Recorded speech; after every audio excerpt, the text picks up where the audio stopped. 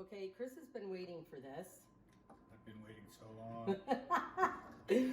But I'm really hoping that everything is cooked long enough. You know, is that good enough for you, babe? Yes, or? that's plenty. There you go. All right. Whoops. Oh, no. Hey, I think Felix just got Felix the is soup. going to enjoy that one. No, we don't need that. Okay.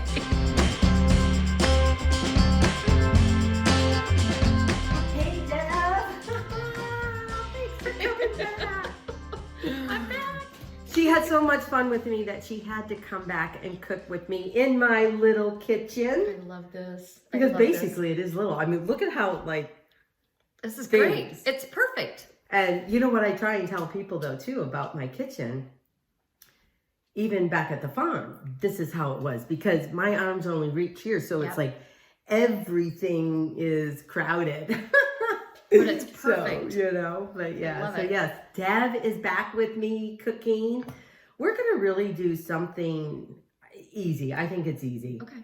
And you know, obviously we live in the Pacific Northwest. We're going to have some cold weather coming up. Yes. I mean, for us to get down to at night 28 degrees or whatever it is, and then here we're complaining in my state, in Michigan, in my home state, they're below 0 or like 10 degrees, and Minnesota and North Dakota, they're like negative 20. I couldn't do that at all. Well, I think it's only I mean, it's not like weeks at all, like maybe Alaska. But still, it's cold. Yeah, it is. It's crazy cold.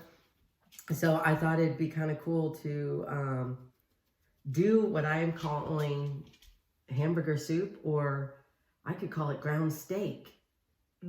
Or because I'm using 90-20 beef. Because you don't want all of that like grease and the fat. True. You just really want it hearty. Yeah. But this can also be less expensive than, you know, chopping up steak. And the thing is, you can make this so your own. Like I was going to put corn in here. I'm not going to put corn in here because Chris doesn't like corn. Okay. So that's okay. But if someone else wants to put corn, great. Put corn. So you can change it up. Yeah, you can change it up. Okay. And I call this kind of similar to like minestrone soup, but minestrone soup, at least I do, I put beans in mine, you know, because you just, it's all vegetable and stuff. So this is really vegetable with ground beef. So it's ground beef vegetable soup. But I want bacon in mine as well, because that'll add some flavor to it. And so this is what we're doing. So we are doing hamburger vegetable soup, or ground beef vegetable soup, whatever you want to call it. I kind of like, I like names. I made lemon bars with Jacob and Isabel yesterday on Zoom, but I called them sunshine lemon bars because that's what they remind me of. I love that. They remind me of bringing in that brightness, that tart lemon with a little bit of sweetness and sunshine. And we're in the middle of winter. Well, we need a little sunshine then. Yeah. Definitely. Yeah. So anyway, next time though, I want you, if there is a next time, if you still want to do it with me, you bring me a recipe, or maybe we'll do your coffee cake. Can we? Or I would love that. Down. Sorry, Felix. Felix is joining us as well. He loves us. He loves me. Just kidding. In fact, you know what I'll probably do before we get started? I'm going to feed him. Okay. Not that that's going to prevent him from being all around us, because he, you know, smells the smells of bacon and everything. And if I was actually cooking food for people, sweet boy. He wouldn't be allowed. I know, he's such a Felix, love. down. No. And so anyway, I'm going to go feed him. All right. Okay, so next time, Deb, when you come over, we're going to make your coffee cakes. Yeah, coffee cake. I would really like to do that. I would love that. Okay. Because I like to cook with, I like to bake with someone who maybe not, because you don't do it often, do you? I do a lot with yeast and dough, but I don't do the coffee cake often. No, but I mean, do you do it once a year? No, but the yeast, once a week? Once a month? Maybe twice. Okay. Twice a month, maybe. Okay, so you're definitely a lot more familiar with it than me. Yeast is easy if you get the hang of it. Well, I use the thermometer and... I don't. Gosh, no. I want to make sure my water's warm enough. No, I use my finger under the faucet. I don't trust that. Feel the heat from that. Put it in a little container. Put my yeast in there, and that's it. Okay, people, when it comes to yeast, I use a thermometer, and I want to make sure that that is 110 degrees. I don't. Oh boy.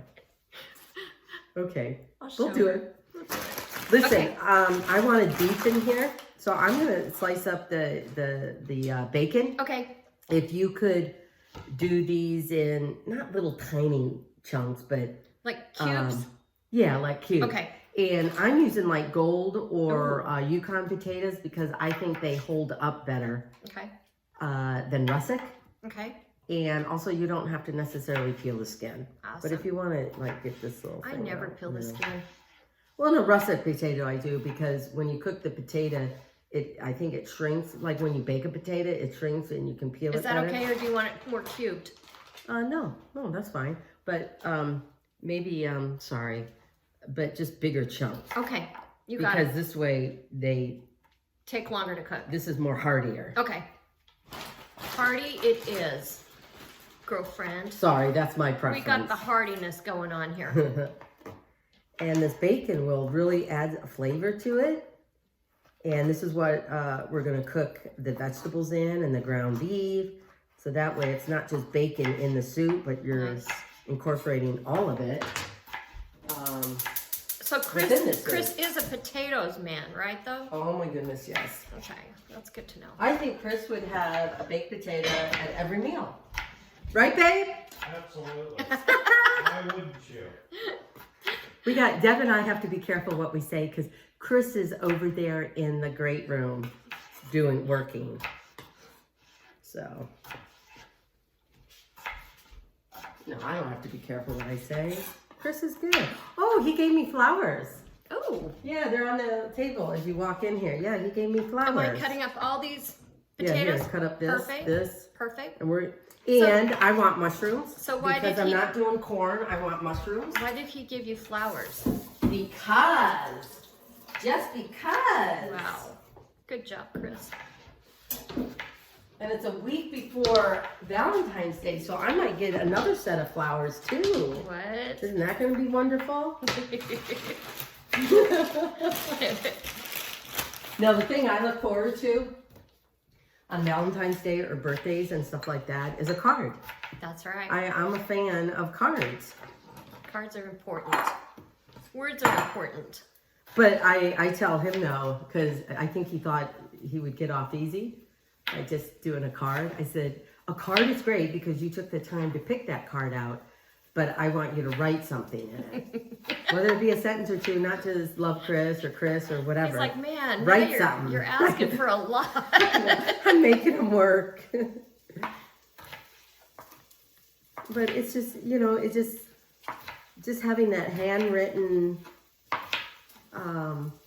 just note and knowing that, the person picked out that card, they Yes. read the words and, writing something extra special in there. I don't know. That just, to me, that's a gift. I've noticed just in the last couple of weeks that I've gone to look for cards, I found more messages that really feel like they're coming from my heart. Yeah. Like people, they're getting very creative with their cards lately, and I love that. All right, girlfriend. And I think, a text message and all that other stuff or e-cards, that may be the convenient way. Do you want me to cut? Oh, yeah, yeah, carrots? yeah. Just- We'll dice it. You know what? Let me get a bowl here. Okay. Let's put those in here because we're going to cook those separately, kind of. Ooh, this And is what gonna I'll be do with the warm. potatoes too, this may feel like a lot of prep in the beginning, but I tell you, as your soup kind of gets all the flavors together, when you have it on the stove top for, Right. in fact, that might, an hour, 2 hours, whatever. Do you want these on an angle or do you want them straight down? Well, what we'll do here is I want them just like Okay. that too. Okay. Copy. And yes, I did skin that. I didn't exactly skin it, It's but I fine. did wash it. I don't skin my vegetables. Isn't that crazy? No, Well, it's I do not. onions, but I just keep it all. I wash them and that's it. Yeah. Well, because those are nutrients that we're getting rid of, and Yeah. you know. So anyway, this may feel like a lot of prep, but I don't know. To me, it's worth it. And I suppose you could probably even do this in a crock pot. Okay. I don't utilize my crock pot as much. Tell you the truth, I think I probably would have utilized it if I worked like a 9-to-5 Yes. job. Yes. So if you were to use a crock pot, you'd put it all together the night before? No, you could put it all together In the that morning, and Okay. I just put it on low. Okay. Personally, I don't like, unless it's like beef, I'd probably brown my bacon and my meat. I wouldn't put it in. first. Yeah. I wouldn't. You I know. would do the same thing. I am a big crock pot fan, so. Well, what do you like cooking in a crock pot? Oh my gosh, my latest thing was a roast. Yeah. So I took the roast, I let it sit to room temperature. I put garlic olive oil on top of it and I seared it. Mm-hmm. And then I sprinkled a seasoning, like Yeah. a dressing seasoning, powdered seasoning, over the top, a ranch type thing. And once I seared that, I put it in the crock pot, poured a jar of pepperoncini, Mm-hmm. Oh, yeah. and then a cube of butter. Okay. Let it cook all day long. And it was amazing. So kind of like comfort food like you're Yeah. talking about for the cold days. Do you want a better knife? Yeah, I'd like one. This one's a little... A little wimpy? Do you want the carrots in with the potatoes? You're in the same bowl? Bless you. Excuse me. No. Okay. Here you go. Ooh, you Got a better trust one? me with this one. Let me get another Oh my bowl. goodness, that's so much easier. Holy knife. I guess it would help if I gave Deb the right tools. So my bacon is cooking. I will scoop the bacon out, but leave the grease or whatever in there. And then we're gonna go ahead and saute our carrots, our onions, and our celery. I've got about 4 carrots here. You can add less if you want. I only have half of an onion because sometimes I think onions can be powerful. And I don't want an onion soup, but you want enough to create that flavor, build your stock up. So I've got a half an onion here, and then I think I have 2 celery stalks here. Here we used, I think, 5, maybe 6 Potatoes. Yukon or yellow white potatoes. And then I have, I don't know how many mushrooms I had in here. Probably 5, 6 or whatever. And I'm gonna save the mushrooms. I'll do the mushrooms after I do the veggies because I don't want it to soak up all of the grease. And mushrooms absorb. They also release water, but they also absorb it all. I didn't know that. Yeah. I'm learning. So if you add salt in the very beginning of cooking mushrooms, Right. basically you're almost steaming them because it's drawing out the water of them. Okay. And so if you want kind of like brown mushrooms, just like just a little bit of olive oil, maybe just a little bit of butter. Okay. Less than a tablespoon, half a, tablespoon or whatever. And just to brown it, but other than that, just All right. brown them on their own. Good to know. Okay, I'm gonna get some paper towels and my bacon here. Smells good. Is this for the carrots, this bowl? This Oh, I yellow? guess I should put on the fan. I always forget that when I do videos because you can't really hear. What? I can't hear you. I know, see? I'm kidding. I'm kidding. No, but it's too much noise. I just won't cook it on high. This looks colorful. I mean, it's gonna have all these fun. Well, you know what? different I'm really textures. hoping it tastes as well as when I first made it for Chris and I, like a month ago or something. Yes. I don't know. I just really liked it, and I'm like, why do I like this so much? What is so different about this? And I don't know if it's because It's the ground beef and the seasonings you use. It's hearty. I like herbs. Yeah. And well, and you're good with your herbs. I'm learning to do that. I mean, the last time we cooked, the 2 different herbs you used were like, oh my gosh, I've never cooked with those before. well, I think the one thing I gotta do is really I should have paid attention to my potted herbs out there. But have some in the kitchen because I really like fresh herbs. But Pull from. buying them from the grocery store, they're expensive. And they don't last as long. Yeah. Yeah. Well, this is what I wanted to do on another video. Okay, silly me. You know how you just get into habits of cooking and the way you do things? When you buy basil, where are you buying basil in the grocery store? Just in the vegetable department. Exactly. Yeah. Usually they're in the cold part, you know, if you get it in the package, but the bigger packages are around the avocado, the tomatoes, the garlic, or whatever. Well, of course, it's in the package. I stick that in the refrigerator. Well, basil doesn't like cold. Well, you're right. This basil that I have over here, in fact, we're going to probably add some of it in the soup. I bought this like a week ago. And it's not gone in the fridge. No. And it's fresh. It's still like good. Oh my gosh. So it's like, duh, Amy. I did not know that. I didn't either. But I've been cooking you've been cooking for so long too. And I put my basil in the fridge. Yeah, we're just home cooks. Oh my gosh. But I'm thinking that was such a hot tip. I don't know who I was watching. The thing is, you didn't even find it in the cold section. Should Yeah. have been, for me, a clue not to put it in the fridge. So I don't put my basil I love in it. there. I and love then that. when you buy the planted ones or anything, just put them in a cup of water. Yes. So anyway. Did you want this last carrot cut up? Yes. Okay. Yes. Gotcha, Yes, gotcha. we're going to do that. Okay, I've got my grease still on. Yes, still heated. So I am going to go ahead and add the carrots. Uh-oh. Carrot down. We'll just not use wash that it. one. Okay. Usually a dog will eat that, but I don't think No, it's he's too. into carrots. Yeah, we'll do the carrots first a little bit, and then I'll add that because carrots are, you know, obviously tougher, and I think it'll take a little longer. Okay. Just to Now sometimes with a crock pot, you just add the carrots.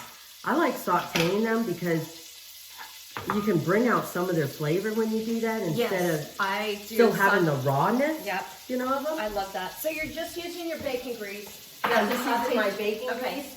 I'm just going to add in a little bit of pepper. Oh, do you want to cut up some garlic? I'll get some garlic. Yes. I forgot about the garlic. And I'll just add just a little bit of salt because the bacon grease, you know, bacon Perfect. has salt in it. But I'll do that. It already smells good. I know, doesn't it? It just feels So we're just going to saute that for a little bit, and I'm going to go get garlic because who doesn't love garlic?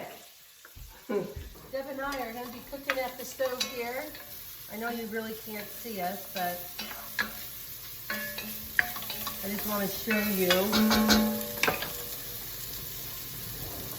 This is how I like my mushrooms. And this is what happens when you do not add salt to it.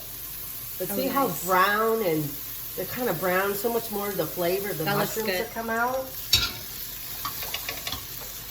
So that's how I like my mushrooms. do you need garlic yet? And, oh yeah, I was going to add a little garlic, wasn't I?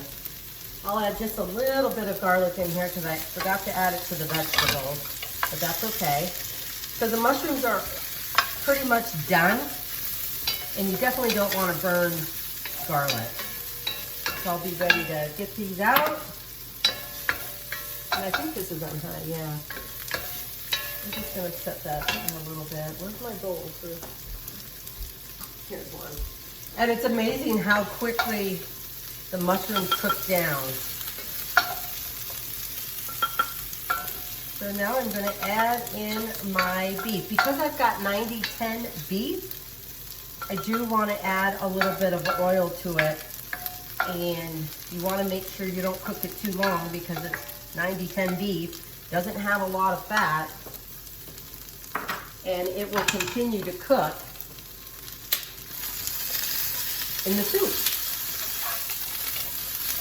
Now usually this will call for a pound, but I'm going to add 2. Thank you, Deb. And Deb is over there sauteing. In fact, did we add some salt in there? Can you add a little bit of salt because my hands were touching the meat? Yeah. Good enough? Just a little more. Yeah. Because potatoes absorb salt, but they do need a lot. All right, we're cooking away, people. I got 1 package of beef. It's about 1 pound. I'm going to add another one. That's about 2 pounds. Let me make sure. I think it is. I'll verify later. Okay, we're just going to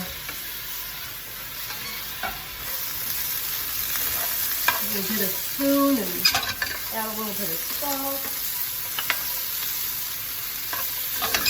So you definitely want to flavor your meat.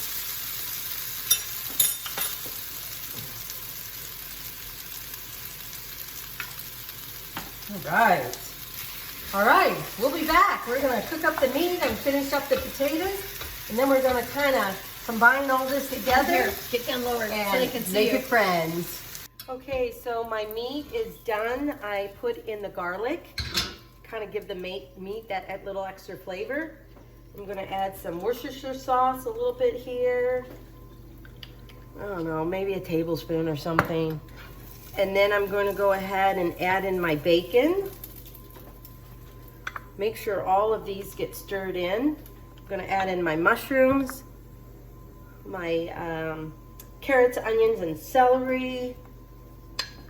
And of course, why I added 2 pounds of beef, I'm not sure, because it's only Chris and I, so I'm going to convince Deb, you helped me, so guess what? You're going to take some of this home. I'm glad you did. But we're gonna have a lot of soup. I just want to make sure. I'm gonna get a different spoon. Just want to make sure that this is. Yeah, I only needed 1 thing of meat. Yeah, but I'm a meat person, so I know. it's So like, is Chris. we'll both enjoy. What I'm worried about is I hope I have a big enough pot. Okay, can you? Potatoes? Yeah, put the You ready? potatoes in.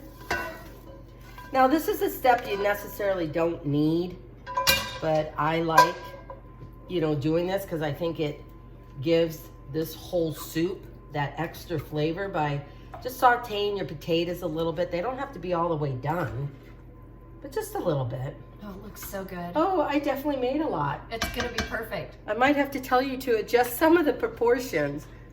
I'm gonna add in a can of fire roasted tomatoes. Again, it's all about the flavor, and I think these have a little bit more. Then I'm gonna add in at least 1 box of beef broth. I get low sodium. And 1 box is about 4 cups. I think so. I think it's about 4 cups. And depending on how much, thank you, Deb. Depending on how much you make, Oh, that looks so good. will depend on if you need another box. And frankly, I've got a whole lot of food in here. I think I might need just a little bit, and it's gonna go all the way up to the top. Do you want me to grab the other one? Can you grab me the seasonings? Yeah, I'll grab some of the seasonings. And I think we put in like, I think I put in, some of the cloves were small, so I maybe put in like 6 cloves of garlic because I love garlic. Yes. So I'm going to do a little bit of oregano because I don't have fresh oregano. And it looks like this is a new jar, so it's going to be fresh all around. So I'm using dried oregano. Okay. There we go. And there are some herbs and spices that you really use a lot, but it is a good thing to check your pantry and your herb rack of those that have expired or close to expire. Because they definitely... I don't pay attention to that. I should. Well, sometimes I forget too. Yeah. Because I think they lose their flavor. So because I have so much in here, I'm doing probably at least a tablespoon of oregano. Or at least 1 big heaping teaspoon. I'm going to put a bay leaf in there because this is going to be sitting for a while. And then do you fish that out before Yes. you serve? Okay. If I can find it. And I think because I'm using, I guess, good, can you hand me the other beef broth? You got it. And since I'm, what I consider good beef, because it's 90-10, you know, so you're getting it, you know, you're basically grinding up a steak. I'm gonna add a little bit of rosemary to it too. I can never. The lids have a mind of their own. Oh my gosh, that looks so good. And I would recommend, you know, having this cook on simmer at least an hour. I would say almost 2. Now that you've got all your flavors and all of this, and I definitely hope it's gonna taste as good as That looks it did when I made it for Chris and I. amazing. And you know what I do to this too? I usually, okay, what's my scoop? What's my scoop of soup gonna look like? Does it have all the extra vegetables I want in it? And we're gonna add green beans to this, but because they're frozen, I'm only gonna add it maybe 20 minutes before I serve. So again, the green beans don't become all mushy. Mushy. Can you use canned? Yeah, I guess so, but They're I already think mushy. I think fresh. I think frozen are just parboiled or blanched fresh, you know, green beans. So anyway, Awesome. and what I'm gonna do now is just, you know, initially just take a. Oh yeah, Good. I think that's pretty good. Here, you taste. I mean, it's still got to, you know, cook the flavors in, but I think it's good. I wouldn't add any more salt. Oh my gosh. That's Isn't that perfect. good? That's really good. And me personally, I think it helps when you, Wow. and I think most people do, especially the carrots, onions, and celery, but I love it that the potatoes were kind of cooked separately. Yes. It gives kind of that brown flavor instead of just boiled potatoes. This is what I call comfort food Oh, on yeah. a cold day. This would go great with a, if you wanted a nice salad, or definitely try and get a good crusty bread. Yeah.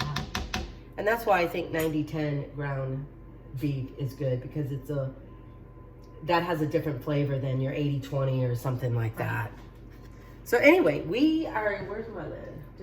Is my I lid got over your there? lid right here, girlfriend. We're just gonna start this up again because I thought it was going. I'm gonna bring this up to like a really low boil and then definitely have it simmer for a while. Phew, we've got soup going on. So, you know, I mean, it's probably just like maybe a half hour, 45-minute prep. You know, I mean, you could have a saute pan going, which we did in order for time to do the potatoes, but it's a one pot. Right. You know, saute your onions and carrots and celery in it. And I love that I use bacon, because that bacon flavor is now incorporated with a lot of different elements. Yes. And so it's there. You see it? It's right over there. It's simmering. I can't wait to have some. I can't wait. Okay, good. So Deb and I are in Amy Roloff's Little Kitchen. And guess what? You can find this recipe and this video over at amyrollofslittlekitchen.com, or go to my YouTube channel, Amy Roloff's Little Kitchen. I'd love it if you guys subscribe to that as well. And that's really where I'm housing all the recipes and videos. So not only this, but all of the others. And I would so appreciate it if you followed me on social media as well. So anyway, I hope you make the soup. It's a good comfort. Yeah, it's a good comfort soup. And I would make this anytime. Yeah. Especially even on a cold spring day. A summer thunderstorm, which we don't get here, Yes. but I imagine myself in Michigan on a summer thunderstorm. But anyway, Oh, it's a soupy fun. ground beef vegetable soup, amyrollofslittlekitchen.com. So thanks, Deb. You're Thanks, welcome. friend. Oh, I love this. Yay! Okay, Deb is helping me do the dishes over there because we're going to be making a really fun dessert that we've never done before. But one thing I forgot that I wanted to put in with the soup is probably about 2 tablespoons of tomato paste. That again will build up that flavor and create a little bit of thickness, but that rich, beefy tomato broth to it as well. got some leftover tomato paste from the other night. Pretty much gonna use all of this. So I'm using really 2 big heaping tablespoons.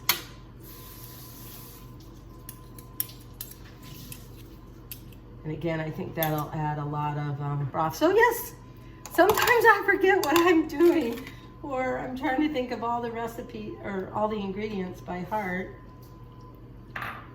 So I'm just gonna kind of blend that in a little bit. And that'll enhance the fire roasted tomatoes too.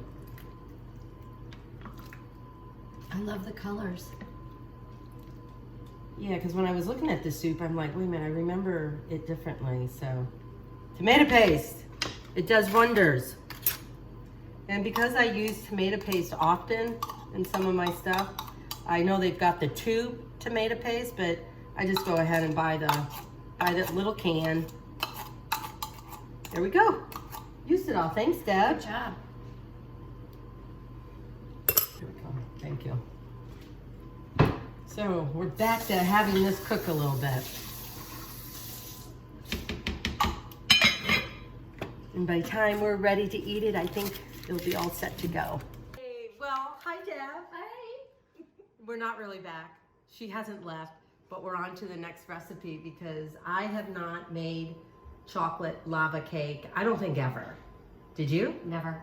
And if I did, it must not turned out well because I have not made it since. What made you want to do it this time?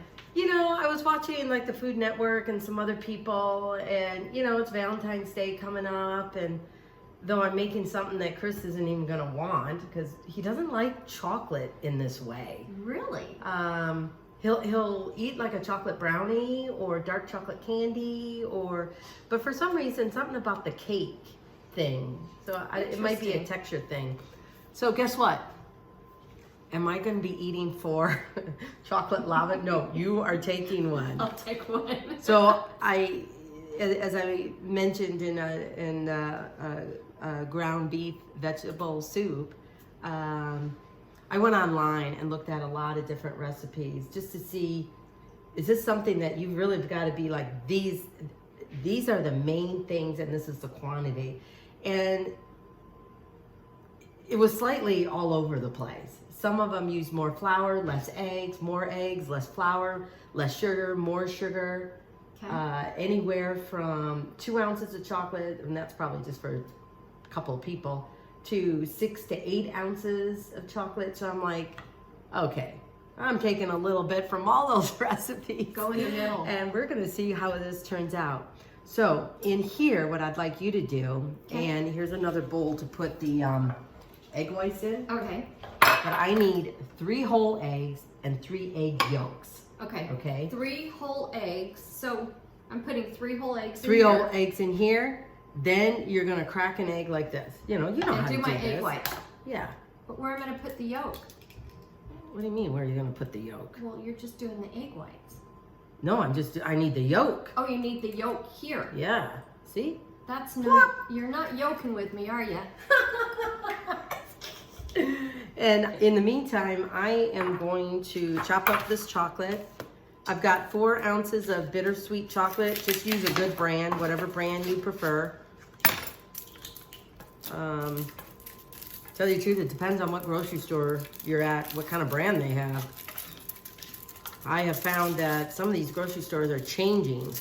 And I'm No, like, they what? Varieties. They're not giving you all the varieties. They're not. I know. They're all going with their store brand, which, It's making it hard for me. yeah. Because certain things I've always loved, and it's... Well, I also know some of the store brands is the same as the name brand ones, but still, I'm like, what?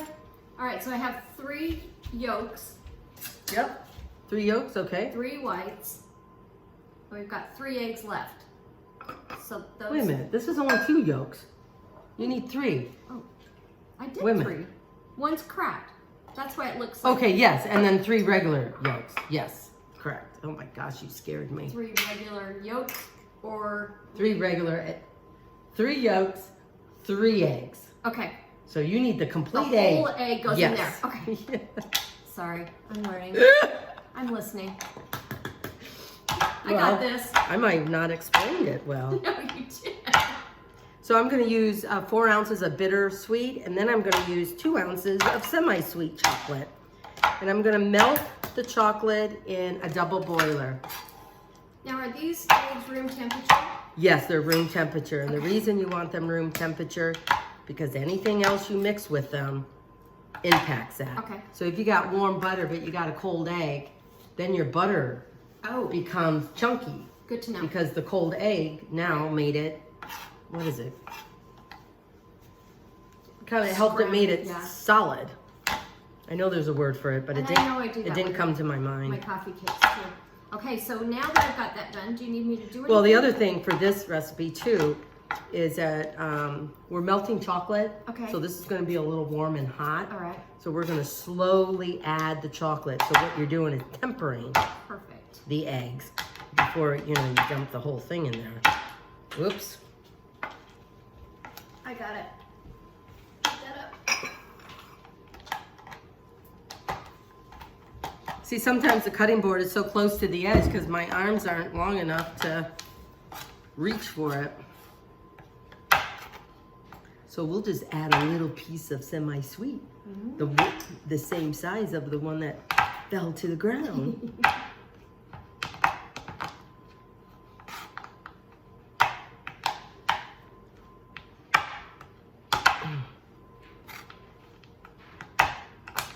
I know my soup is taken up. Deb and I made soup a little bit earlier today, so it's sitting over there. It's taking a little bit longer, and it kind of makes me happy that Chris is kind of anxious to eat and have it. So I'm just going to add this here. Well, most of the time. No, I made this spice bun cake, and I'm like, I got to figure it out. What did I do wrong? It was a little dry for me. Oh, really? Yeah. So I'm thinking I might have cooked it too long. So I'm gonna make it again. Nice.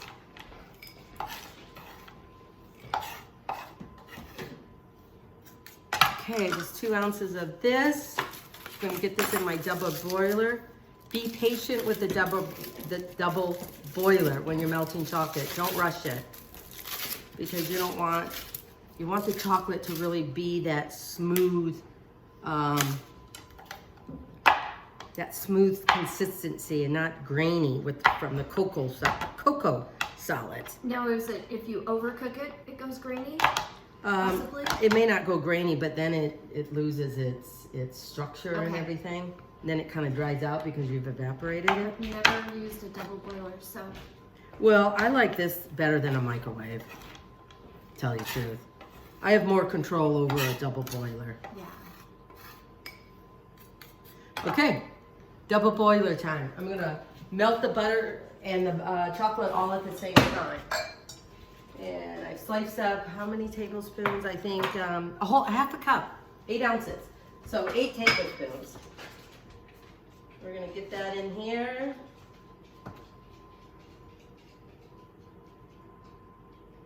And you just want the water to be simmering, not rapid boiling. And you've created your own double boiler. Yeah, I created my own double boiler because all you really need is a pot of water and something sitting on top. Okay. Because you can go out and get a double boiler. Because I don't have one, so yeah. Yeah, I don't have one either, and I'm not sure if I'd use it a lot. I don't need more equipment. Yeah. Because I don't know where people keep all their equipment. Well, I don't need to add more pots and pans, so that's a great everyone's idea. got an instant pot, a fryer, a toaster oven, food processor, so it's blender. good to know that you can create your own double boiler there. Okay, what I'd like you to do here is whip this up a little bit. You got it. On low. Yeah, and low. Yeah, just here, just press this button. No, wait. How do I do this again? Oh yeah. It's a new hand mixer, people. Yeah, I would just say, just so they're blended. Like break up the egg yolks, yep. So while she's doing that, I'm waiting for the double boiler, and then we're gonna add in the sugar. And I've got 1.5 cups of powdered sugar. Where's my spoon? Where's your spoon? I don't know. I probably washed it and put it away. Yes, you probably did.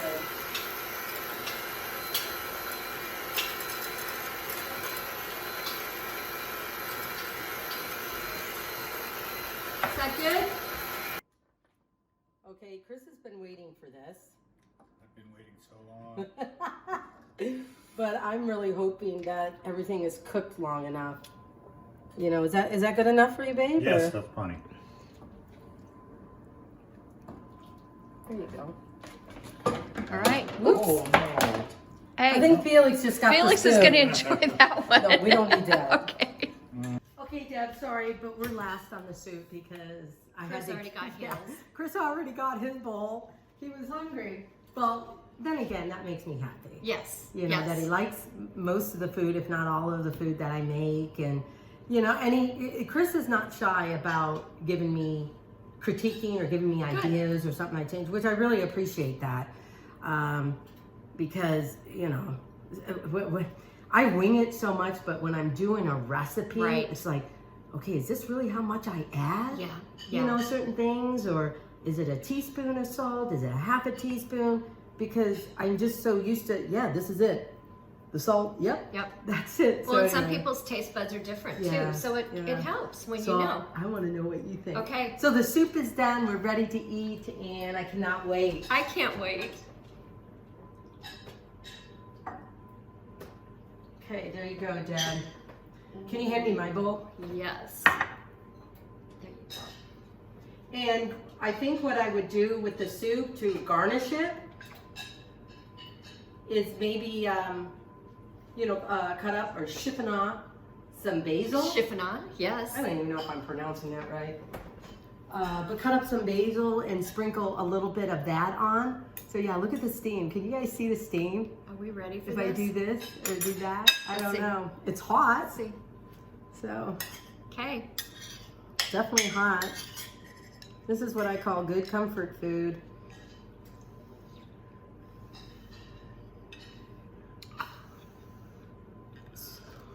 So good. Oh, I love it. I can hear Chris over there scraping his bowl clean. Yeah, I think the only thing I would do to this is probably add just a hint more salt, but a little more herb seasonings to this. And to give it a little bit more richness, I would probably, Chris gave me the suggestion of adding a little more tomato paste, and I agree. With the quantity that I made here, I would probably add the whole can. But I just went ahead and used half a can that I had in the fridge. But yeah, I would, but I love the bacon. I think the bacon, it was applewood smoked bacon. Oh. And I think I can just taste a little hint of some Just of enough that bacon in there. flavor in it. So good. Oh, Anyway, I love it. I think it's a hit. Oh, yay. So again, for this soup, ground beef hamburger soup. Oh no, I'm just gonna call it ground beef vegetable soup. Ground beef vegetable soup. You can find it at amyroloffslittlekitchen.com or on my YouTube channel at Amy Roloff Little Kitchen. And so I appreciate it if you guys go there, subscribe, or let me know what you think. But I am so appreciative, not only for Deb joining me in my little kitchen, but you guys as well. So thank you, and have a great day. But look at that. Isn't that good? Look at that, the steam. The steam, it's hot, it's hearty, it's good, it's delicious. And let's have it with a biscuit. Hey, hi, this is Amy, and I'm in my little kitchen, Amy Roloff's Little Kitchen. So thank you for joining me again, because even though we're not together, we're still gonna gather. Anyway, it's been a good cold here, out here in Oregon in the Northwest. It's kind of like that dry cold, which I absolutely love. It's that wet, cold, rainy, damp, kind of windy. Ugh. It's worse than having snow like I did in Michigan, which I still miss Michigan and snow this time of year. Anyway, so I'm making ham white bean soup. I thought that would be really, really good this time of year, what's happening right now. Just really wanting that comfort soup food. I'm off to a late start. I don't know what happened to my day. I had some errands to do, I had some business to do, and all of this other stuff. So I'm off to a little bit of a late start on this. So sorry, Chris, we may not be eating until a little bit later than I want. So anyway, I do have my white beans, canned white beans, because I don't have the time, and I should have started that way earlier today. You can go ahead and use dried beans too. You need to soak them at least, I would have to say at least 4 hours, maybe 5. It's best to do it and leave them overnight, because I don't think it takes as long to cook and have the beans soften up and incorporate some of those flavors. So at least 4 hours soak your beans. If not, do it overnight. So I'm using canned beans, white beans. I think I got white beans and Great Northern beans. I don't know, Great Northern beans always reminds me of Michigan. You guys know, I'm a Michigan fan. I'm from there. I have to wipe away a tear because I don't cut onions in front of you guys.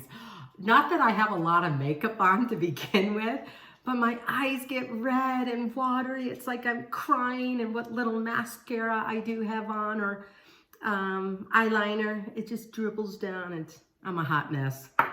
Anyway, I have some onions already chopped up here. I'm gonna incorporate some carrots, some celery. Typically, I would use spinach, but I don't think I have any spinach in my fridge. So I did have some kale. So I've kind of massaged this a little bit. So I'm not gonna add much salt to this pot over here, because what's in that pot is, I started very early today before I went off and got crazy in my day. So that is a pot, and a ham hock is simmering in it. I hope it has enough meat on it. I do like ham shanks, but if you got any leftover ham or anything, feel free to add that to the soup or just use it in the soup. It works great too. So when I say massage my kale, what I do is I just add a little bit of salt in it to break it down, just a little bit of olive oil, and salt will help, but in order to add a little bit of acidity, I did add just a little bit of lemon juice. I think all of those flavors will incorporate, enhance, and not make a huge difference to the white bean soup. Let me get a paper towel here, since I just got my hands all dirty. So I don't think I can really do much in this shirt. So I am going to go and get an apron on. So we're gonna gather in Amy Roloff's little kitchen together via video. So Chris just came home, and so what does, now I'm not gonna say every guy, but what do most guys say? When is dinner ready? And I'm like, oh no, my day got away from me, babe, right? I'm still reaching for a certain time, because like I said, it was late. I know, see, we gotta bend down. Oh. And anyway, so I'm gonna try and rush through this. This will probably be one of my shortest videos. I've got olive oil heating up here. We're gonna just saute the carrots a little bit. And then once the ham cools down, I'll be able to chop that up.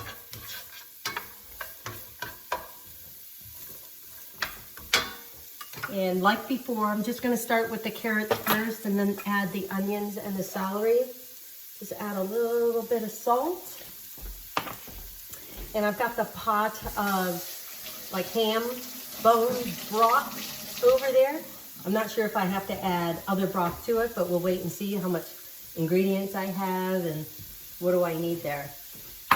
So with that being said, I think what I may do, because I don't have fresh, which I wish I did. I don't have fresh thyme or any other Italian seasoning.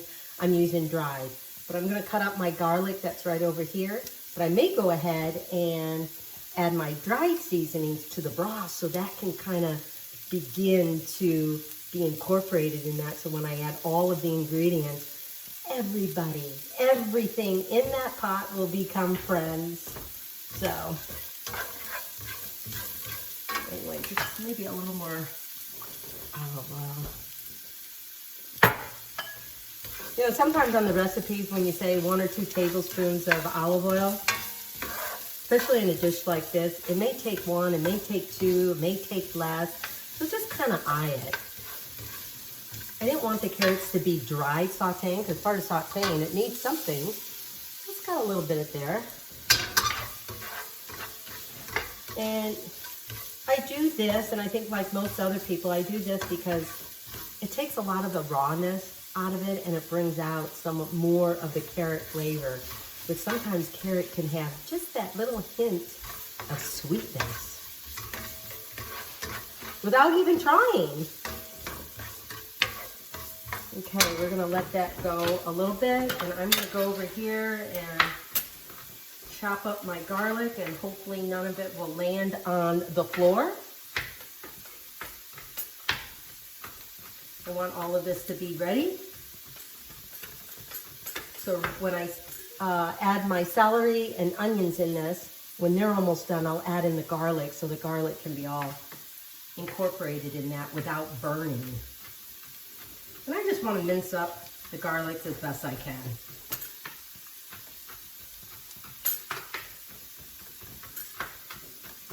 So Chris just has a couple more loads at his house to bring over here, and guess what? He's moved out, and we're here 24/7. Oh no! We're gonna have a party.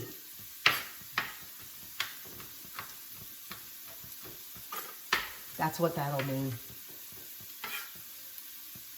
We'll have a party.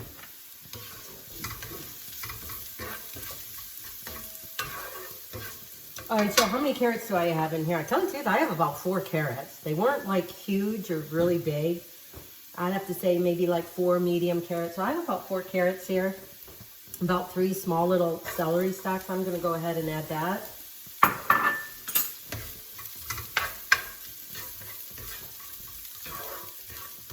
Whoops. A carrot landed on the floor. Maybe Felix will eat it up.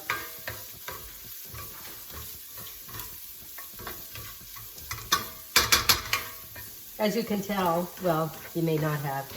Even though I mentioned I was going to add the spices into the broth, I'm debating. I may want to add a little bit in with the vegetables and stuff so that can feel kind of like it's part of the ham and bean soup. I am just going to let this saute. I'm going to go ahead and add the onions. But this will probably take, like, for all of this, at least 5 minutes. So while this is sauteing, I'm just going to add a little more salt. It's not ready for the garlic yet. While this is sauteing, we're going to head on over to the counter here, and we're going to cut up that deliciousness of ham. And guess what? I think Chris took a piece. I'll have to check with him to see if it's any good. But I know it. I think he took a piece. Chris, did you take a piece? Can you prove it? No, I can't prove it, but I think you did. Okay, let me get a bowl because there's a lot of bone here. Now, I think, I think this is a ham hock. I think shanks may have a little bit more meat on it, or better yet, just get really good ham. I like smoked ham because it doesn't have like honey baked ham or, you know, ham with the crust on it, the sugary crust on it. I find, you know, it kind of sweetens up your ham bean soup a little bit. So there's a little, oops. I threw the piece of ham in with all the bones that I'm getting rid of. Let me get another bowl. Tell you the truth, I really hope I have enough ham here. I can sometimes see, or I should have got, I thought for sure 1 would be enough. You know, I'm gonna include that in the recipe. I did it again. If you do a ham hock, I would get 2, maybe 3. It all depends on how many people you're feeding. But when it comes to a soup, I love to have leftovers.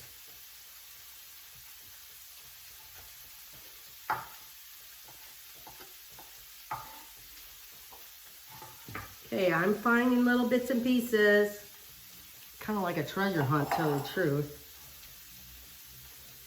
I don't want to work that hard for it. Yeah. I only have one here thinking it would be enough because it looks so big. So I would go ahead and get two ham hocks minimum. Remember that. If you don't see that on the recipe, email me, message me. Because hopefully I'll look at the recipe good enough or well enough. Okay, I'm going to continue on with this because I've got to check on the onions and the carrots so that I can add in the garlic. I'll bring you over there.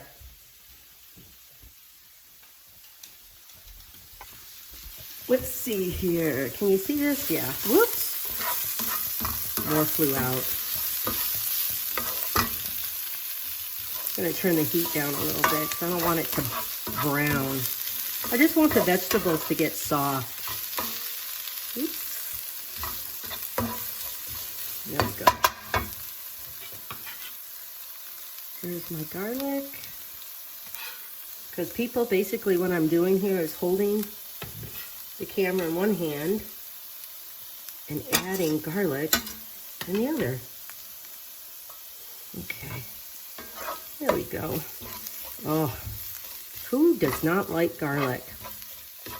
The other thing, when I was cooking the ham hock and getting that ham broth, I did put in a bay leaf and just a little bit of salt and just a little bit of garlic powder just to incorporate some of that flavor. Because it's just a regular plain ham hock. If you can get it smoked, great, even better. Okay, I think we're gonna add that to this pot over here. Let's see here.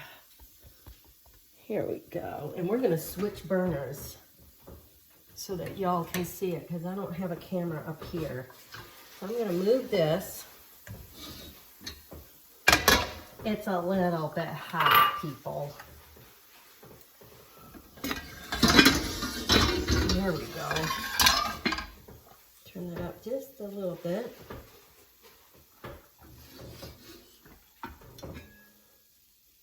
Yum, yum, it's smelling good.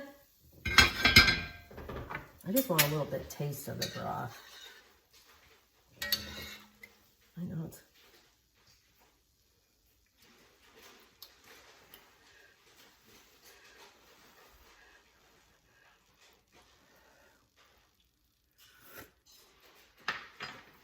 If you do this, what I would recommend is that you definitely let this cool a little bit.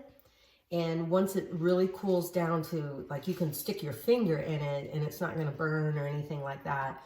In fact, you can barely feel that, you know, your hand is in the broth. I don't know. That was kind of a funny way to say it, wasn't it? You can skim off some of the fat so you're not having the fat in here. So anyway. That's what I would recommend you do, kind of skim off some of the fat. Let's see. I think the broth is still a little bit too hot for me to do that. But I'm going to give it a try anyway. Oh yeah, see?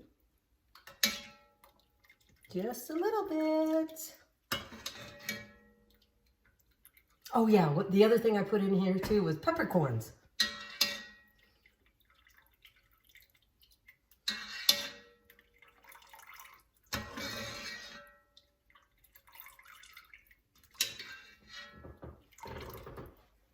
But I would cool down your broth completely and skim off as much of the fat as you want.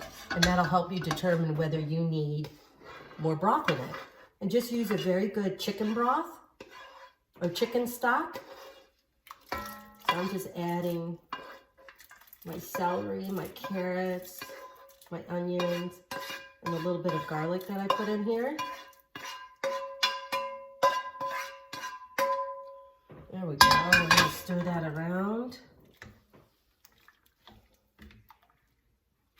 I almost think I should have added more vegetables. I got a lot of broth here. In fact,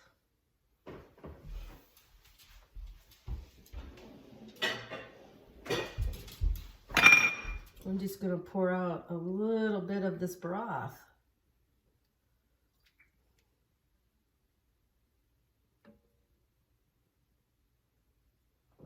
Because I will use it later or add it back. Okay, I'm back at the stove. We are gonna let this cook for a little bit. One big, I think, ham hock only gave me this much meat. I wish I would have bought 2 of them, but I didn't. I would probably go with the ham shank. I hope I'm getting them right. I think the ham shank is the upper part of the leg, which will have a little bit more meat, where the ham hock is more down by the feet of the hog, the pig. Anyway, I think I would have done 2 ham hocks, if not several ham shanks. That'll give you a little bit more meat. I made this before. I made it with ham shanks. I've made it with leftover ham, and those are great ways to do this soup as well. I just didn't get enough, so I wanted to take a little bit of the broth out because it's really only Chris and I. I don't think I need ham and bean soup for the next 5 days. You can freeze this. I don't know. I'm just not a fan of freezing it because then it creates more water, and I don't know, the taste is different. But soup is definitely good the next day because all the flavors have a chance to kind of just, instead of just being friends, being best friends. So this ham bean soup will not have as much ham as I would like. But you know what? We're gonna make do, because on the recipe, I will tell you that. It really all depends on how much meat. I like, if you're gonna have chicken in soup, have some chicken. If you're gonna have beef in soup, have beef. If you're gonna have ham in soup, have ham. So, I'm gonna add in 2 cans of white bean. Where'd the other one go? Oh dear. Oh, here it is. And then I'm gonna go ahead and add in my kale.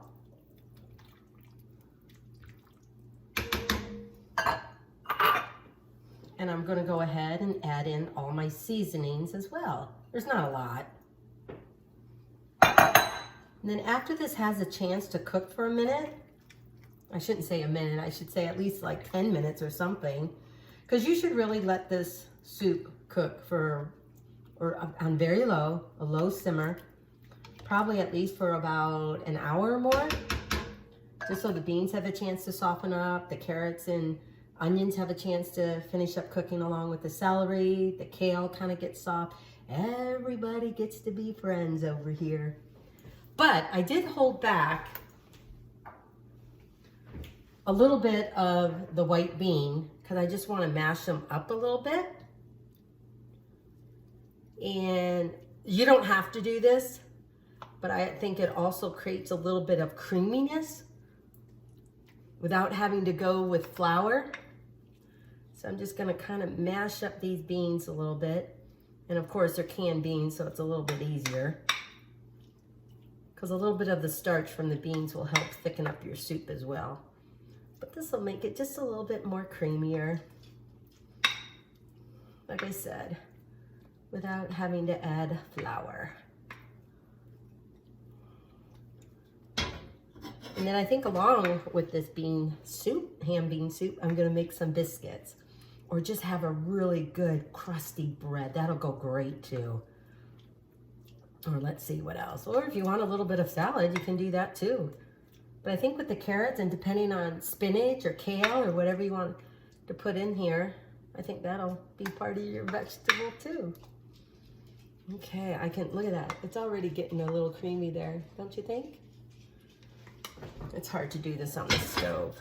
I should have probably done it. I probably should have did it. I probably should have done it over there on the counter. Oh goodness gracious. Just gonna kind of continue to mash this.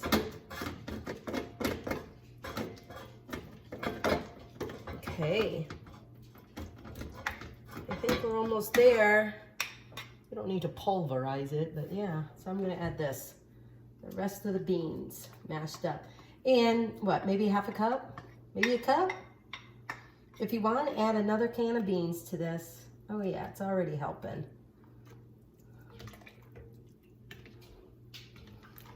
I still think this is gonna be a lot of soup for us. So, oh yeah, I forgot to add the seasonings, didn't I? Okay.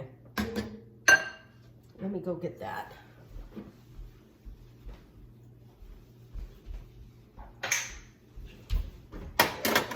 I already have garlic in here, so I don't think it needs more garlic. Let's see here. What do I got? What do I have? What do I got? Oh my goodness. I don't think I've lost how I've talked to kids yet. Just a few sprinkles of hot pepper, red pepper flakes. A little bit of thyme. I don't know, maybe a teaspoon. Because you don't want the soup to taste. You don't want the soup to have to taste. You don't want the soup to taste like thyme or Italian seasonings and stuff. You really want to taste the creaminess of the beans and the nice smoky flavor or whatever you got for your ham. Just a little bit of Italian seasonings. I prefer thyme or oregano. Oregano is good too. I'll just mix that all in there. Put the lid on it. And then magic begins to happen. So in the meantime, I think I'm gonna make some biscuits. Oh, you wanna see? Of course you wanna see. Don't you wanna see? There. We're gonna wait till that cooks a little more. And then we're gonna have some pretty good ham bean soup. Okay, it's been a little bit of time. I think this soup, this ham white bean soup, is just about done. I wanted to make a clarification from what I said earlier. If you've got to cook your soup for another hour, maybe 2 hours, just so that everyone, all the ingredients can kind of come together and flavor and soften up and everything, only in the last 10 minutes or so, maybe 15, should you then add the kale, because the kale is still fine. I mean, you know, it's still fine. In fact, I'll bring it up here a little bit. See, the kale is still fine, but it's not as green. It may not be as pretty, or you can just top this bean soup off with fresh parsley. I'm just gonna add in a little bit more kale. Let this simmer for about 10-15 minutes, just so it's wilted. Look at how much greener that looks.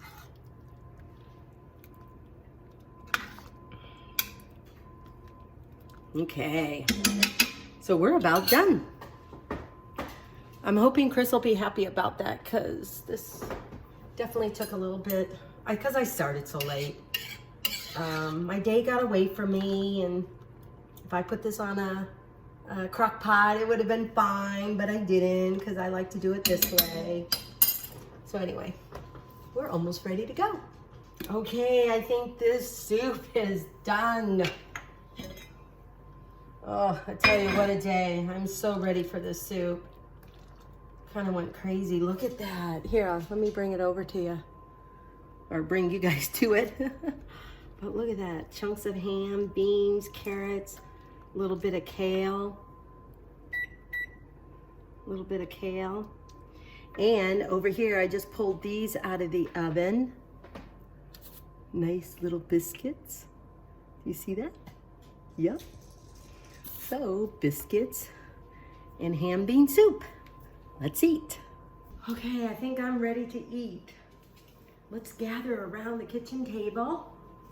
And tonight, it's all about ham bean soup, homemade biscuits, and this is a soup where you can really make your own. I love cooking when you can really make it into your own. And even baking, you can do the same thing, but you do have to pay attention to a few things. I have noticed that. The other thing I have a hard time reminding myself, sometimes you cannot cook in a hurry.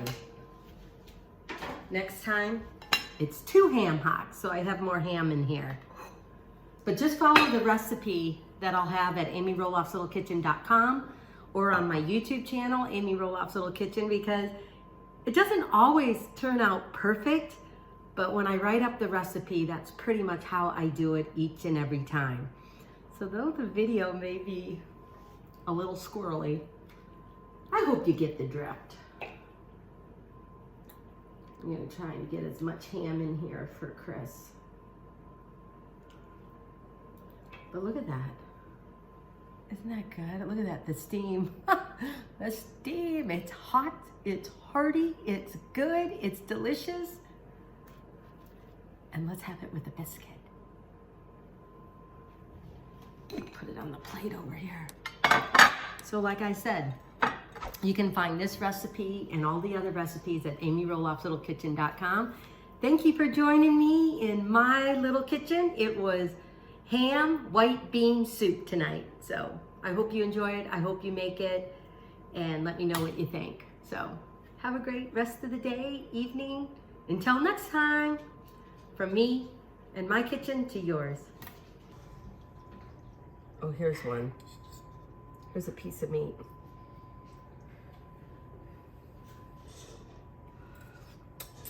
Oh yeah. You guys, this is gonna be so good. So good. Hey, hi, I'm Amy Roloff, and I'm in my little kitchen. Oops, get my water bottle out of the way. Anyway, yes, my little kitchen. And I'm so excited because tonight we're kind of getting together some of the people that I originally started soup night with. And so they're all coming over tonight. So what I'm making for them is beef barley soup. I hemmed and hawed because it is March right now. I was thinking of one of the things that you can do with leftover corned beef and the leftover cabbage and potatoes and stuff like that, is to make cabbage, corned beef, or corned beef and cabbage and potatoes soup. So that'll be for, I don't know, maybe next time. But anyway, we're making barley soup. And this reminds me kind of like stew, but you're not adding like a roux or a thickening agent like flour when you dust the meat with flour and everything. So this will be a soup. And so anyway, let's get going. I did a lot of a prep work because this soup to me really needs to simmer and cook for an hour. And then you add the barley, and it needs to go for another hour. And I'm slowly but surely running out of time. So anyway, I think the biggest prep in all of this is the meat, depending on the kind of meat you choose for your beef barley soup. So let's get going and make beef barley soup tonight. So I have, I'm gonna go ahead and get my pan all heated up because I've got one container about 8 ounces, depending on how big or small they are. But I feel like I want a little bit more. So I really want to kind of, how should I say, kind of like, do not put salt on this because this absorbs the water and then the mushrooms become wet. And I really wanted a kind of rustic, roasted, sauteed kind of mushroom thing. And that's typically what I do in my beef stew as well. So we're gonna do the same here. So I've got one container of mushrooms quartered in here, and I'm gonna do a couple more because I don't think it's enough, because mushrooms will shrink down a lot. So I'm just gonna quarter these. Oops. So I'm gonna, I don't know, you can do 2 containers of each, depending on if you really like mushrooms. But I think you know, I don't know, one more maybe. I think that'll be enough. Oh, I can hear my pan. It is getting hot.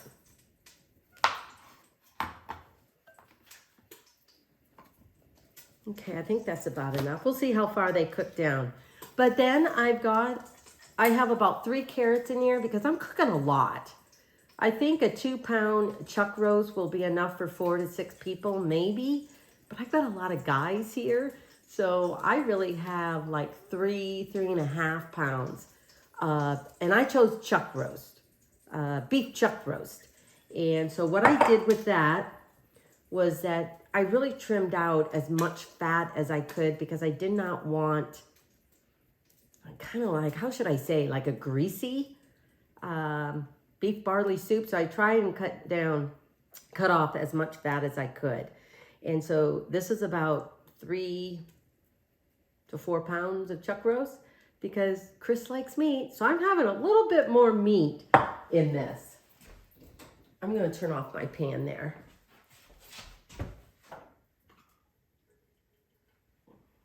Put a little olive oil in there because I think it's beginning to smoke.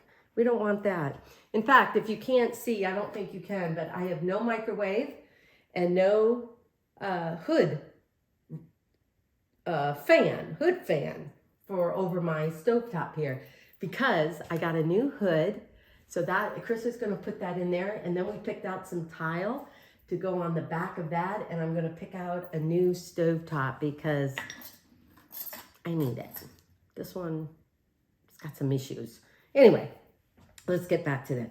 And then I have some rosemary and thyme because I thought that would be good. Definitely garlic. I have about 4 cloves of garlic here. I am going to add in a can of fire roasted diced tomatoes. Where's my other one?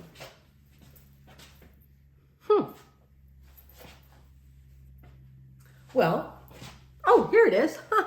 Anyway, and then I have, this is an 8-ounce can of tomato paste, but I'm only going to use half. I'm only going to put like maybe 4 ounces, so half of a can of tomato paste. So I'm thinking 4 ounces, 2 big scoops of tablespoon, so maybe 2 tablespoons. And what else do I, oh yeah, beef barley. So I have pearled barley, and I'm thinking, I read the package here, and I think it said an hour. I'm going to give it an hour and a half because you want it chewy, but you don't want it like crunchy, chewy type of thing.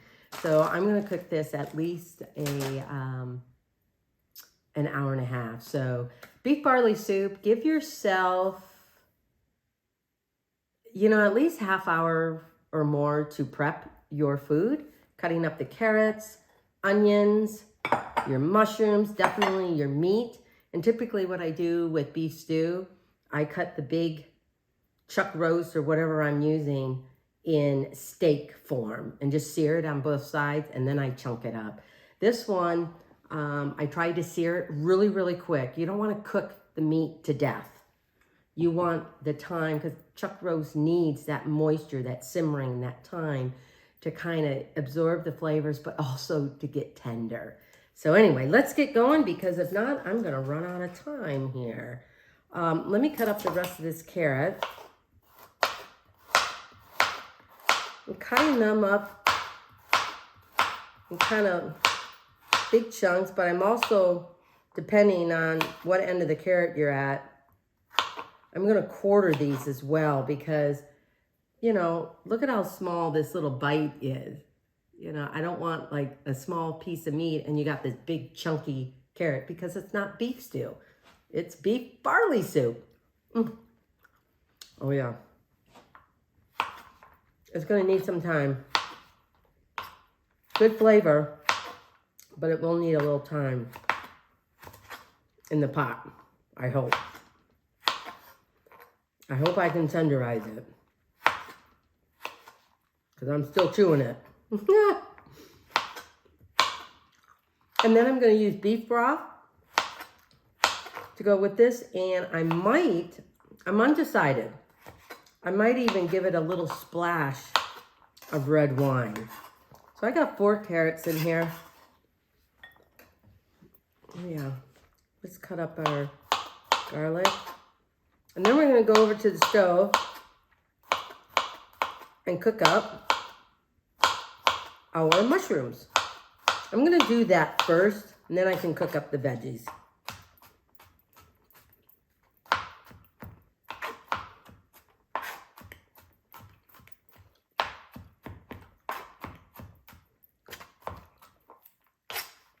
So I really am trying to mince these up a little bit. I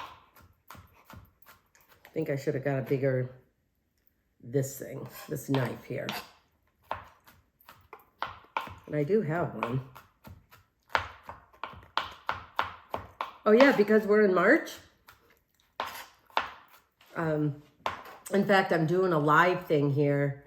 By the time you guys see this video, the live will be already done. But I'm going to make this really fun treat that you can do with your kids. I think I saw it online somewhere. And I wanted to give it a try, so I might have those shown on my live coming up in a week.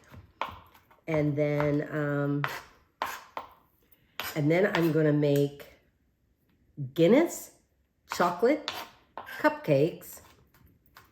I'm hoping just with a little variations of a basic chocolate cupcake and a little bit of espresso, I think, a little Guinness with like, I think brown butter or a little bit of Irish cream in there for the frosting. So anyway, that's what I'm hoping to make next week. Okay, I think that's enough. I'm just gonna leave that here because we gotta get going on the mushrooms. Okay, let's get going. So I've got my pan really heated up. Look at that, did you hear that sizzle? And when I drizzle a little bit of red wine in here after I saute the onions and the mushrooms, or the onions and the carrots, the red wine will pick up some of this good bits and pieces stuck to your pan. So really, this is what it is. Quartered my mushrooms, and I'm just gonna try and brown them. So we're gonna let this sit for a minute, move them around, and see what happens. And like I said, if you add salt, that'll draw out the water or make the mushrooms, how should I say, too watery. Like they're cooking in their own juices and stuff.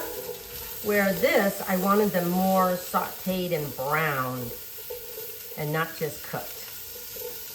Okay.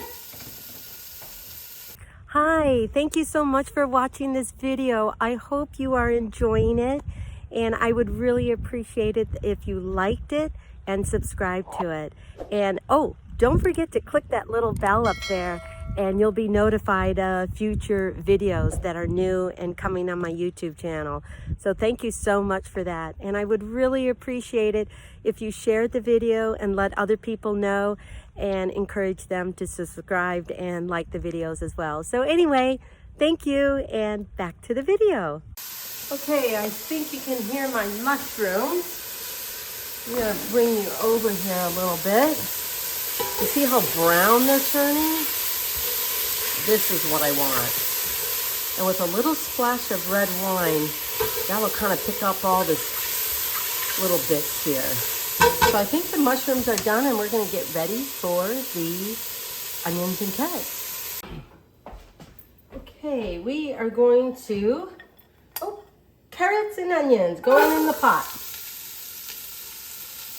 We're going to saute these until they are,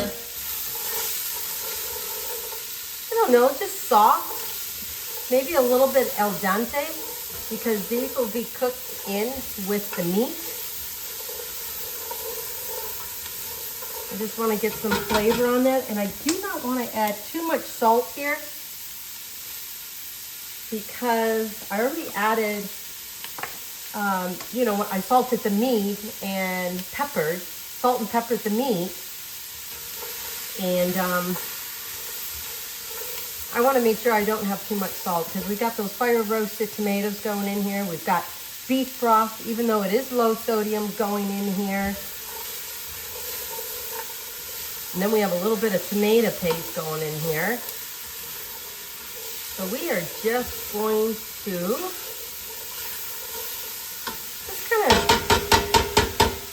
just kind of take the raw taste out of this a little bit. See? We're sauteing up the carrots and onions.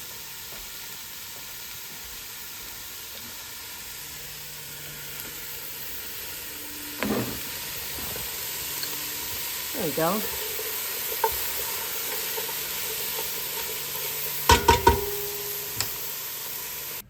So yeah, I'm gonna just chop up some of this rosemary instead of just sticking it in there. I think by chopping it up, a lot more will be dispersed.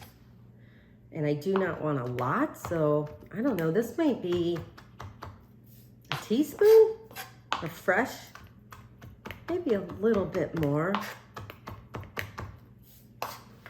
And then if you'd like, you can even put 1 bay leaf in the beef barley soup, but I chose not to because I really kind of want to make this a little bit different than beef stew or something else you might make.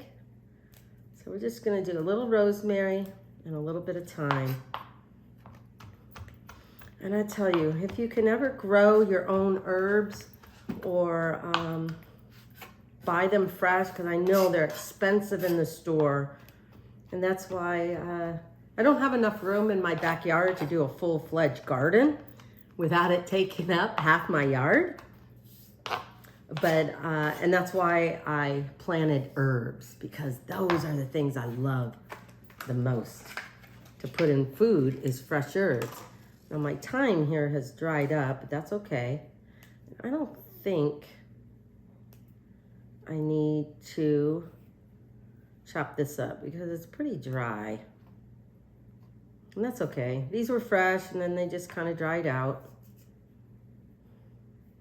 So I'm definitely taking a couple of sprigs and just kind of run your finger down the stem and it all comes off. See? Voila! Except for the very end. The very end, you got to kind of pull it out. Well, obviously, I went ahead and chopped it up a little bit anyway. So I would say about 1.5 teaspoons for your rosemary, maybe 2. Why not go 2? And a couple of sprigs of thyme. I mean, if you did want it, I don't know, I was gonna say some red pepper flakes, but I don't know, I just want a good, comforting, hearty soup. I don't think, but hey, if you guys like it a little tinge hot, add some red pepper flakes, go ahead. Soup, you can make it into your own. Okay, let's head on over to the stove. There's my work area there.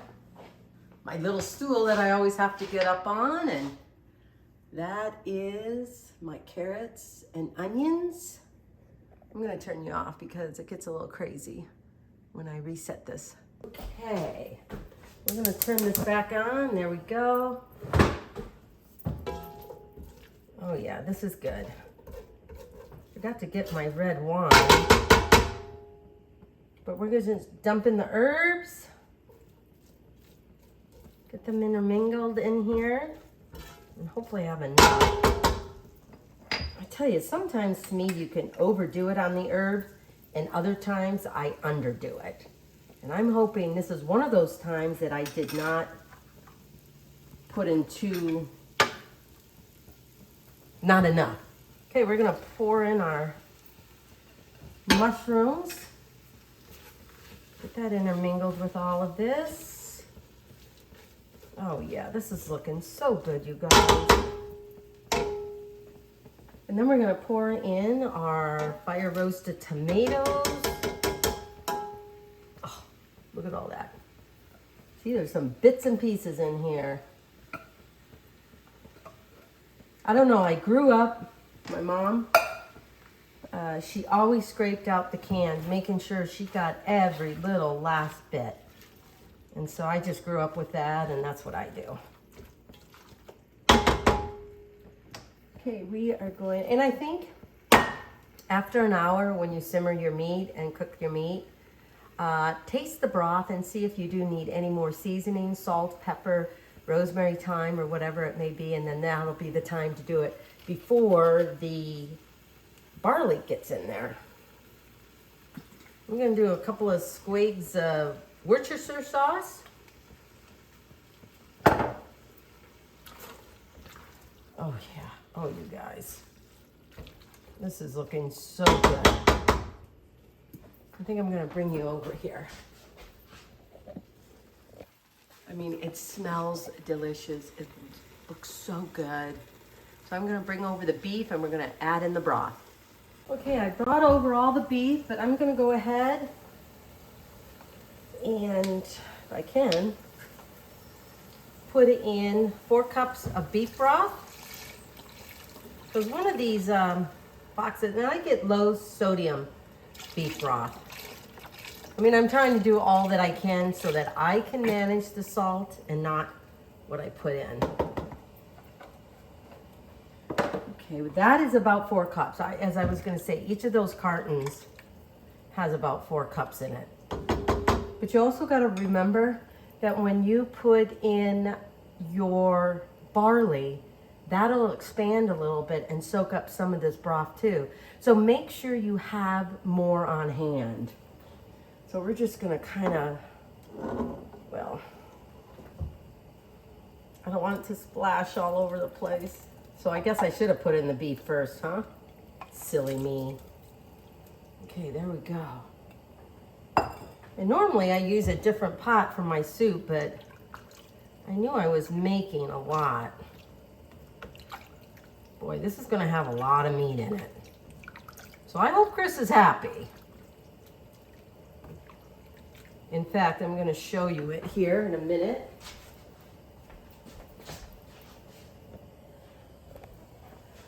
This pot, oops, sorry. This pot is overloaded. So I'm gonna put in another container of beef broth. So that'll make it 8 cups.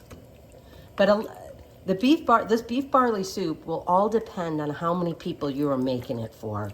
So adjust your quantities for meat, the carrots, the onions, and everything else. Well, look at how good and delicious this looks. I hope you guys can see it in there. Oh, I cannot wait. I am hoping the meat will be tender and taste well too, and just kind of be a little chewy, but kind of melt in your mouth at the same time. I have 1.5 cups of barley. I'm hoping I don't need 2 because I did add in a little more meat to this. So in fact, I know I told you to do this later, which, you know what, I think that's what I'm gonna do. So I'm gonna go ahead and add in 1.5 cups of barley. These are pearled barley. And I think because they're a little bit smaller and maybe cook up easier. But I have about another 1.5 hours before everyone gets here. So I think I'm in time for these to really get soft and still remain chewy. I know it doesn't look like enough in the soup, but believe me, they will plump up.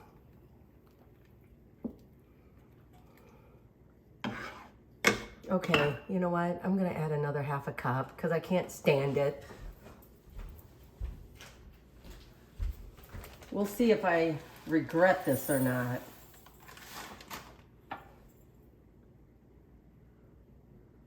Just a little bit more. Okay, this will make 2 cups of barley. Okay. And again, I still just have this on simmer. Just gonna stir this around. And at the very end, if you want some greenery in here, go ahead and you can put a little bit of kale, maybe spinach at the, well, kale, do that about 10 minutes before you're ready to serve. So the kale has a chance to cook and tenderize and not, you know, be that kind of stiff kale. Anyway, But I think all I'm going to do here is add in some parsley at the very end, stir it around, and then make sure I have a little bit to just kind of garnish and sprinkle on top. So anyway, let's get the lid back on and get this barley cooking. I know this probably feels a little weird because look at all that. It looks so good. And I'm so glad I browned the mushrooms prior. Look at that, you can hardly see the barley. But believe me, they will plump up. Let's wait and see. Well, I was hoping I was gonna have enough time to actually make some rolls for this beef barley soup. But instead, I am going to make biscuits. And I'm just tweaking this biscuit recipe up a little bit. I've been looking online, and there's some people that use milk and egg, cream of tartar. There's other recipes that do more flour, more butter, or baking soda and baking powder, or just baking powder. So there's different varieties. I think the key thing though to biscuits is very cold butter. It kind of, when it starts cooking, it interacts with the baking powder and the flour and everything, and it helps it to poof. So let me get out my other butter here. So anyway, what I have in here, just really quick, because this is really going to be a short video. I might do a longer one later. But I have 4 cups of all-purpose flour, and make sure you scoop it in your measuring cup so you're not compacting and having more flour than you really need. I got my Tillamook butter. We're going local. And so I have unsalted butter, so I wanted to make sure I definitely put salt in here. I don't know, half a teaspoon, maybe a teaspoon of salt. And then I have 2 tablespoons of baking powder, close to a teaspoon of cream of tartar, but I only, I think I put in maybe, I don't know, half a teaspoon maybe, a little more than a half a teaspoon. Just gonna kind of break, well, you know what? I don't want to do that because you want cold butter. The more my hands are on it, the more it is not cold anymore. Okay, I'm just gonna finish cutting this up and we'll get, or food processor would have been easier, but I started with this. So I have 2 sticks of cold butter. I went local, used Tillamook butter, but any butter that you want to use is fine. I used unsalted butter because that's what I had, so I did add salt to this. I added in 2 tablespoons of baking powder, about just a little over half a teaspoon of cream of tartar, a little bit of salt, and then I put a little lemon juice in here to create some buttermilk. I know the cream of tartar is already in there, so I probably didn't have to do this, but I did anyway. Because basically I had some lemon juice from a lemon that I needed to use up, so it was probably only half a teaspoon.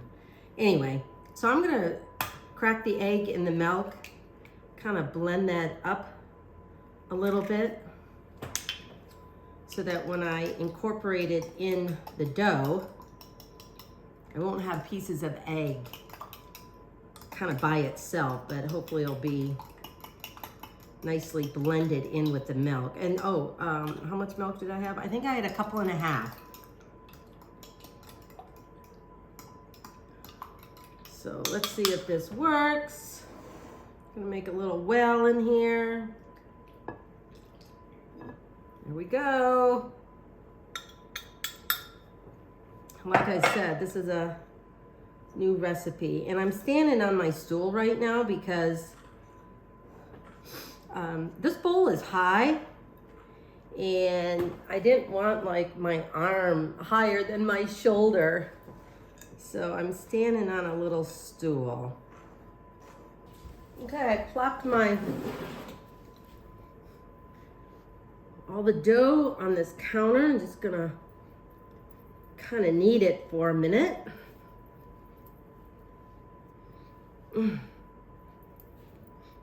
Make sure I don't need any flour in the spot that I'm kneading it.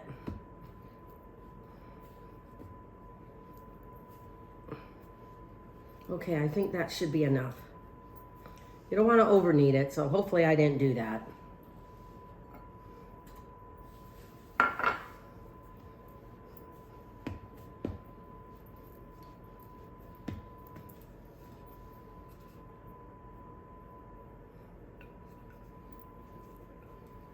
Oh yeah, maybe I'll bring you over here. There's nothing like homemade biscuits.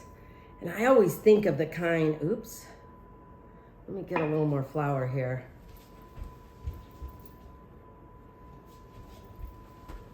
I always think of the kind from like Kentucky Fried, Chick-fil-A, all those places. Or your favorite restaurant. I always want those big, fluffy. Okay, I think that's about enough. We don't want to roll it too thin because we want to give it an opportunity to fluff. Okay, let me get my big baking sheet.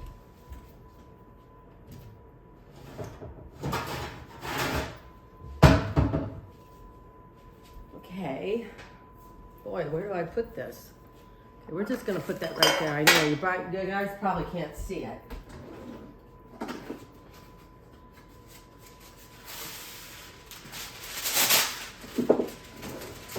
Get my parchment paper, put it on my baking sheet. And then I've got my cookie cutter here. We're gonna go 1,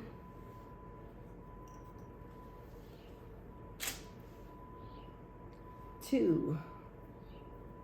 I should probably show you all the flakes of butter. You don't want them too close together because you want them to bake and hopefully get a little slightly crispy edge. And if they're too close together, I'm really hoping I can get 16. We'll see. Because there's 8 of us, you know. We may all want 2. Or maybe I'll just have 1 and give up mine for someone to have 3 of them. Because, I mean, come on. What's better than homemade biscuits? Okay, here we go. Can you see that? I don't want it to slide off the parchment. So there. And I would have to say, okay, how tall are they? I was hoping more like an inch, but anyway.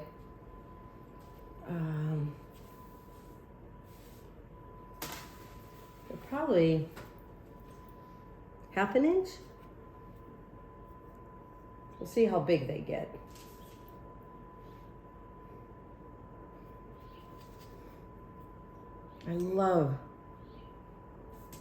I'll tell you, one of these days, I'm gonna take a culinary class, just because I want to.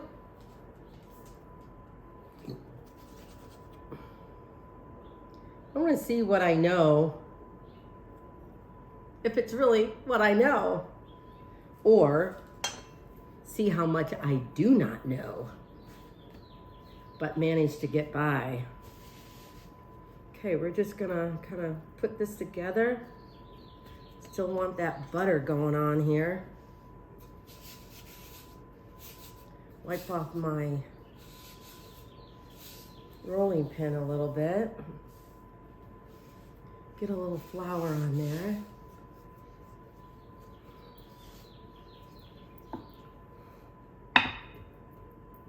Okay, I think that's enough.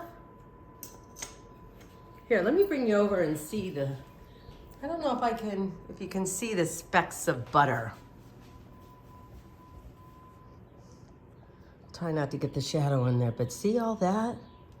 All those little specks of butter, it's what's gonna help you.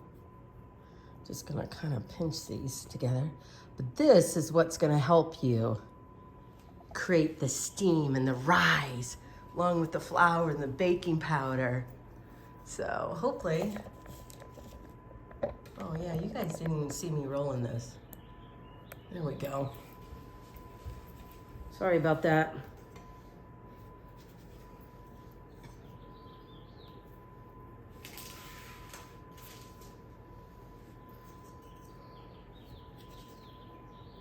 These will take anywhere from 10 to 15 minutes.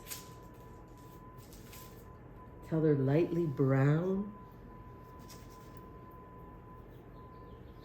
Oh. Do I even have enough room? I'm gonna try and make enough room.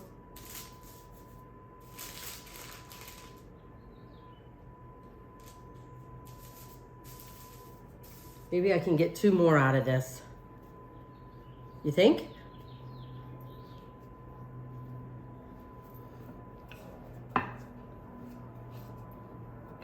Oh yeah. And look at that, I still see the flecks of butter, so that is really good. Can I make 2? Did you see me roll that one? Apologize if I don't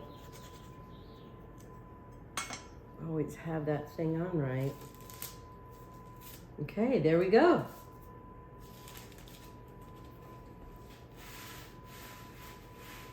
Okay, you know what? I think I'm gonna brush these right when they come out of the oven with a little bit of butter. And, but we're gonna check my little notes that I have on my pad first. Okay, sorry guys, I'm gonna move you up a little closer here.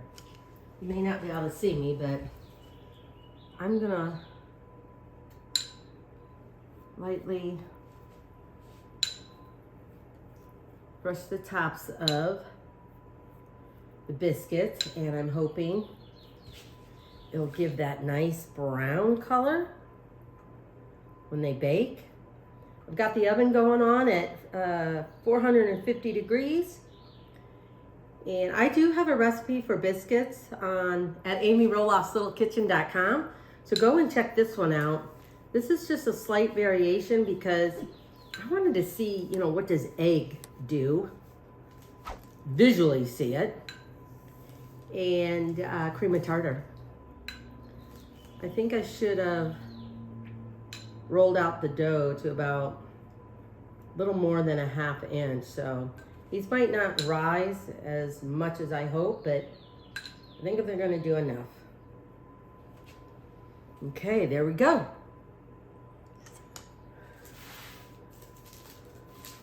Let's put these babies in the oven. I'm gonna go on my lower oven this time.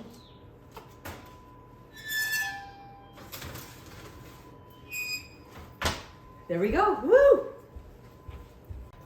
Okay, my soup is almost done. Just look at this. The barley is cooked, but I definitely need to put in a little more beef broth because I might have put a little too much barley in here. So this is a big stock pot that I have by All-Clad,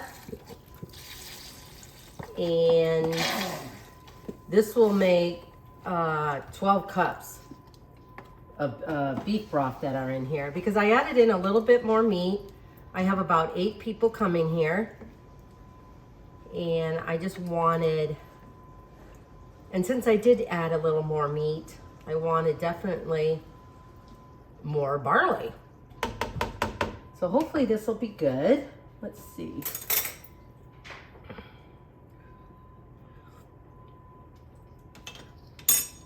Yeah, I think that's pretty good. Not bad. I'm gonna go ahead and add in definitely a couple of tablespoons of parsley, or at least 1/4 cup. And then I'm gonna cut up some fresh ones. These are fresh parsley that I did not use, I just left out until they dried up. I thought, perfect. They'll go in here. You guys, this looks really good. I'm kind of glad I made this soup.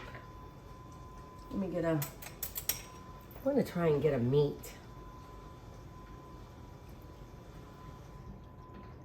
Oh, here's one.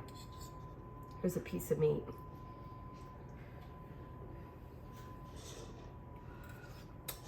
Oh yeah. You guys, this is gonna be so good. So good. I'm excited for this. Okay. We're gonna let this simmer for a little bit until everyone comes. I have about 8 people coming, and I think this is going to be plenty of soup and maybe even enough for some of these guys to take home if they want. So anyway. Okay, this is my beef barley soup. Look at that. Oh man, it looks so good. Okay, as I said, this is a lot because I'm serving a lot of people. Once I write up the recipe for this, I'm gonna write it up as if you're doing like 4 to 6 people maybe. So 1.5 pounds, maybe 2 pounds of chuck roast will be definitely plenty. 4 cups of broth will probably be enough. 1.5 cups of barley, probably definitely enough. So yeah, anyway, it looks good.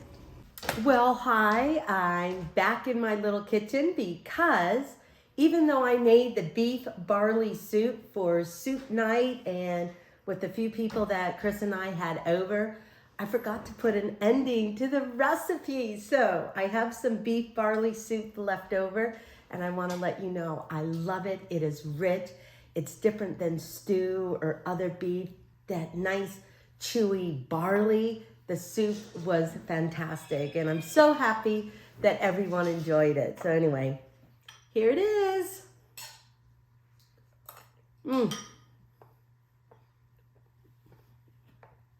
It is so good, full of flavor, very rich, very comforting. So check out this beef barley soup over at Amy Roloff's Little Kitchen, or check out my YouTube channel, Amy Roloff's Little Kitchen too. So anyway, give it a try. Let me know what you think. So thanks for joining me in my little kitchen. Okay, hi everyone. We are in my little kitchen. Lisa and I are in my little kitchen and we're already scrambling. I will be cooking with a few people from the East Coast and we are going to do our attempt at making my version of the New England clam chowder. One thing both Chris and I agree on is that we kind of like stuff in our soup. But I'm not sure if, you know, that is really the traditional East Coast Boston clam chowder or New England clam chowder. Because what I've read online, there is a huge debate between Manhattan and Boston clam chowder or New England clam chowder. So we are definitely making the white creamy version. I love Manhattan as well. Just depends on what I feel like. Yeah, that's what I'm doing. Okay, good. So Lisa's over there finishing up a few things and I think we both needed a little glass of wine. So anyway, let's get going and we're gonna be making New England clam chowder. I still wanna say Boston. Let's do this. I'd like to welcome Emily and, the names went off. How did they? Doesn't matter. Who's Emily? Left top corner with her hair up. Okay. Hi, Em. Yeah, hi Emily. Where Hello. are you? Yeah, where are you? Where am I? Yeah, like what state? I am in Illinois. Oh wow, okay. Woohoo, Midwest. Yeah. Whoa. Oh yeah, love it. We were just in Michigan actually this weekend, so. Where at? Kalamazoo for our alumni weekend at Western Michigan University. Oh yeah, awesome. Yeah. Now, so bold. How old are you? I am 31. Man, being out of state and so far away, I wish I went to at least my high school, class reunion. And I never did. And, now all these crazy people see me on television, it's like, whoa, they know my whole life, but I know nothing about my class. So anyway, well, I hope you had a good time. Thanks for joining us. Okay, who did we do? Who's Megan? Where's the people? Emily, Oh. Stephanie, and Alicia. You think I have glasses? I could actually read. Okay, Stephanie. Hey Who's there. That's All me. right. Yeah, good to meet you, Stephanie. Good to meet you. Emily's actually my sister. So we're both here together. But I'm based in Philadelphia. Ooh. Awesome. Yeah. Yeah. What do you do? I work at Kelly Education. I work with our school district here, getting our substitute teachers filled in our schools throughout the city. Okay, you know what? That is something I would love to do as I try and figure out what I'm going to do for the 7 You years. should. And hopefully retire when I'm in my mid 60s or something. But, well, and I know every state's different, but in the state of Oregon, they're, how should I say, loosening up the requirements Yes. because of the shortage. And I figured, well, I've got a Bachelor of Science degree, so maybe that'll help get me in, but it's not in education, it's in business. But I did teach preschool for 4 years, 5 years, but I love kids in the school. So that's what I was thinking about doing. You should totally do it. Substitute teacher, all that. So big kudos for you, because I hear a lot of school districts. For some It's a reason, tough job. with that. Yes, it's a huge, huge shortage, like you mentioned right now. So it is not easy to get folks into classrooms. So if you want to do that, you absolutely should. We absolutely need folks who love kids in classrooms. Hopefully my state won't be too difficult. Yes. Okay, we're going to go on to Alicia. How are you?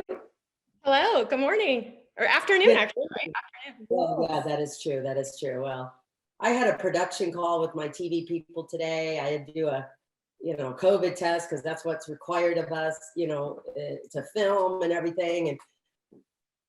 And as always, I'm like, if I ever was on time, if I ever felt like I had my act together, I don't think people would know how to react around me because I am consistent on scrambling, being late, and everything else. But Alicia, where are you? I am in Vancouver, Washington. Really? Whoa! Yeah, just above you. Yeah. Well, that's awesome. In fact, my Tori posted it on her Instagram, but they have moved to Washington. Yeah, it takes about an hour to get there from here. Yeah. So yeah. Well, I don't know where my head was off at. I thought, sometimes I think it is off. Since we were doing New England clam chowder, I thought we were having people from the East Coast. We were, but I think we had some because we change. changed the day. Yeah. Well, thank you guys. Good. Okay, my next question for you all, because have you made this or are you going to watch me make it? I have not made it, so I'm going to watch. Okay, that's fine. That's perfectly fine. Alicia? Yeah, I'm gonna watch. I definitely want to learn to do more in the kitchen and get some more recipes and ideas. And I love the things that you make. So I'm here to just watch and take notes. And All right, good. Yeah. Emily, have you made this before? I have not. I'll be watching as well, as I'm just leaving my job. So That's what I thought. Are you in the school district or somewhere else? yeah, I teach at a high school.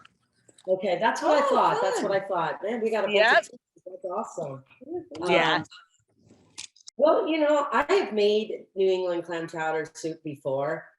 I thought I'd give making this soup with real clams before. Hang on here. Fresh clams. Right? Yeah, fresh clams. But I'll tell you, I don't know if you could see that very well, but getting that little piece of clam out of there, and like, what is the best part of the clam? It's kind of like, ew. And I'm thinking, okay, there's this one little piece here. Yeah, I'm going to show you guys. See, here's this little clam. And there's this little white thing. I'm like, what is that? I don't even know what that is. It attaches. But do you cut it off? Just. So by the time you cut that off, and this little piece that's like the neck, is that what you eat too? I don't know. So my attempt at using real clams, I think, for me, has not been a huge success. So we have these as an option. So as a plan B, you have to shuck a lot of clams to get this little itty bitty thing. So We're doing. we're going to kind of use the clams of what I have shucked. Is that the bowl? No, that's pancetta. Where's the bowl? How piddly. This is all we have. And we need a whole lot more clams in our soup.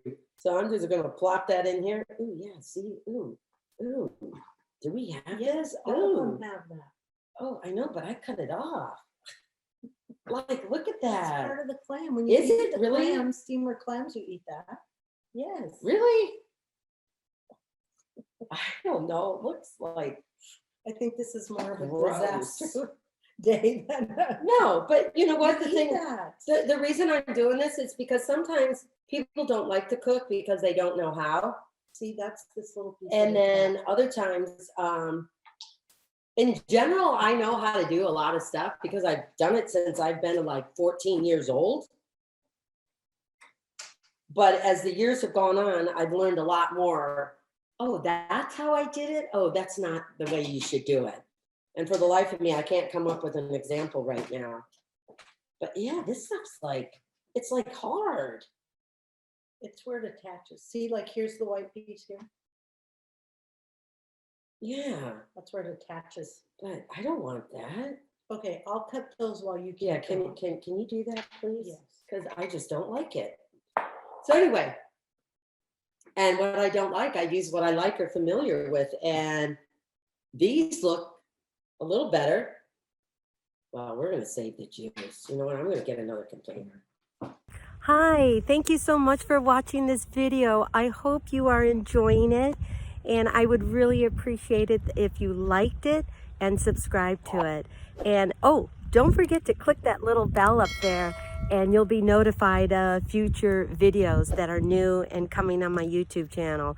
So thank you so much for that. And I would really appreciate it if you shared the video and let other people know and encourage them to subscribe and like the videos as well. So anyway, thank you, and back to the video. I did buy clam juice. I've never used clam juice in my Boston clam chowder or New England clam chowder. But when I read up on a lot of recipes, and that's usually what I do, I read up on a lot of recipes because it's like, I know how to make it, but how are other people making it? Maybe there's something I haven't thought about, or I take little bits of this, little bits of that, and I'm like, okay, that'll enhance what I already know in a recipe. So because I bought this clam juice, but look at how much juice, if you can see it, probably not because I don't want to spill it. Anyway, this is a lot of clam juice in here. Yeah. So what I'm going to do is drain this. You want to measure it so we know how much? Well, no, I'll do that before I pour it in. Okay. Because by the time you get rid of all the juice, look at how much clams you have. Hardly any. And I only bought 4 cans. I probably have 6 cans of clams. Because when you have, I'm a big fan of when you want, in soups, depending on the soup, I want stuff in my soup. I don't want to feel like that's all I'm eating in broth, except for chicken noodle, because let's be real, the noodles are the key with chicken in it and stuff like that. The noodles and the broth, it's all feel good type of stuff. Okay. So anyway, we are going to finish opening up this. I am basically going off of the recipe that I sent to you, but we're going to send you a revised one because I'm not sure why I had 6 carrots. No, 4 at the most. You want about 2 cups.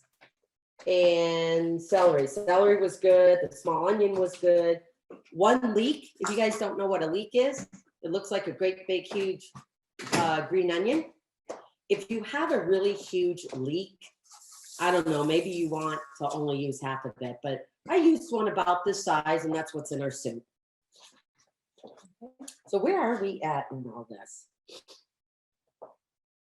Okay, melt the butter and add the flour. Okay, what I've done already, or I should say Lisa and I, because she helped me, is that you can use bacon if you want. I love pancetta. It's a little thinner. You can crisp it up a little better.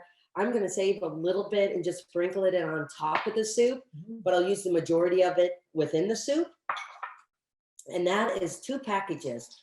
One package is 3 ounces, so 2 3-ounce packages of pancetta. Because Or 4 slices of bacon. yeah, or about 4 or 5 slices of bacon. I rush through making this recipe. I tell you, half the time when I'm making stuff, I just not wing it. Wing it doesn't sound like I know what I'm doing, but I do. But I wing it, and then I'm like, well, how much was that? Like, how much did an actual 1 leak equal out to? 5 cups, 1 cup, 3 cup? I'm like, crumb. I should have, done that. So in some of the directions, I have to give you how many minutes you actually cook the stuff. So anyway, so we got the pancetta done. I'm gonna open the rest of the cans of.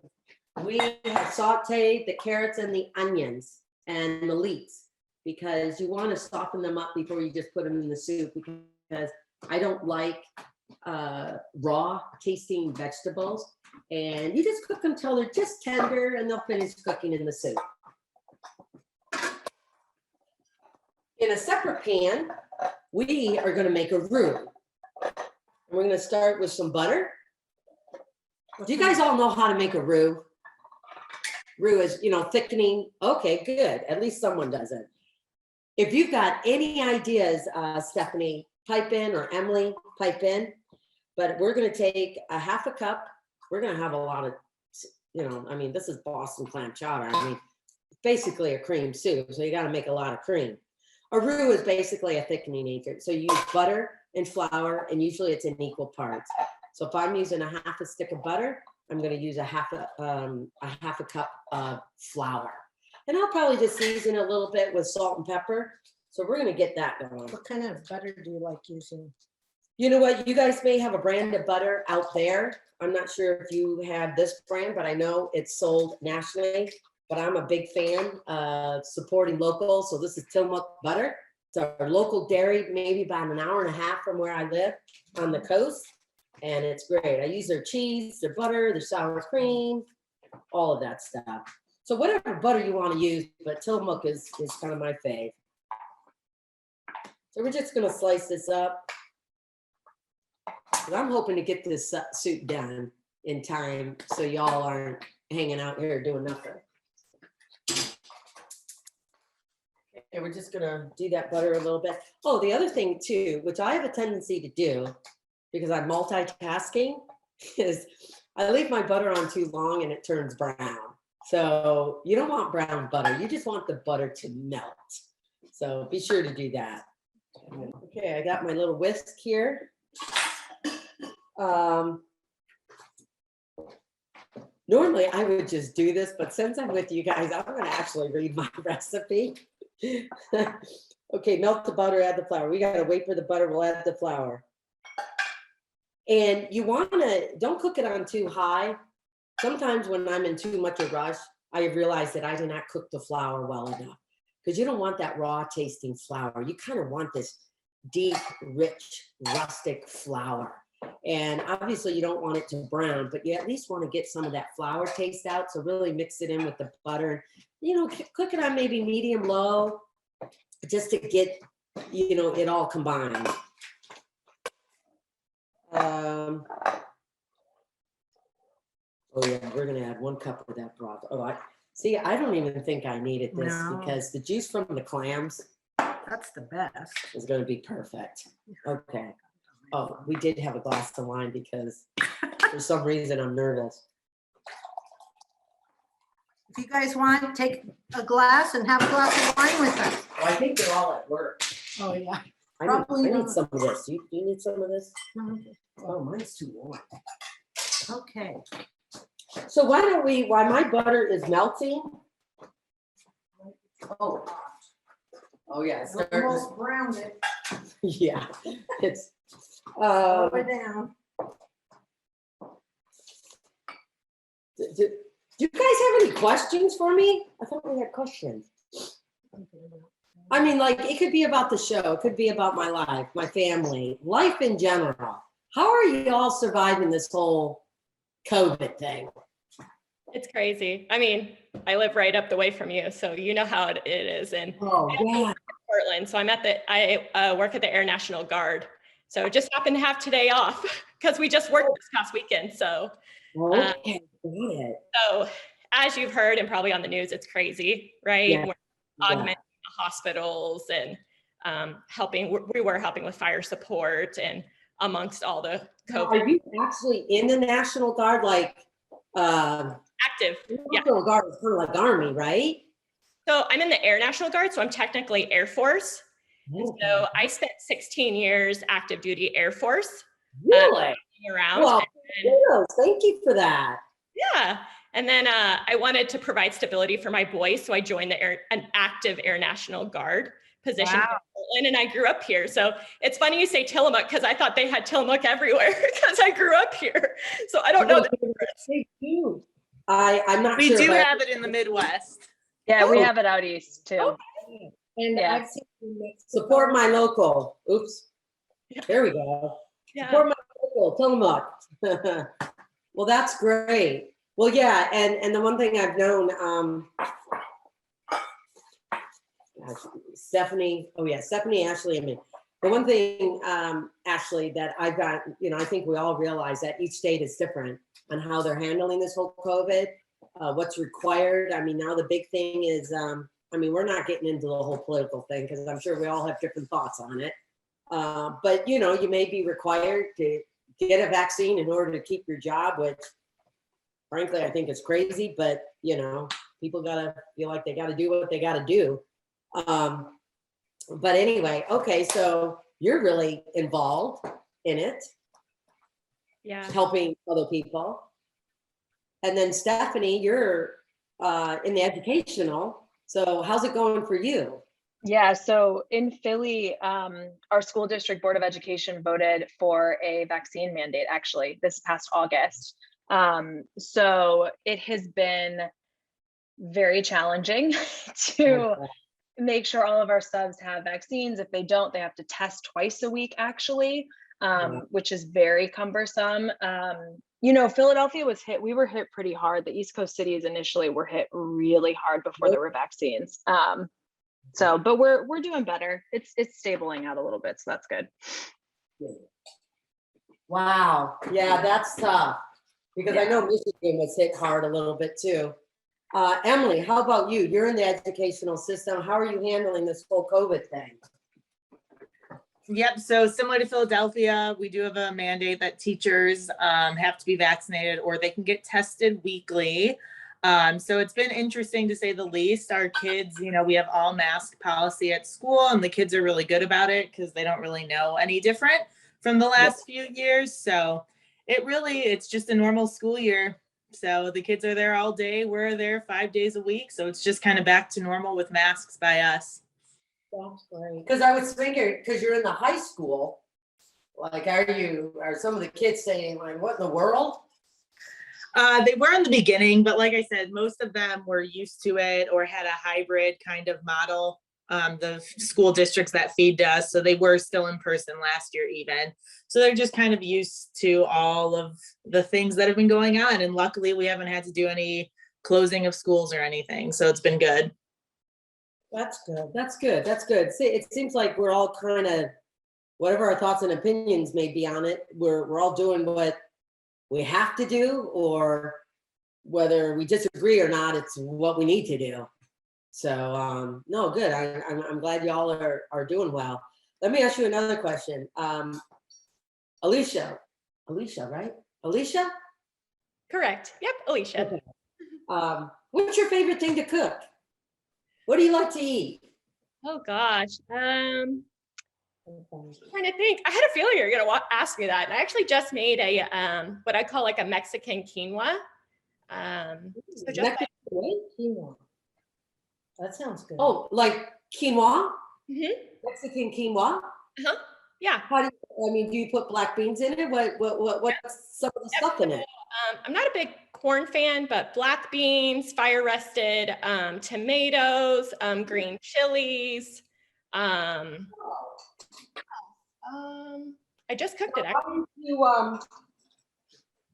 Why did you Why did you use quinoa over rice? It's a different texture. I don't know, but I guess it would make like a Mexican rice if I just put rice. No, I love quinoa. It's higher, it's a good grain, it's higher in protein, Kind of and nutty, too. yeah, I Lots of love flavor. that. Okay, so she's making the roux. Yeah, I'm making the roux. I added my flour in it. And it's starting to definitely thicken up. Even though I love these pans, these Le Creuset, they are heavy. My little arms and wrists, man. Okay, what do you want? So anyway, it looks like this. I think it's cooked long enough. It's had a chance to thicken. So we're gonna add in. That's the butter and flour, right? Yeah. And so we're gonna add in, I wanna get this right for you guys. 1 cup of the juice broth. Oh, yeah. Oh, from the potatoes. What? Use the Clam. Okay, I didn't do that yet. Sorry.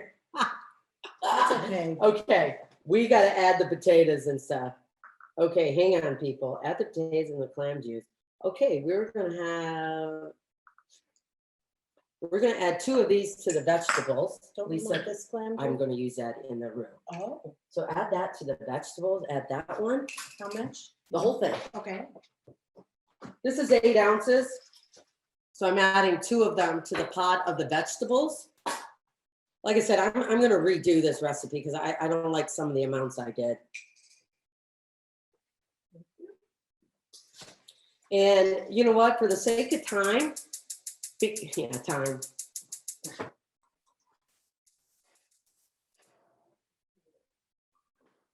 For the sake of time, because we forgot to mince up the garlic cloves. Oh. I always recommend use fresh garlic when you can, mince it up, because I think it just adds so much more flavor. We're just gonna go ahead and add a little bit of garlic powder, but definitely use the cloves of garlic. So as she's doing the veggies with the clam juice, once that starts to come to a boil or a simmer, we're gonna add in the potatoes. Do you think 2's enough? Okay. Is that what it was on the? No, we need just a little more. We are gonna add in, you think this?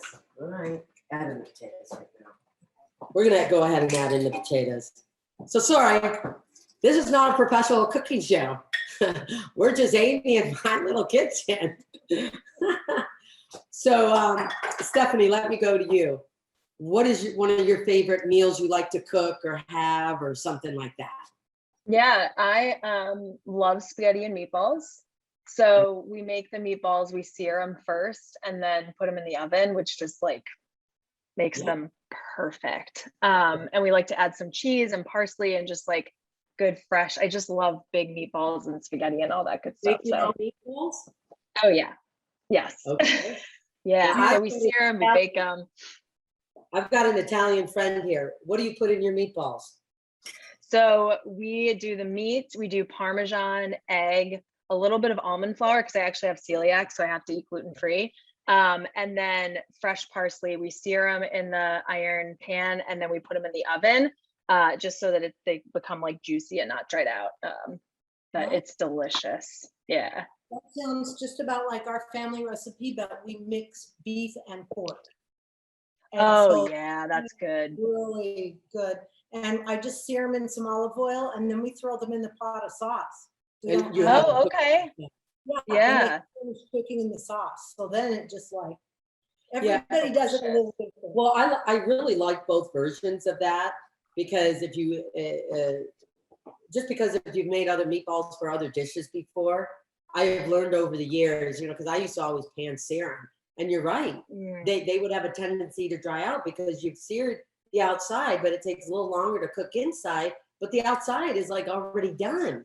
But Right. baking them gives them a chance to, cook inside without drying out the outside too. Yeah. So Yeah. Do you make your they're own good. sauce? or what's your favorite jar sauce? I rotate jar sauce. I haven't made my own sauce in a really long time. My grandma used to, Emily knows. It was delicious, but I haven't made it in a long time. We rotate. A product. What's I your like favorite it's called Sockaroonie. Emily's gonna laugh because that's what our mom always gets. I forget if it's Newman's Own, but it's Sockaroonie sauce, and it just has a really good flavor to it. So that's kind of our go-to. Well, no, she used to. She doesn't. Oh, do you do Newman's? I don't know if Sockaroonie is Newman's. Do you know? I don't think it is. It's the type of sauce is called Sockaroonie. Maybe it is Newman's. It's delicious. Delicious. Okay. Yeah. I'll have to read what's in that. That's interesting. Well, that's great. Yeah. No, Yeah. excellent. Emily, what is your favorite dish that you like to cook or have or? I make homemade pizza a lot, but that's not really that complicated. But I make a pretty mean meatloaf as well. Okay, what do you do in your meatloaf? You can use turkey or beef, so I use turkey usually. Almond flour, I've got onions, spinach, I put kale in there, red pepper, green pepper, onion, pretty much any type of veggie. And then I actually use Trader Joe's like mustard barbecue sauce to put on top instead of ketchup, and it's really, really good. And I'll usually make it with like cauliflower mashed potatoes as well. I don't actually eat that healthy. That sounds super healthy. I'm not that healthy of a person, but it sounds healthy. Does the dough come from Trader Joe's as well, or? For the pizza dough, I make my own. Oh, good. Yeah. So yeah, pretty basic. I want to know what is the special trick, because I tell you, I have tried with yeast and everything. Either my house isn't hot enough or whatever, but it doesn't seem to rise. Like they say, oh, it doubles. I'm like, well, this doesn't look like it doubled. I use the quick rise, like instant yeast, and that seems to do the trick. Okay. Yeah. Got it. All right. No, you know what? I read up on something that they were, and I can't remember what they were comparing it to, but pizza is healthy, meaning it's not as high calorie. It depends on what you put on it. Well, yeah, if it's just cheese or something like that, okay, it might be a little calories. But you know, if you got your veggies in there and a little bit of cheese, because that's calcium and protein in that, Yeah, and do some veggies for sure. yeah. But like I said, I can't remember what they were comparing it to. But they said, believe it or not, pizza isn't so bad. But I think it's even better when you make it your own. Well, I'm gonna have to try that Mexican thing.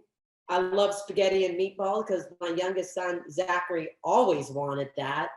And I'm going to keep perfecting making pizza. I've baked with my daughter before, Molly. She lives up in Spokane, so I don't see her a lot. But she's kind of like my baker. And it just comes out when she does it. I'm like, when I do it, it's like, what in the world? When I got my little thermometer, making sure that yeast and water is to the right thing, or I'm like, well, maybe I don't wait long enough to have it froth, you know, like it's active or whatever like that. So that is good. Okay. Yeah. Well, it looks like we have some other questions from Alicia.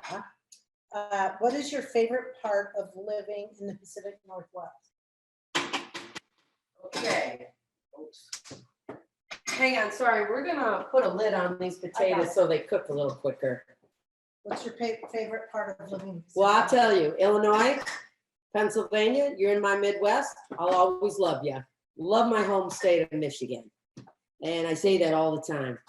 But the one thing I love about the Pacific Northwest is because it's a softer transition from the different seasons, but we still have the seasons here. I love fall. Summers are nice, you know, spring. Yeah, we get a lot of rain and stuff like that. So to me, it's a little colder, chillier than sometimes when you get all the snow, because it's just that wet and damp and 38 degrees, 40 degrees, you know. Obviously the mountains have snow and things like that, but I still think there's lots to do here. There's lots of outdoor stuff to do here. And even in the state of Oregon, I have so much to explore here yet, but I've lived here, you know, for almost 31 years. And though a wonderful opportunity to, you know, be on television and do, you know, this crazy reality show about our family and stuff. And now as I look back over what the 16 years that we've been doing this, season 22 or whatever it may be. Crazy.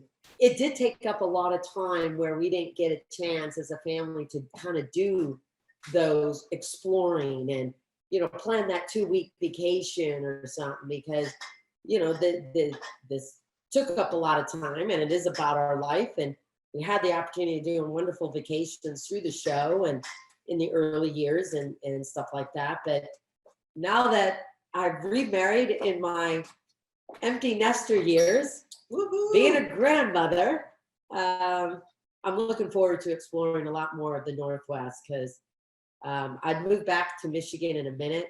I'd probably have to relearn on how to drive in snow, because I don't think I'd be able to do that great in it anymore. But I think all my kids will be somewhere in the Northwest, so here to stay. But I love it that it has the 4 seasons, and there's a lot of nature, natural things to do.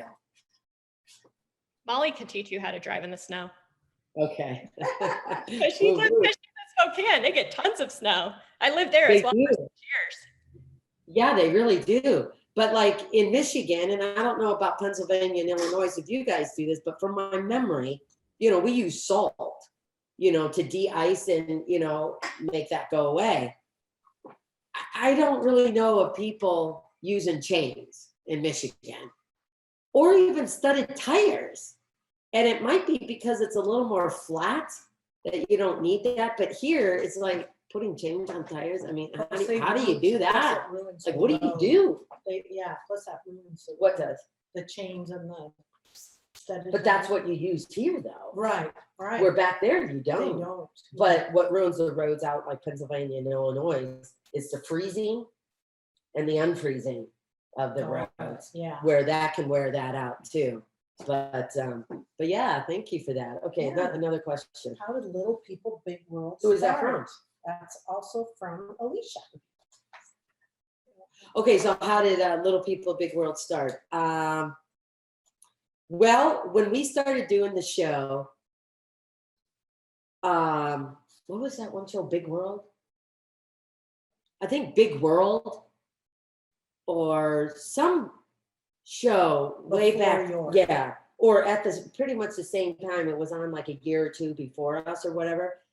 The Osbournes, I'm not sure. They may have come on right when we came on too. The whole thing is reality shows was a new genre. It was a new thing coming onto the, you know, whole entertainment television and stuff like that scene.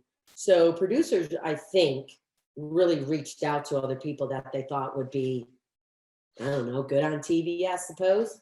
But back in the day, we did some local TV shows like Good Morning America, Bosley. Oh, Jim Bosley. Yeah, Jim Bosley and Carrie Sterrett. Yeah, those were local channels. Yeah, local channel. So we were on that. We were,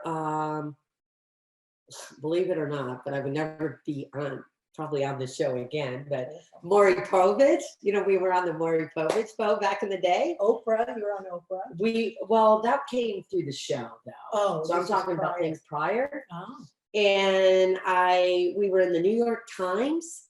I was in a local author did a book on letters to our daughter. So anyway, the whole point being is that producers saw us talking to the public on different quote, you know, television shows or whatever. And so that gave them the idea that they're probably, they know how to talk into the camera and, you know, stuff like that. So anyway, a producer contacted us. We did a pilot, a major network turned that down. And so we had to wait a certain amount of time to do another pilot. And we were that first pilot, we were doing it like with 3 other families. It was like, how are these different, you know, unconventional from the normal average sized families? How do they do life? And so a major network turned that down. And then he still wanted to do our family. So we did another pilot, and that's when TLC picked it up. Originally, the show was Little People, Big Dreams. And then it was changed, I think, after the first season, to Little People, Big World. And then we've been doing it ever since. And so now a lot of people ask us, well, why aren't the rest of your kids involved? And, you know, stuff like that. And, you know, family dynamics change. My kids, you know, my twin boys are 31 years old. They're married. Can't believe that. I know, they're married, they've got kids. And so some of my kids, you know, they all happen to be average size, but they just felt like they needed to go on and do something else besides being kind of maybe locked in to the television show and not really being able to, you know, stretch their wings and see if they could, you know, fly out there. So as a mom, I'm like, go for it. You know, I mean, this is your decision. You got to make choices that impact you and stuff. Just because we've been doing this, you know, as a family. I mean, are we sad that they're not part of it? Well, absolutely. But I'm very proud of all of my kids and, you know, the unconventional growing up life that they've had. And they're doing great. You know, they're all doing great. I wish you guys could taste it and smell it.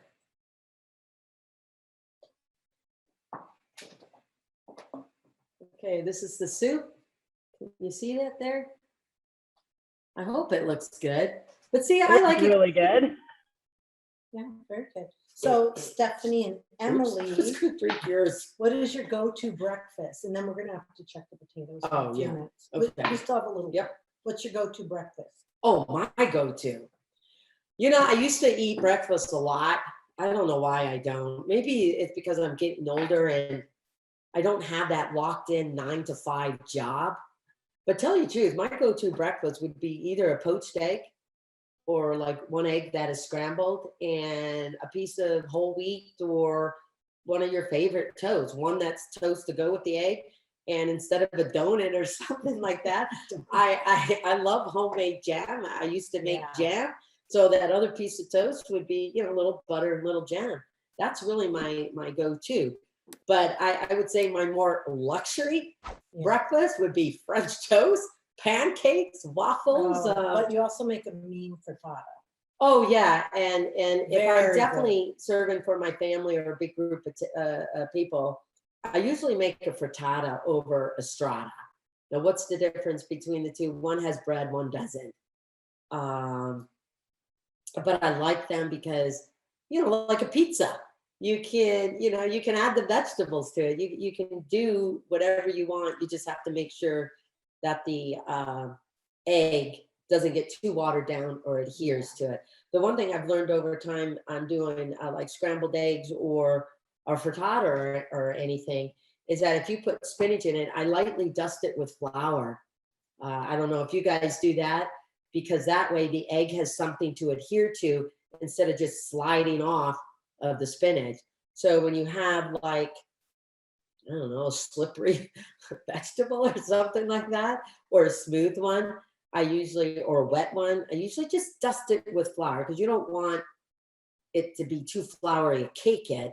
But I definitely do that with spinach. So the egg has something to adhere to. So the spinach is throughout the thing, and it's baked within the egg. And you could use different flours based on your dietary needs. So I don't know if there's a different way to cook with different types of flour. In fact, this recipe that I'll go on Amy Roloff's little kitchen on my YouTube channel is a apple pear cranberry tart. Well, I thought I'd use half all-purpose flour and this other flour that I got from our local farmer's market, but it hasn't been fully processed. It's still a good flour. It's more hearty, grainy, or whatever it is. But I have to learn how to cook with that because my crust turned out to be a flop, really. Because when I rolled it out, because I did what I typically do with just all-purpose flour. So I rolled it out and everything, but it was like drier. It was like crumbly, and I couldn't fold it over because it would crack. And I thought, okay, I'm either doing something wrong here, or I just have to bake with this flour and learn something more. That's a good idea. So I had to redo it. I said it on my my video that I did. It's like, well, sometimes you try things and you get rid of it and you go back to what you Start know. over. Yeah. So Well, anyway. let's check the roux. Oh, and yes. potato. I have to remember. We put the clam juice within the sauteed vegetables, and we added the potatoes. So we're going to see if the potatoes are soft enough to really get this, you know, this whole dish going here. Well, here, let me get a fork. Oh yeah, Perfect. to me, I use red potatoes for this. Some people may use russet potatoes, which is fine. I think with russet potatoes, if you cook them too long, especially in the soup, they may have a tendency to break down and become too mushy and part of, you know, I don't know. Yeah. And so, oh, we need the thyme and the parsley. I'll do the thyme, you can do the parsley. How about that? Sounds good.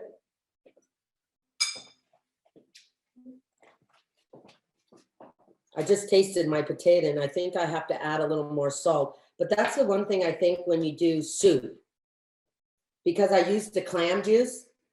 And so definitely you start off with some salt when you saute your vegetables, unless you want your onions to be browned, you know, caramelized and stuff like that. Because when you do salt, it draws out the water from that vegetable and you're kind of, I don't know, steaming it, or, you know, it's in too much liquid. So usually I just do unsalted butter, just a little bit of butter or olive oil. But anyway, for this, I did add a little bit of salt because I don't need to caramelize the onions. And we didn't know how much salt was in the clam juice. Well, yeah, that's what I was trying to Yeah, say. yeah. So it's because- season after you. Yeah, you taste and season as you go along. But I'm using fresh thyme here. And so I think when you use dry, I think 1 teaspoon, maybe a little more may work. Depends on, you know, how seasoned you want it.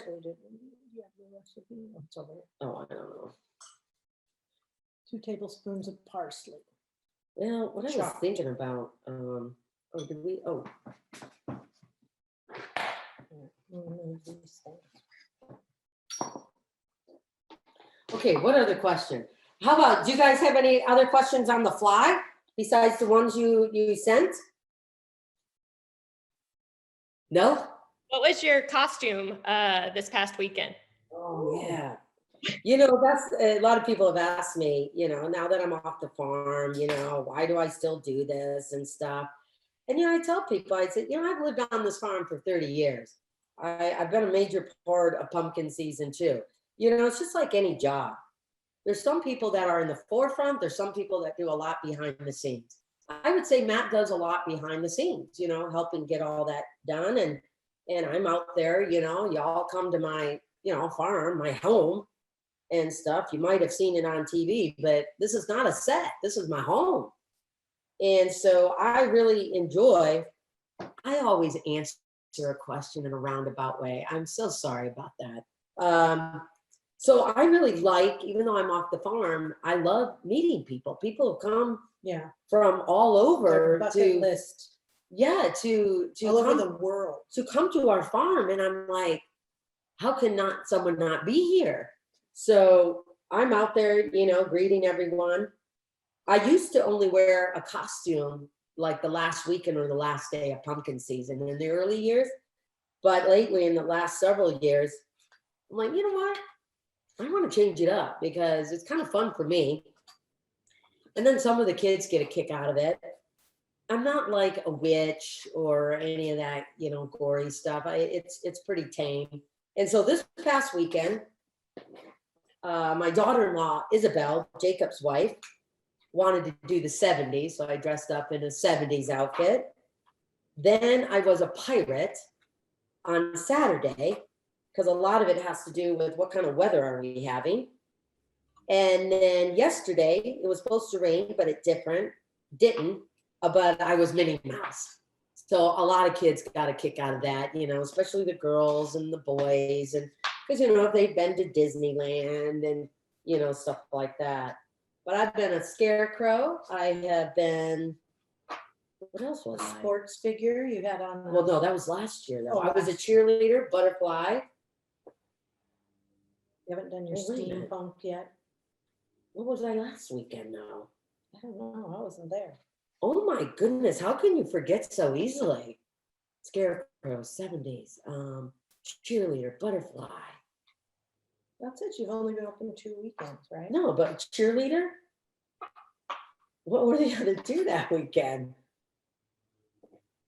Okay, this is sad. This is so sad. I have to go in my camera and look at the actual Look on her picture. social media. She posted Oh it. my goodness. Anyway, different costumes, I guess. That is crazy. I can't remember either. I know you've posted pictures, but What I'm was not the sure. second weekend now? A Scarecrow was one of them. Oh, Wonder Woman. I was Wonder Woman. But anyway, you get the point. And Yeah, people from all over come because where Yeah. else can you go from a reality TV show and meet the actual people in their home. in their home or at their home and meet them and actually take a picture or talk or, yeah, it's a pretty cool thing. You guys have been doing this for 20 years at least. 20 years. Pumpkin season for 20 years. So Amy's And- kind of the front person. That's where people want Yeah. to meet her. They, like she said, Matt's kind of doing the back stuff and Amy's the kind of the anchor. The host. The hostess. with Well, the you know what? hostess. One person yesterday came to the farm and she was there in the very beginning of pumpkin season when my kids were really young. Well, we've been doing this for 20 years. We gotta be doing it more than that because my boys are 31 or yeah. We probably were doing this at least 25 years. But back in the early days, I had a little bell out there. We had a little pumpkin patch and gourds we planted, but you know, people got to almost run all over the property. No way could we have that now. Yeah. There's way too many people. And so anyway, she was there at the very beginning. She That's remembers awesome. walking around the whole farm and Wow. I'm like, man, that was a long time ago. Wow. So I have fun doing it. And the stories I get to hear, you know, being on a show, it's a great way to, I have an opportunity to really interact with people. You know, I was like, why do you watch the show? Like, you know, was it just purely entertainment?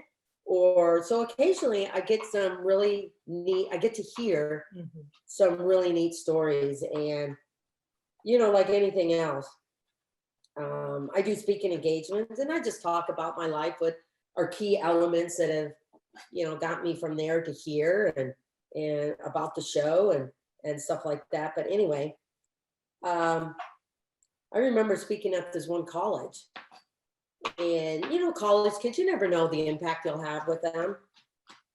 But this one girl came up to me afterwards. This one young girl came up to me afterwards. She was struggling in college and I don't know exactly what her situation was, but she was like, I wasn't going to come to your speak. You know, I was ready to quit college. You know, she was probably depressed and it wasn't going well or whatever. And she goes, I am so glad I came because you've inspired me. What you said about this and this and that, about, you know, yeah, life is tough. You've got challenges, but it's not about that out there. It's about, you know, what's going on in here. You got to figure that out and keep plugging away because if you give up here, it's not like out there is going to be any easier. So try and figure out what's going to help you to overcome some of those challenges. Or, yeah, I can't remember specifically what I told her or what I said in the speech. But I thought, I don't care if I did not touch any other person in that audience, but I thought I touched one and it made a difference in that one person's life. And that's how I think of, you know, what you guys do in your own life. We all want to like make an impact somewhere, but I think also we have certain unrealistic expectations. And I thought, no, man, I touched one person. You never know who you're going to touch or impact until later. And that's why the whole big thing is, well, now I feel like a mom and I'm preaching, oh dear. My big motto now is, you know, we're all MVPs, but it's not most valuable player, but it's you matter, you have value and purpose. And we're always looking out there from other people to get that. And I thought, you know what? Sometimes you have to, but ultimately you got to believe it yourself because you can't rely on this stuff out here. you've got to know that you matter, you have value and purpose. And not everyone can be a CEO. There's going to be some people that are great at custodians, but that's great. If that's what you're good at and that's what you like and that's what you can do, honor that.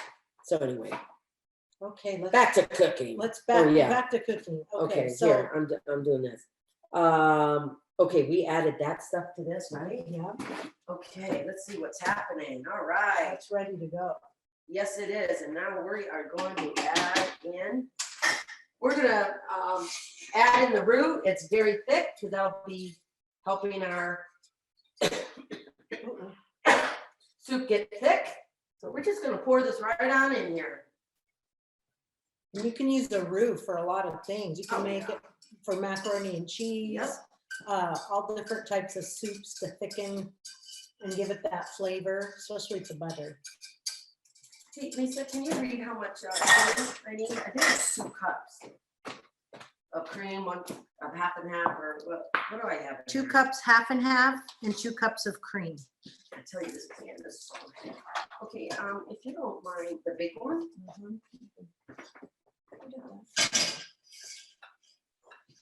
So I added the roux mixture.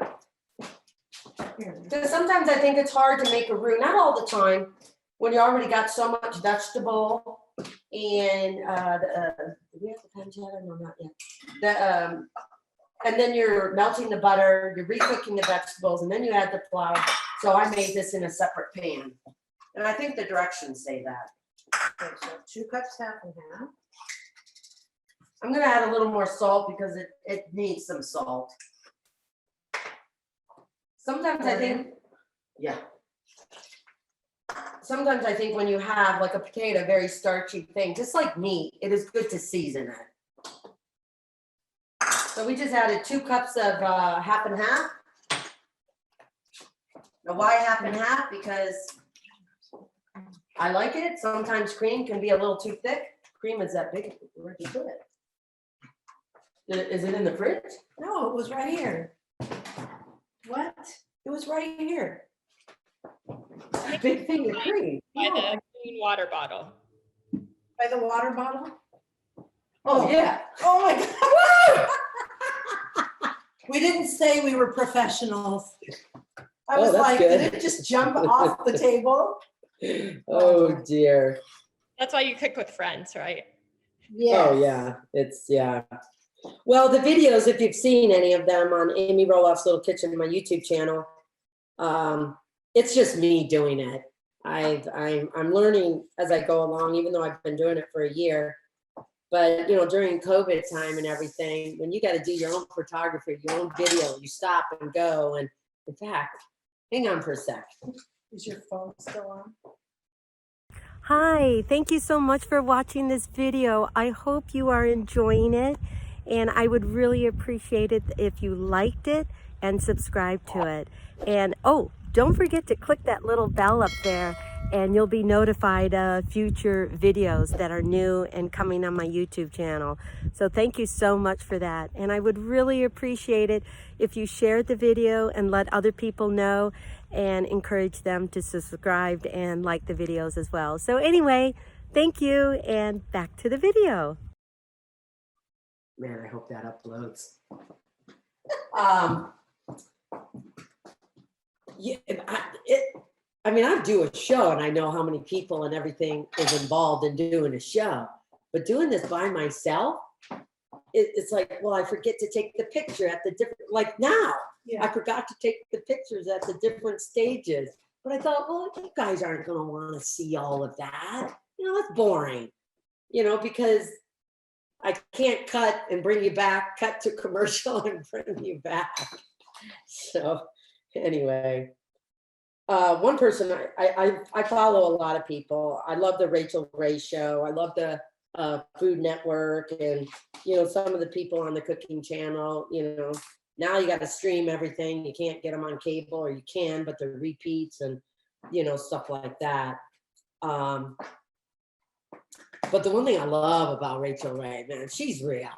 Her kitchen has got a lot of stuff all over it. She cooks great meals, but she cooks a lot of meals that everyone can kind of relate to and maybe switch it up and make it their own as well. I mean, she's great. I had the opportunity of being on her show a couple times back in the early years of doing our show, and it was awesome. I loved it. In fact, I received my first Le Creuset, I think that's how you spell it, you say it, pot from that show. And of course, the knobs are a little different now and everything. But anyway, it was great. Wow, this is starting to smell good. Yeah, how are we looking here? Looking good. Oh, yeah. See, it's not as thick as I thought. Oh, We'll let yeah, this cook it's for a little gonna, you bit. have to let it cook. Yeah, that flour isn't really bubbling. Yeah, we'll We just need to turn it up a little bit. Okay, I'm assuming y'all like New England clam chowder soup. Okay. Do you like it thick or a little bit, loosey-goosey? Definitely Thick thicker. for sure. Yeah, with crackers. Okay, great. Oh, yeah, crackers are a good thing to crack over and put on top. Well, I'm thinking that I might have needed a little bit more of the roux, but we're gonna let it cook for a little bit because it was thick in the beginning, we added the cream and the half and half. I debated, yeah, we'll add that. I want to get it, Thicker. going a little Okay, bit. let me keep an eye on it. And before we add the clams, because I don't want to toughen up the clams. Yeah. So we're gonna see if this thickens it up to, consistency that I would love. If not, I might have to up that flour to maybe like 2.5 cups. No, I think it's gonna be thick. like maybe 3/4 cup of butter and 3/4 cup of flour, just to give it a little more thickness. Yeah, I don't think the roux is cooked yet because we just kind of all put it together. Oh, I know, but I cooked it in this pot The roux. and I added it in here. Yeah, this has gotta, yeah, this needs time. So anyway, hopefully that'll be done before we all leave. How long has it been? Oh, we've been on for an hour. Do you guys got a little more time? Are we all good? I'm good. Okay. More minutes. Pardon? Yeah. Alicia? I have about 20 more minutes. I just have to pick up my Okay, kids. good. We'll get it done by. We're gonna hope that this, thickens up a little bit so I can at least show a bowl to you guys. Do you want the thyme and the parsley in now? Well, it's No, not cooking down. parsley. We'll add that in the very beginning, but I will definitely add this. We're gonna add in the thyme. Once it starts like bubbling a slow boil, I'll add in the pancetta and the clams. Right now, it's kind of like a potato soup. Yeah, Very good. well, that's what I mean. I'm not sure if I'll just watch it. Let it peek it. I got it. I'm gonna put the lid on. Okay, we'll let that cook for a little bit. Any other, do we have more questions that they submitted? Or any other questions What's you all your may have? favorite genre of music? Oh, man, you know what? I've been asked that question before. Who asked that? Stephanie and Stephanie. Emily. Okay, Stephanie and Emily. I like all kinds of music. A lot of times it depends on what mood I'm in. Like going to the farm for pumpkin season, I got country music on. Usually on road trips, I like to go down memory lane. So, obviously I'm a little bit older than you all. And so I will listen, to classic rock or the Eagles or Lionel or kind of like that Phil Collins and Journey and Frank Sinatra. Bon Jovi and, Like the 40s and 50s. well, you that like depends on what mood I'm in. And so like when I was thinking about my mom and dad a lot and everything, I'll listen to Frank Sinatra or the 40s music or maybe even the 50s. And Yeah. so basically it really depends on what mood I'm in. But I usually like the 70s and some of the 80s. Like, I remember in college, Madonna and, all those people. You guys know who those people are? I was born in the 80s, so a lot of our childhood was Phil Collins, Madonna, the Eagles, all of that music was what our parents listened to. It was great. Yeah. I still love it. Parents listen to. Well, yeah. Well, my kids some of the music that they listen to, I'm like, man, that's really nice. Like, who is that? Of course, I've never heard of it, but it's really good music. But now we got Spotify, and I think it's Spotify and Pandora. I'm like, oh, I have to get hooked up on one of those things. So the kind of music I really don't like is that really hardcore rock where, as my parents thought we were listening to, these people are just screaming. Like, you don't even know what they're talking about. Or rap. But there's some good rap music though too. But in general, I don't like rap. And I also listen to Christian music. Like Toby Mac is kind of like Christian. I mean rap, but he's a Christian singer. And he's got a band, and I had an opportunity to meet him one time, but I love it. I mean, just the type of rap and everything. And I thought that's great to have somewhat of that variety of music for that genre of style, which is Christian music. But anyway, so I've been amazed at how he still stays relevant at his age, because he's still relevant to this day, and people are listening to his music, but he's been around forever. He has. But music's universal though. And but to last that long, it's amazing to me. Well, it's like the Rolling Stones are still around. Rod Stewart just came out with a new album. I mean, that's just crazy. The one song I like, Help Is On The Way by Toby Mac. Love that song. That's a new one that he's got out now. But anyway. I still want this to burn. It's not going to burn. Okay. I'm going to chop this up a little bit. I did cook my pancetta, but just like bacon, I didn't want big chunks of all of it. So I'm just going to do a rough chop here. Make it a little bit smaller pieces. So you got just a little bit floating through. How many, well, you guys live in Pennsylvania, so you might have done this or had an opportunity to travel there.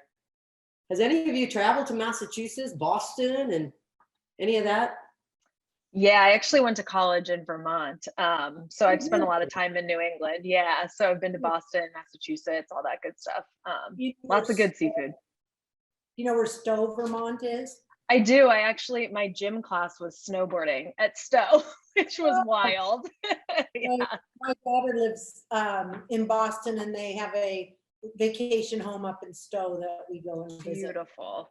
Absolutely beautiful. So we'll get out there again here pretty soon. But yeah, that was the coldest I've ever been in my whole life.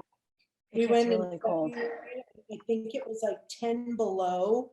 And we got to the rental car from the airport, and my hands felt like they were going to break off, and I could hardly breathe just walking to the rental car.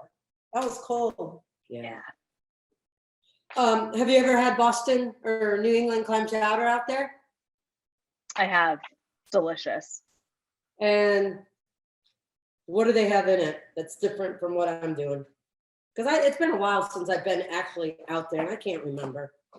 I haven't seen pancetta. I like that that's being added. I've never seen that. I feel like bacon, if anything, but I've never used pancetta or seen that. So that I'm excited to try that on my own. Bacon, but I think it has I don't know. I'm not going to say a little less fat, but it cooks up quicker. You can crisp it up a little better, and it's very slim layered. But you also can get big chunks of pancetta too, and then cut it up in, smaller chunks and everything like that. I'm not going to say it's a little, it's saltier. You just may not get the different flavors of bacon, because you can get peppered bacon, you can get, different flavors of bacon, but I just thought pancetta would be a nice touch to this. Cup and a half, 2 cups? Well, I did 2 packages. Oh yeah. So I'm going to use some of this as just a layer of a garnish. Or you can add here. I'll put a little more. And then what about the parsley? And then we're going to add in all our shrimp. Or clams. Oh, yeah, shrimp. Oh, my goodness. That would be a sad story, wouldn't that be? We're going to add in the rest of our clam, or all of our clams, and the fresh ones. Yeah. Oh, my gosh. The few that I was able to shop. You're weird. Oh, Lord. All right. Living on the farm in the early years when my kids were young, we raised pigs and we butchered them. And, you know, we had someone, you know, I mean, not without being graphic too much. Yeah, we'll add just one little shake, because I don't Right want now? it too hot. We're gonna add a little red pepper. Just a Yeah, shake. I would just do one shake. Or if you don't think that's enough that came out, you can do another one. I got it. I just don't want it like too hot, too spicy. Yeah. Because I think it should be that nice, rich, creamy flavor. Anyway, okay, you know, we shot the pigs at the farm and we had a food processor, you know, butchered the pigs and, you know, do its thing.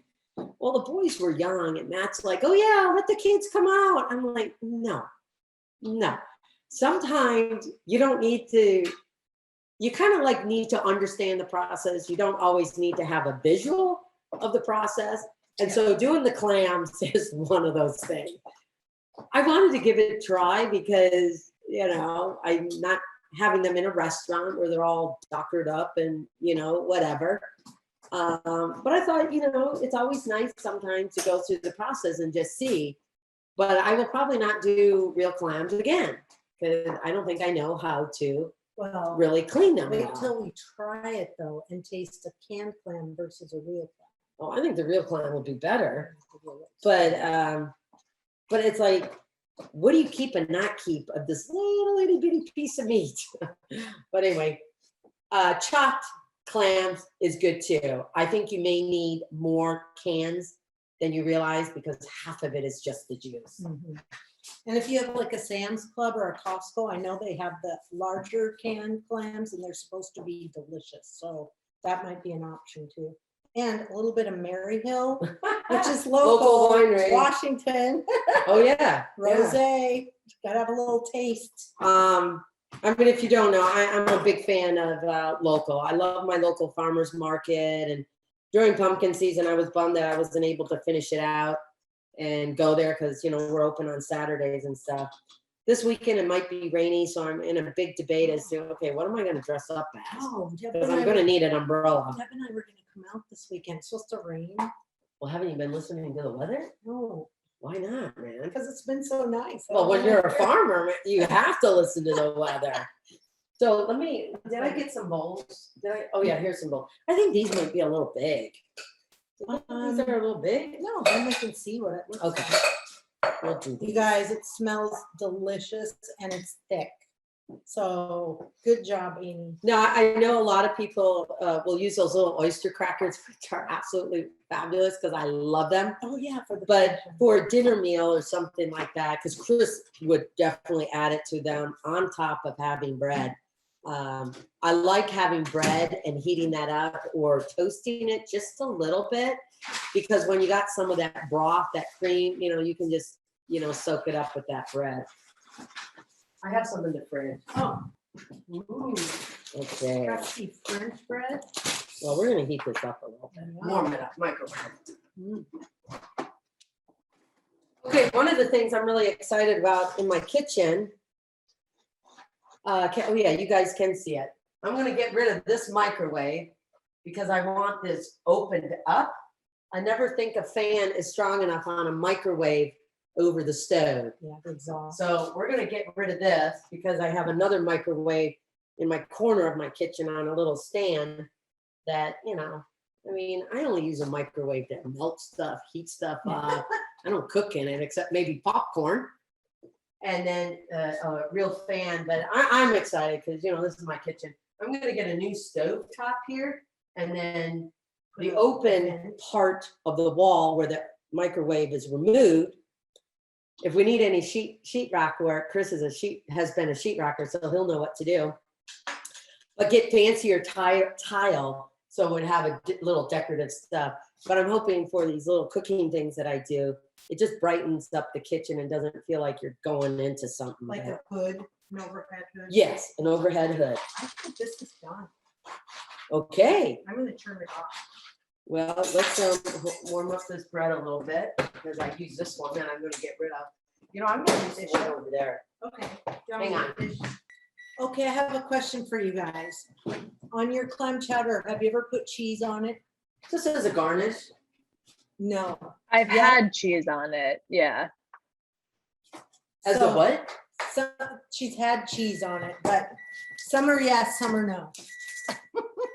Who's a yes? I have. I've had thick like cheddar on it, grated Yeah. cheddar. Yeah, Did you like it? I did, but I love cheese, so I mean, I'm never gonna not like cheese. Okay, Emily, you were a fat. You were a flat. You were a flat. No. Sorry about that. I didn't mean to, words. You're good. Why not? Just, it doesn't do anything for you? I've just never had it with cheese. I love cheese. I'm more than willing to. I've just never had it with it. Why? No, you're having cheese on yours. Why are you skipping it? Cheese, 'cause You told me to use this no, cheese. you wanted the cheese. Oh, brothers. We're like Lucy and Ethel. No, you said, use the cheese. No, I use the said cheese. use the butter, Oh, brothers. not the cheese. Well, we're putting cheese on yours. You're gonna see how it tastes. I would only use cheese as like a little garnish. I've gone to some restaurants and I've had it.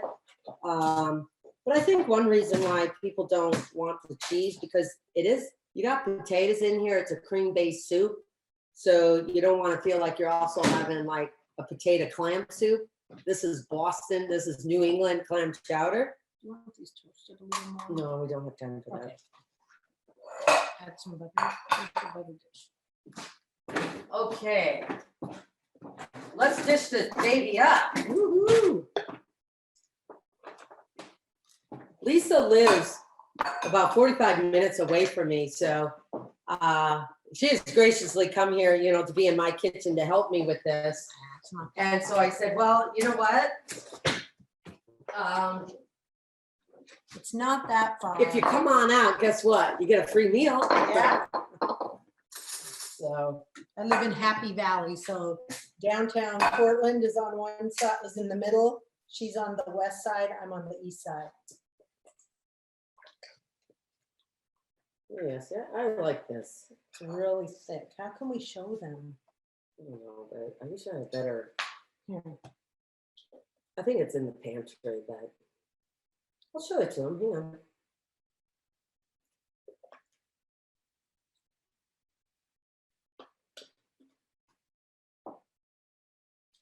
I wish you guys could taste it and smell it.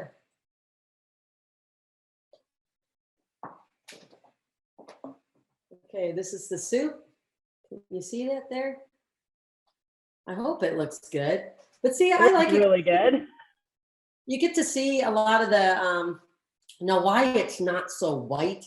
I might have done the roux just a tad too long, but I think this is still good. Oh, yeah. But you know what's like in it. You can see the little carrots, the little specks of carrot, and I'm hoping there's enough clam. The potatoes are bite sized. They're not these big hunky pieces or whatever. Anyway, you can fit things on a spoon and actually, put it in your mouth and have a little bit of everything.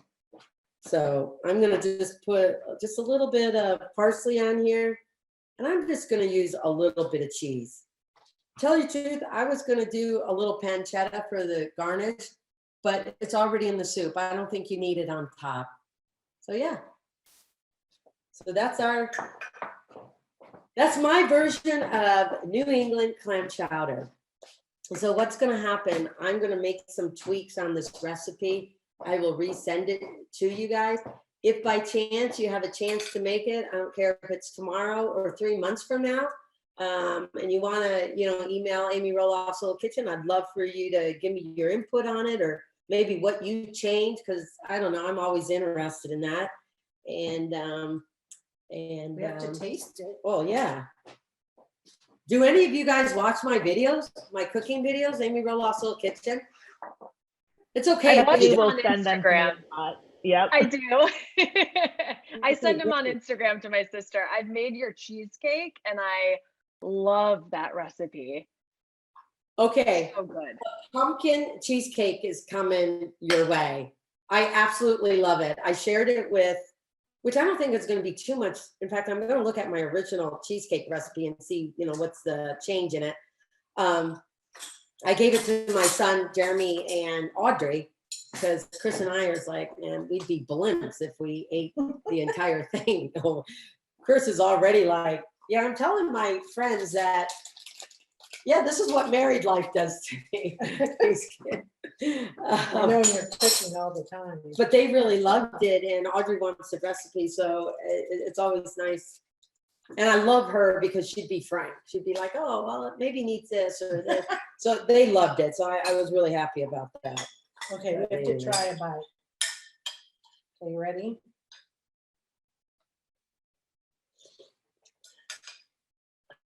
Oh, Mm. I like that. Mm. It's hot.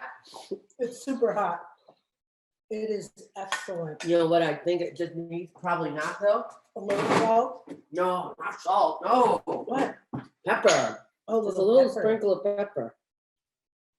Want some? Yeah. Thank you. I feel like I'm in a restaurant. Oh, would you like some pepper? Okay, you guys have to try making this. It is delicious.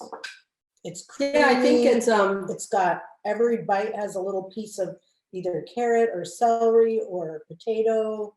And the one thing I like about a creamy soup too is I want my spoon to have something always in it. I don't want to be put my spoon in a soup and come up with just the broth or the cream. Yeah. When it's a creamy soup, because I mean, let's face it, this is probably a little fattening, but who cares? On a cold winter's night. I know, this is chili comfort food. Yeah, I mean, Total this is like comfort just food. warms you up. Yeah. So Well, you guys have to try and make it. anyway. Oh my gosh. Well, I appreciate you guys willing to be here and just kind of chit chat and kind of do this little New England clam chowder with me. I really appreciate that.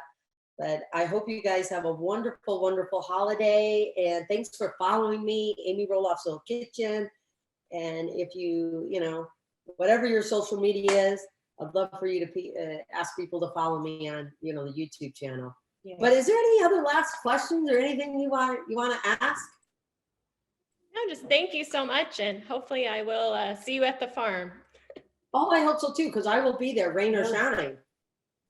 Yes, and please email back your contact information. We have a little gift we'd like to send you today for being on with us. So thank you so much. Thank you. Thank you. Thank you.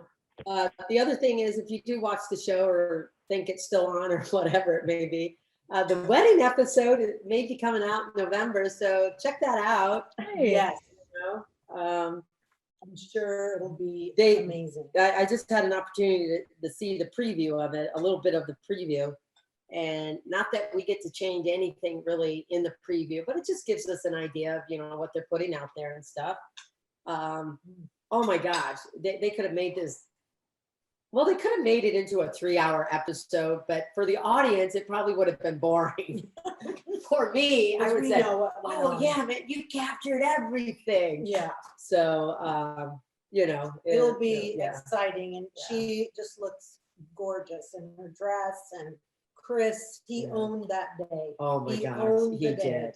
So I can't wait for it. I married a good man. I married a very good man. Yeah. Congratulations. Yeah, congratulations. Thank you. So like I said, you'll get an updated recipe, and we've got a small gift for you. Just out of appreciation of taking the time, not only following me, but responding and, being on here. I have a ball. And We so, do. yeah. You do. All right. Thank you. Thank you so much. Well, thank you guys, and happy holidays. Cheers. All right. Cheers. Seriously, you guys, this is so good. It's like deconstructed lasagna in a soup form. And I'm serving this up with a nice tossed green salad. So what a dinner. And I think this is a good dinner any time of the year, not just during winter time and when it's cold and chilly, but it's better this time of year. Anyway, hey, hi you guys. I'm Amy Roloff, and I'm in my little kitchen. I've got a lot going on today. What else is new? We are heading into the new year. It's New Year's Eve. We're having some friends over, and we're just gonna have a little bit of drink, a little bit of heavy apps. So I've asked everyone to bring over their favorite appetizer, and I'm gonna go ahead and make some lasagna soup. I thought, it's kind of cold and it's very comforting, but it's not too heavy like lasagna, and it's really easy to make, so you don't quite have to go through all the layers that you would in making lasagna. So I thought about making lasagna soup. I know there's a bunch of recipes out there, and this is just kind of my version of how I would actually make lasagna, and just putting it kind of in soup form. I debated whether to use beef broth or chicken broth or vegetable broth. So I think either one would really work.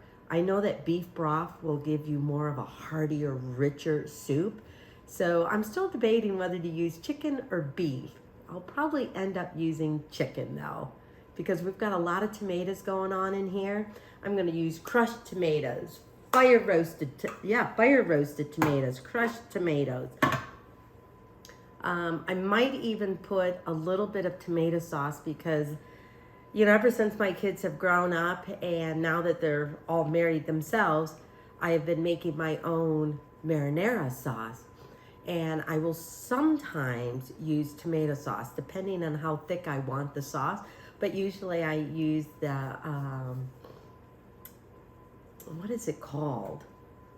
Those little, it looks like Roma tomatoes, but I buy them in a little can, jar, Marzanto or whatever tomatoes. Oh my goodness. Anyway, onions have gotten to me, so I'm not sure if I'll use tomato sauce in it, but I'll definitely use a little bit of fire roasted tomatoes, a 28-ounce can of crushed tomatoes, tomato paste. We're only having about 8 people here, including Chris and I, so it's a kind of a smaller group, but that's okay. You know, this is New Year's Eve. I want everyone to go home safely. And definitely a lot of herbs. I've got rosemary, thyme, oregano, basil, and I might even sprinkle a little bit of fresh basil on top. I was thinking about this lasagna soup. Normally I don't add any like green stuff in it, but I may go ahead and add some parsley in it just before it's ready to serve to incorporate, I don't know, those little flecks of green. It'll definitely be in the ricotta cheese. That's kind of like your little topping on the nice, hot, steamy lasagna soup, and the cheese is kind of like, ooh, melts in the soup. So hopefully it'll be good. Anyway, it's my first time really doing it, so we'll see how I can transform a lasagna dish into a soup. I've got ground beef cooking over here, about 1 pound of ground beef, and maybe about 1/2 pound of like Italian sausage. I still kind of wanted that flavor, you know, within that. And then we got lasagna noodles, of course. They're going to be broken up. Now, if you cook the lasagna noodles within the soup, I would go ahead and add in more chicken broth. I'm going to add in about 4, maybe 5 cups of chicken broth. So if you do add in the lasagna noodles, go ahead and add in a little bit more, because the pasta will absorb some of that liquid, and depending on how thick you want it. So anyway, this is kind of, you know, whatever dish you want to make it. So I've got my onions here. Once the meat is done, I'm going to saute the onions along with a little garlic. Normally I would not put green pepper in my lasagna, so I'm not doing it here. Didn't want to, but I think if you wanted to add green peppers, go ahead. This is a soup, so, you know, shake the lasagna recipe up a little bit. I was debating whether to add in a little bit of carrot. I might add in a little bit of carrot here. In fact, if I do, I'm gonna chop them up, you know, not a rough chop, not a fine chop, but definitely a good chop. So let me do a little bit more of this onion. Definitely I don't want celery or green pepper. That just doesn't feel right to me. So I might go ahead and add in a little bit of carrot. Why? Just because I think carrot is a good base for soup. And I think it'll go good. I think it'll go well within the soup. Okay, hopefully my eyes will not just totally tear up and you'll be like, does she even like cooking? Because So if I sound like I have a cold, it's because I'm not breathing through my mouth, or no, my nose, to prevent myself from tearing up. Oh dear. So let's get this done. Oh. So I have about, you know, a small like sweet onion. I chose a sweet onion. You could use a white onion, yellow onion. I know they all have different strengths, but I chose a sweet onion because that's what I like. So we're just gonna chop this up, and I think by the time I chop up this one last clove of garlic, I have about 4 cloves of garlic in here because, as you guys all know, I love garlic. So we're gonna chop up here. And I think after I get this soup together, I've got cookies I've got to finish up. Oh my goodness, I thought that'd be a nice, you know, good holiday treat. Let me see, where's a bowl here? I need a bowl.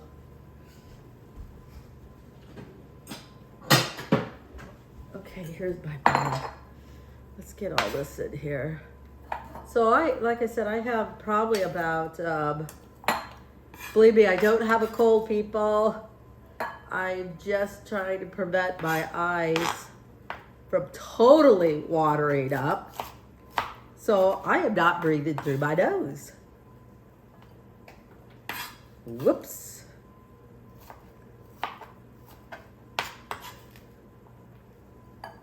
So I have about 1 onion. Looks like a lot of onion. So if you don't want to add a whole onion, don't feel like you have to. Okay, so I'm gonna get 1 or 2 carrots. We're gonna chop that up. Okay, so I'm gonna cut up just one carrot. I don't know, maybe because the word soup has entered my mind, I just feel like I need a carrot in this. And I don't think carrot is gonna take a lot of that traditional taste and flavor from lasagna. But they're not gonna be in big chunks. I'm gonna cut them up or chop them up. Not fine, but well chopped, I guess. Okay.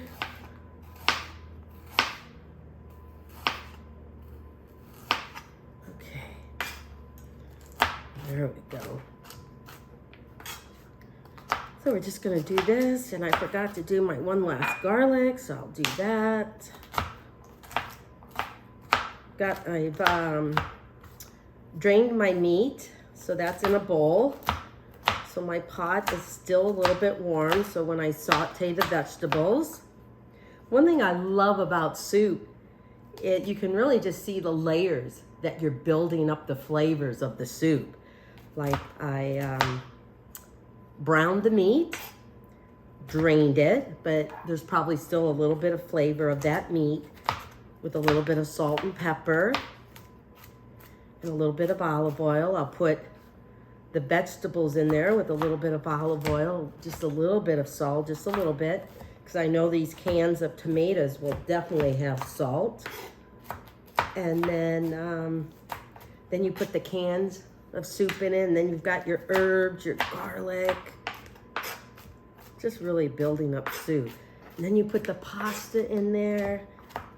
Then you top it off with a mixture of ricotta cheese and mozzarella and Parmesan, a little bit of parsley. But instead of doing an egg like you would normally do, I think I haven't made lasagna in a while, with the ricotta, in order for it to hold together, you just create a mixture of the ricotta cheese and the other cheeses with a little bit of parsley mixed in. That'll give it some color. And I think this is finely chopped enough.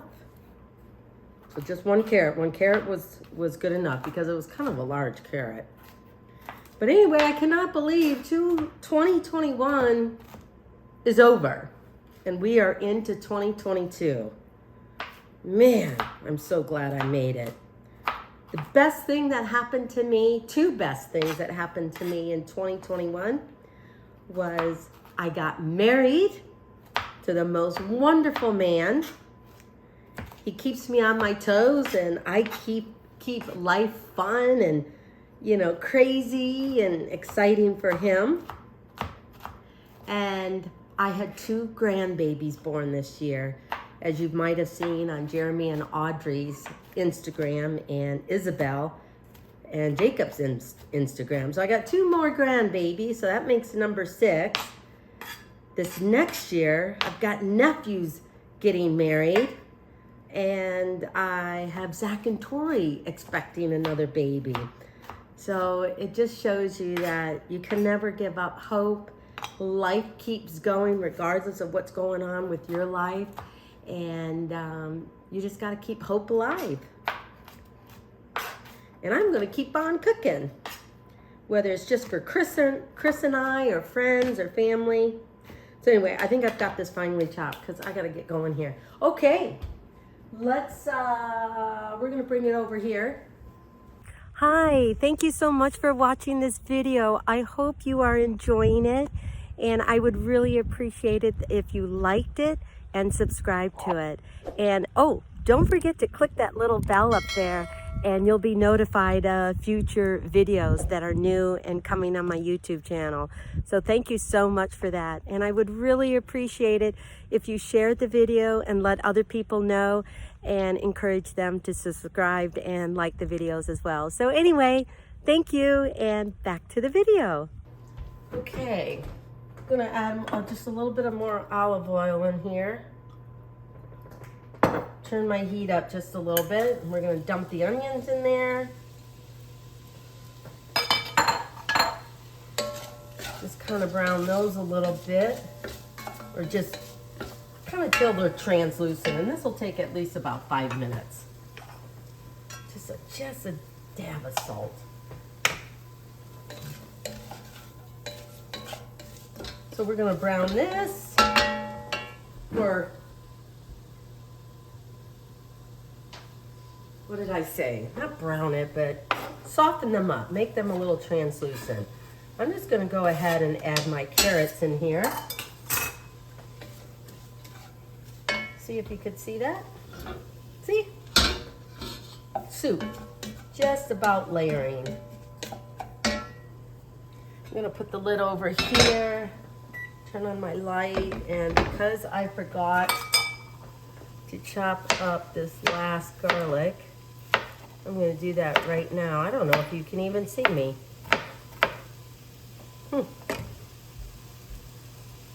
Nope. So I'm chopping up this garlic a little bit here. Hopefully it doesn't land in the stove top. How many cookies did I make? I'm making like these Oreo and dark chocolate truffles with a hint of espresso in them, topped off with crushed peppermint. I thought those would be pretty good. Hopefully they will be. And then I made what I call my magic bars. They've got chocolate chip, butterscotch chips, a little bit of coconut, graham cracker crumbs, mixed in with a little bit of butter, coconut flakes, nuts, and then with condensed milk drizzled over it.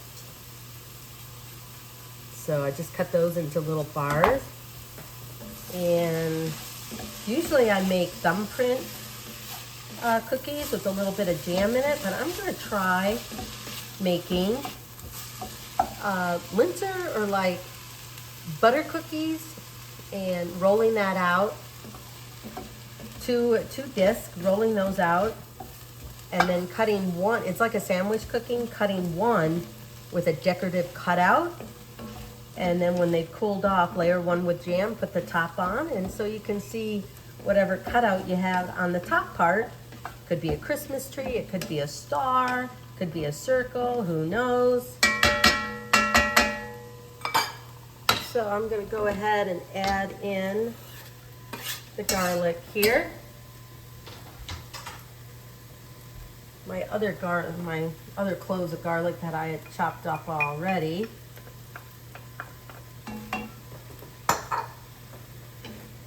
Get that going.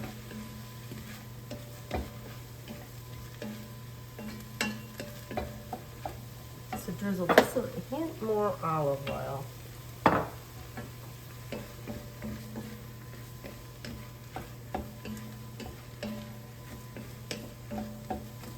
And then while I have this almost done, I'm going to go ahead and open up my tomato paste.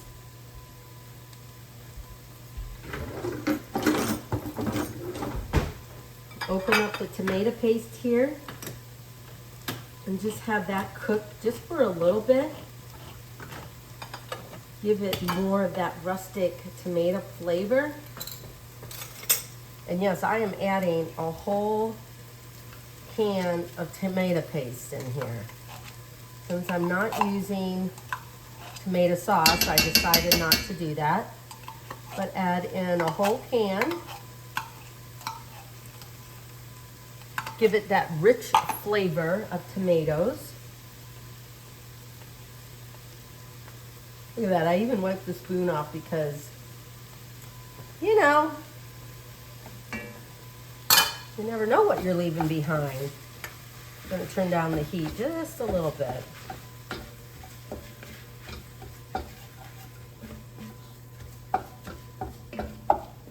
Just let that cook. Oh man, I can smell it. It smells so good. I mean, put you guys up a little bit. See? It smells so good. Mmm.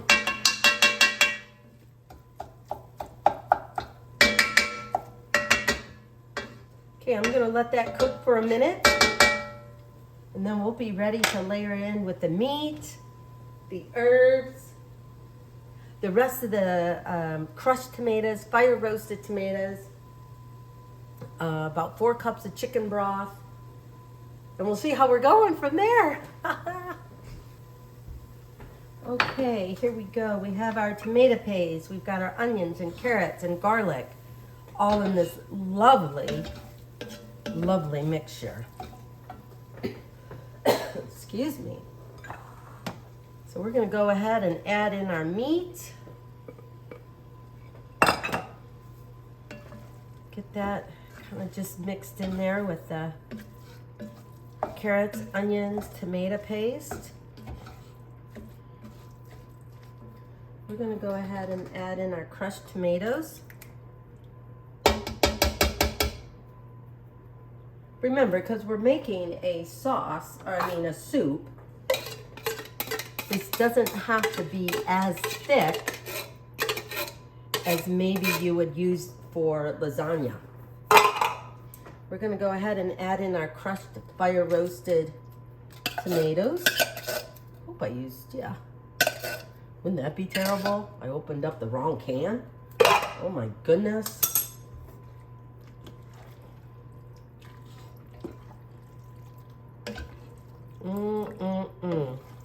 And I like doing this part first because depending on how you want your soup will depend on how much broth you want. But I think this is going to take at least 1 carton, which I believe is 4 cups.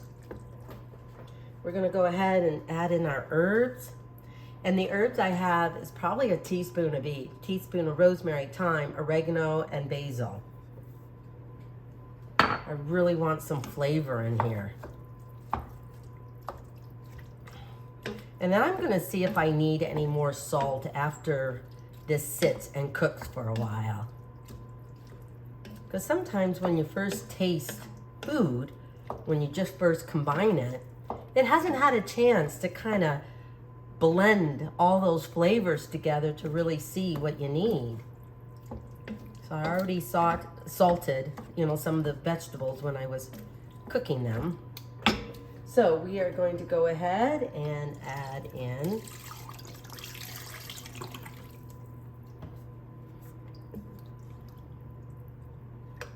stir that around a little bit. And that tomato paste will also help thicken it up. Oh my gosh. You know, it almost looks like you're making spaghetti sauce, doesn't it? So I added 1 carton, and I try and use low sodium, a good broth, whatever you can find in your grocery store, because in my personal opinion, wherever you live, grocery stores are changing. It's such a bummer. I know this kind of just looks like spaghetti sauce, but this is pretty much what you would do for lasagna. Just wouldn't be, you know, this liquid, because this is a soup. But once you put in those lasagna noodles and top it off with ricotta cheese, it's gonna be luscious, gonna be delicious, scrumptious. All right. Just wanna make sure nothing is sticking to the bottom. So here we go. That is the beginning of our soup. And I think we're pretty much 3/4 or 7/8 done with this. So I'm just gonna put the lid on, let it cook for a little bit. Just let a little bit of the water content come out, just in case. And we're gonna go ahead and create the ricotta mixture. Okay, so here's our base for our lasagna soup. I went ahead and added some carrots. I chopped them up pretty fine because I just felt like carrots. It's soup. And I have an onion, fire roasted tomatoes, crushed tomatoes, about 1.5 pounds of about a pound of ground beef, about 1/2 pound of a ground pork sausage. Definitely some herbs and garlic in here. So don't think of this as tomato sauce or spaghetti sauce or whatever. This is gonna be good lasagna soup. We're gonna add ricotta cheese mixture and lasagna noodles. Okay, so we are going to go ahead. I heard my soup kind of starting to boil, and I don't want it to do that. Just kind of simmer.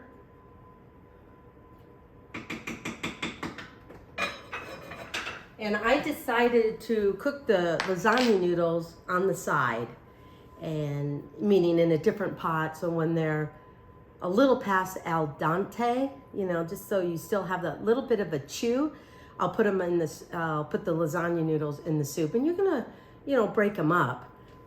Put the lasagna noodles in the soup and have them finish cooking within the soup. So anyway, we're gonna take about 8 ounces or more, whatever you want here. Let's see, what size? Can't remember what size I got. 32 ounces. So I'll probably use a cup, because this is gonna be soup. And, oh, I guess 8 ounces is a cup.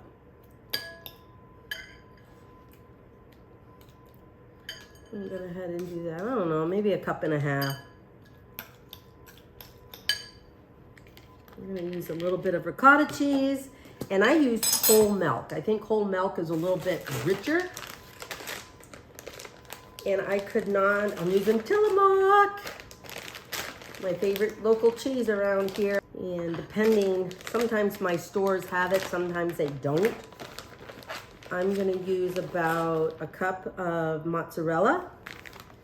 But because this is grated like long, I'm just gonna give it a rough chop so that they'll be in smaller pieces. And I think when they're in smaller pieces, instead, you know, this big, long strip of cheese, it may melt better. And I think it'll mix a little better within the ricotta cheese.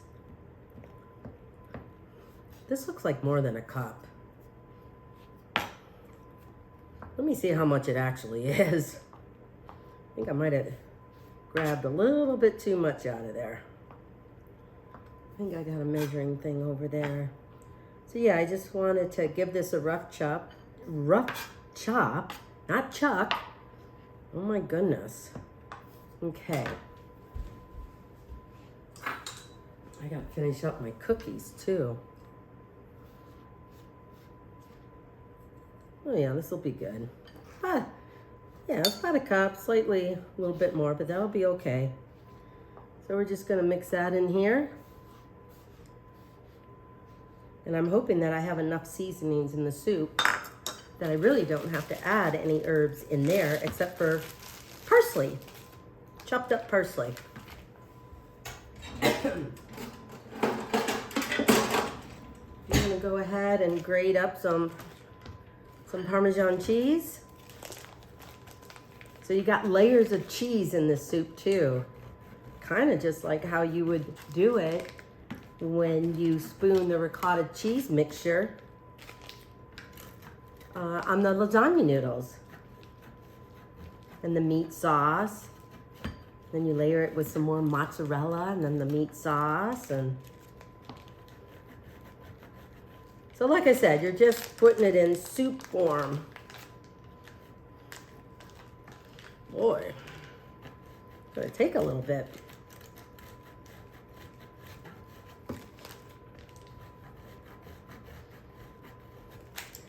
Yeah, I wanted it grated instead of shredded. Sometimes I'm like, oh, I should just buy it already grated.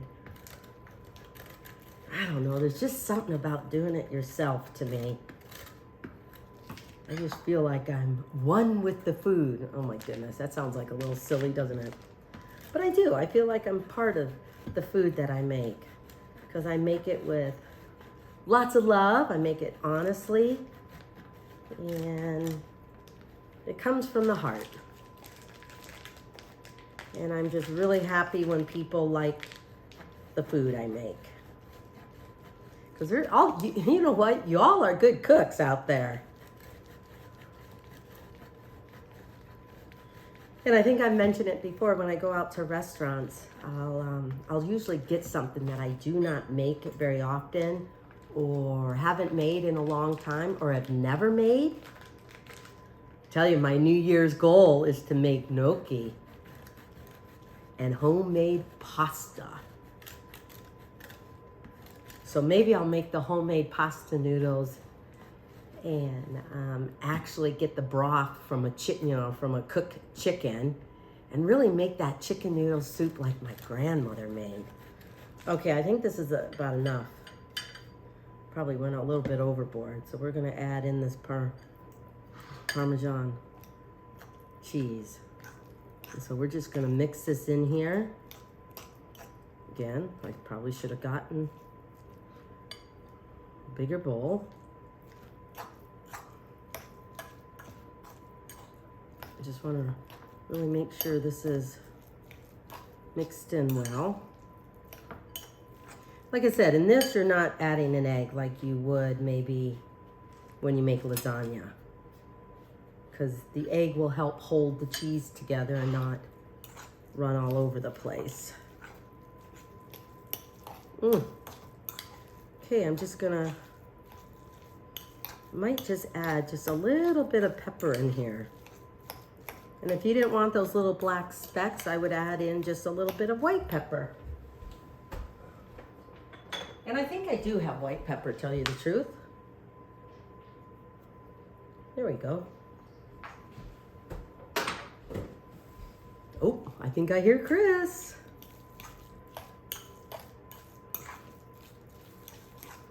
Okay, I'm gonna get some,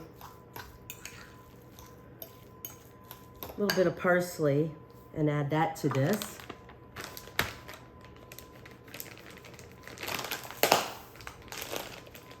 Put my cheese back, get the parsley over. We'll be done with this. We'll let the soup cook a little bit longer, and then people can dollop their own little ricotta cheese mixture in their soup at however much they want. And if you did want to make this lasagna soup a little bit creamier, how about adding maybe a quarter cup, maybe a half a cup of heavy cream. And that'll give it that little cream mixture. Just something a little different. But I think I'm not gonna do that. I think the ricotta cheese will do it. Okay, I'm gonna get parsley, chop that up, and mix it in with the ricotta cheese. So I'm just gonna I'm gonna cut the parsley up kind of fine, not just rough chopped. I don't want big pieces of parsley in the cheese mixture, ricotta cheese mixture. And then just before serving, I'm just gonna cut up a little bit of basil, chiffonade, the basil, so they're like little ribbons. And if people wanna do that, they can put that in their soup as well. Okay, there we go. Throw all this away.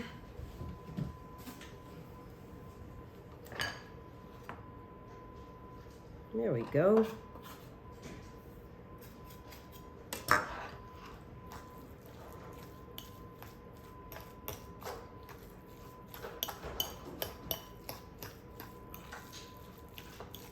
So this cheese is pretty stiff, so I'm just gonna set it out to maybe a little bit of room temperature. That way it will melt better when it gets in the cheese. And I used, you can use part skim milk or low fat or whatever it is, ricotta cheese. That may be a little bit softer and it may melt a little bit more. I have whole milk ricotta cheese in this. Let me taste a little bite of this though.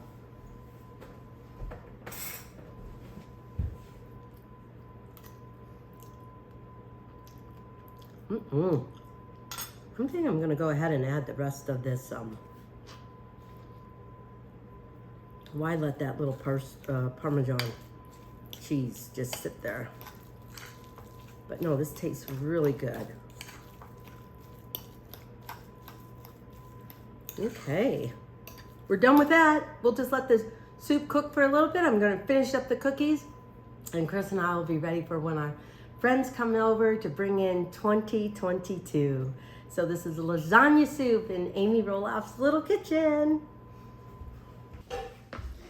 Hey, hi, back in the kitchen. And I'm just finishing up the recipe of lasagna soup.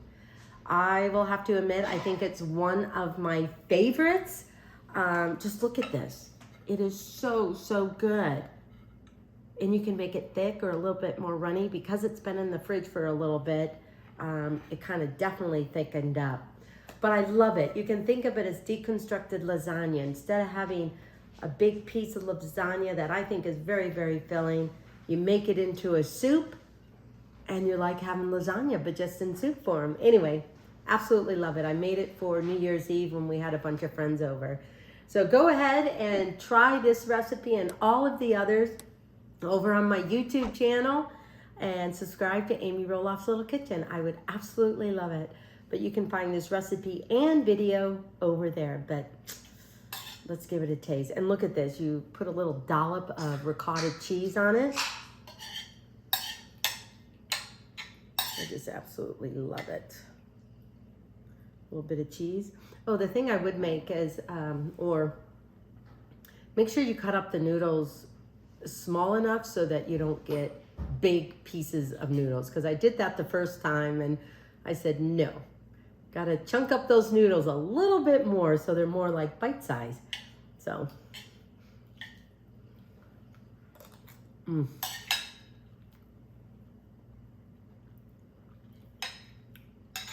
seriously, you guys, this is so good. It's like deconstructed lasagna in a soup form. And I'm serving this up with a nice tossed green salad. So what a dinner. And I think this is a good dinner any time of the year, not just during winter time and when it's cold and chilly, but it's better this time of year. Anyway, go and check out Amy Roloff's Little Kitchen. And until next time, here, just a little bit of shaved Parmesan. Sprinkle it. Oh, doesn't that look great? Now let's take a bite. Hey, hi, I'm Amy and I'm in my little kitchen. Anyway, I am here. It is still winter time and I am making another meal to give to Isabel and Jacob because they just had their baby. And I think the one thing about meal trains or getting people to, you know, make a meal for you, because when you're a new parent, you are embracing a life-changing moment, a wonderful life-changing moment. And sometimes you don't have enough time to figure it out that you also got to take care of yourself because you're taking care of this little one. But this added addition of laundry and not enough sleep and all of this other stuff. So I am more than thrilled to make a meal for my son and daughter-in-law, Jacob and Isabel, and their new baby. And besides, come on, it gives me another reason to go over and see that precious little one. So they did have a baby boy. I'm so excited for them and everything. So this is kind of like a one meal made similar, but two different ways. Because Jacob and Isabel really, I shouldn't say really, they don't eat meat. They're more like vegetarians. And Isabel doesn't handle dairy as well either. So I am making a vegetarian type of tortellini soup. And I'm making a tortellini soup for Chris and I. But our soup is going to contain beef broth, sausage, and theirs is going to contain vegetable broth. Obviously, no sausage. But I'm also going to add just a little bit more to theirs because sometimes soups, to me, especially when it comes to like minestrone or this type of soup, I don't know, just needs a little bit more. And with us having sausage, to me, that's plenty. But I think I may go ahead and add a can of white beans or navy beans or whatever, cannelli beans, or a can of black beans. I think I'm going to delete the black beans because that should be reserved for something else. So we're going to have tortellini. I'm going to add kale to it. I think I'm going to go ahead and add white beans and maybe a can of corn to theirs just to add some more things. We still have carrots. We still have onions in their soup, the same as I'm doing over here. So like I said, onions, carrots. This is my garbage thing or whatever. I'm going to add kale to both. We're going to have sausage. In fact, this sausage is from my local butcher, the meeting place. But it's also sausage that Chris and I bought into on half of a pig that was raised and grown at Roloff Farms during pumpkin season. So I know for you people who aren't meat lovers, that might not sound so great, but I tell you, you've never had more organic, best meat products when you grow it your own. So anyway, so I like shopping the meeting place because it's all local meat. Usually it's organic and, you know, just smaller farms and stuff like that. I'm a huge fan of that. So I'm going to finish up chopping up garlic for us. I'm going to do a little jalapeno because I just want a little bit of kick to it, besides the fire roasted tomatoes. So I am adding a can of crushed tomatoes. What is this? 28 ounces, I think. I think it's 28 ounces. Yeah, 28 ounces. And I know I don't have my glasses on. And like 14.5-ounce can of fire roasted tomatoes. I'm doing that the same. I'm going to add about half a can, so about 3 ounces of tomato paste to each of the soup. So one thing about soup I love, once you get everything cut up, it is really easy peasy. It's just combining stuff and just, I don't know, I think it's easy. And especially when you have leftovers. So I'm going to making sure I have everything here for you. In fact, I got to get out the tortellini. I'm going to cook those a little bit before I add it to the soup because I think we'll be able to judge a little bit more about how much broth we need because obviously pasta will continue absorbing some of that liquid. And even when you have leftovers and you put it in the fridge and take it out, the pasta continues to kind of absorb some of that liquid. So don't be afraid if you got to add a little more broth or something like that. So let me get the rest of this stuff going here and we'll be ready to go. Okay, I think I've got everything. I went ahead and got myself a little bit of coffee. And look at our new cups over at Amy Roloff's Little Kitchen. I love them because I love them because they're colored. They're kind of fun. They kind of fit in the kitchen or elsewhere. But I think we have these in like a green, like a forest green, red, and this deep blue color. But it is my MVP, matter, value, purpose. So I'll tell you a little bit more about that later. Anyway, I'm going to go ahead and focus on the soup that I'm making for Jacob and Isabel.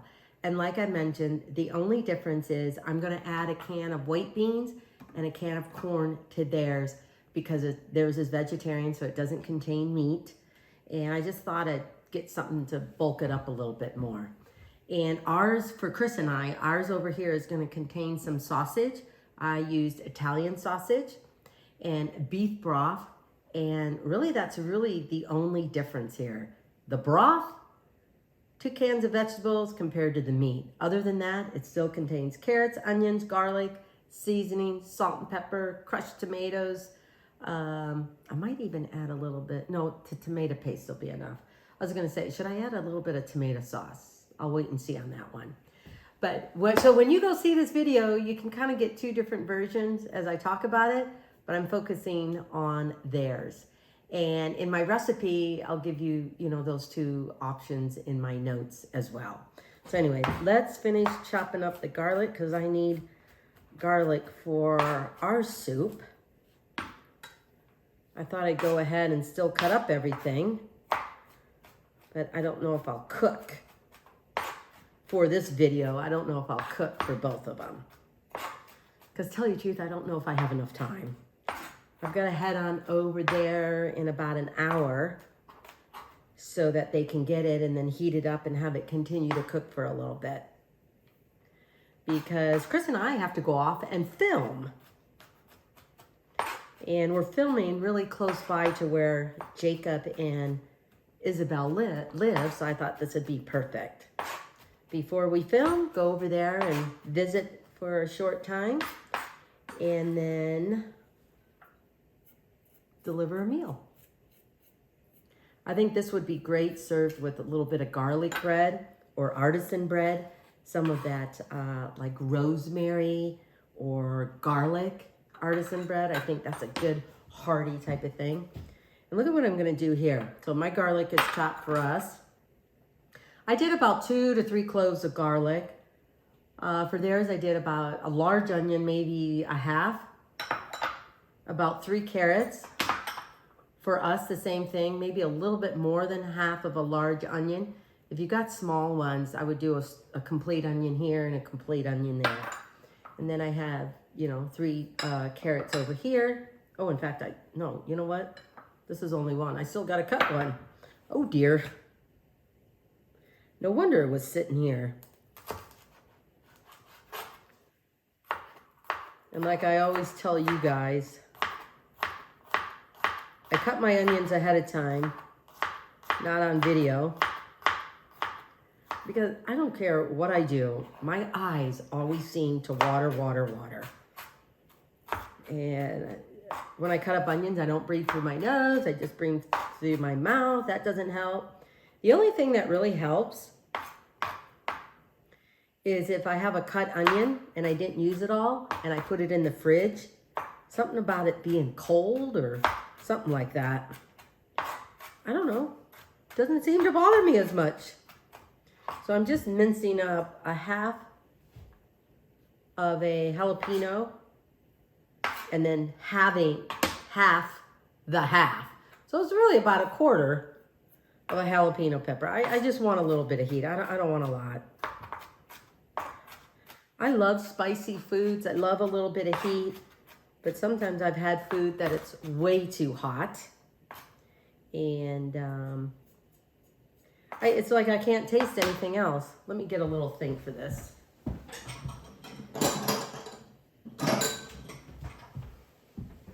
Once that water starts boiling, I'll have to check on it. I'll get my tortellini in there. And I just kind of really want to cook the tortellini, not all the way done, but halfway through, just so that it doesn't absorb all of the liquid, but enough to give it flavor. And another thing you can do if you do it this way, because you can put the tortellini right in your soup, but be prepared to maybe add a little more broth as the pasta absorbs the broth of the soup.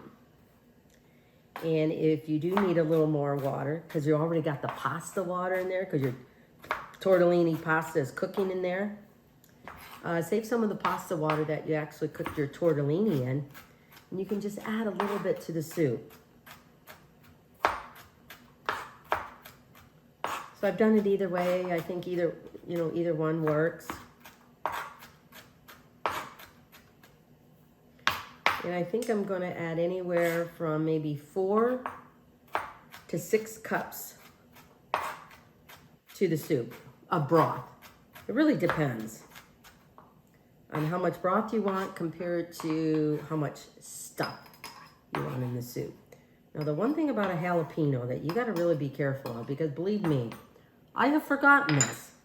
Do not suddenly put your fingers anywhere near your mouth or your eyes or whatever, because it will sting. It will hurt. Okay, so here I'm going to cut up this carrot. Then after I do this, I'm going to check on my water and add my tortellini. Get this chopped a little bit.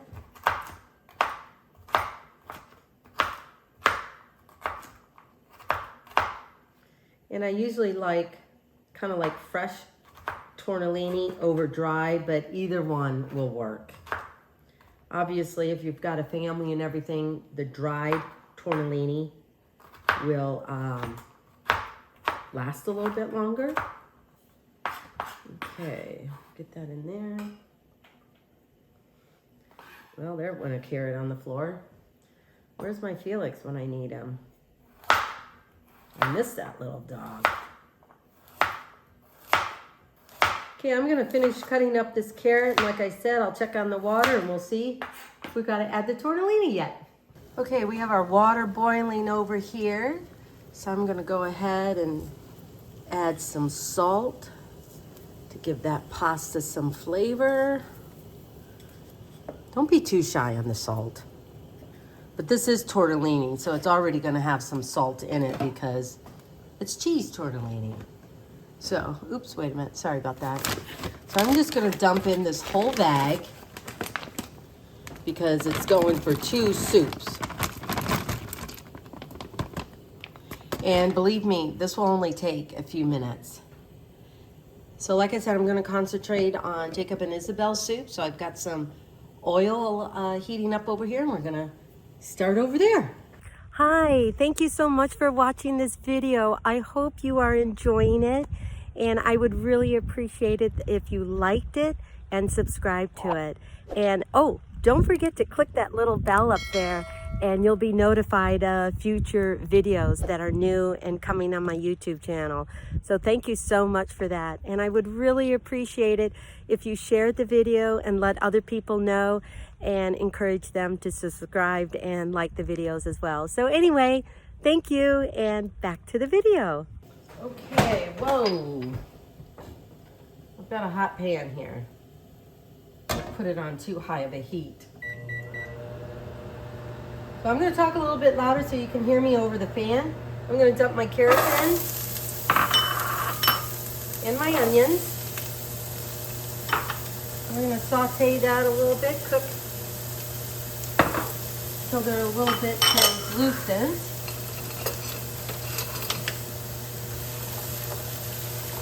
Where did my salt go? I'm gonna add in a little bit of salt.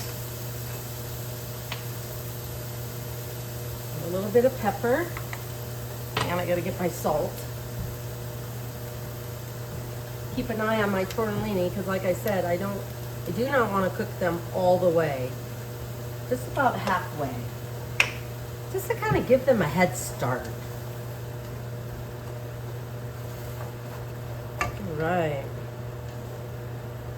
Might have turned it down too much. So this will take probably about 5 minutes or more. You want them cooked enough that, they don't have a lot of cooking time in the soup. So I'm thinking saute them for about 5-8 minutes on like medium-high heat.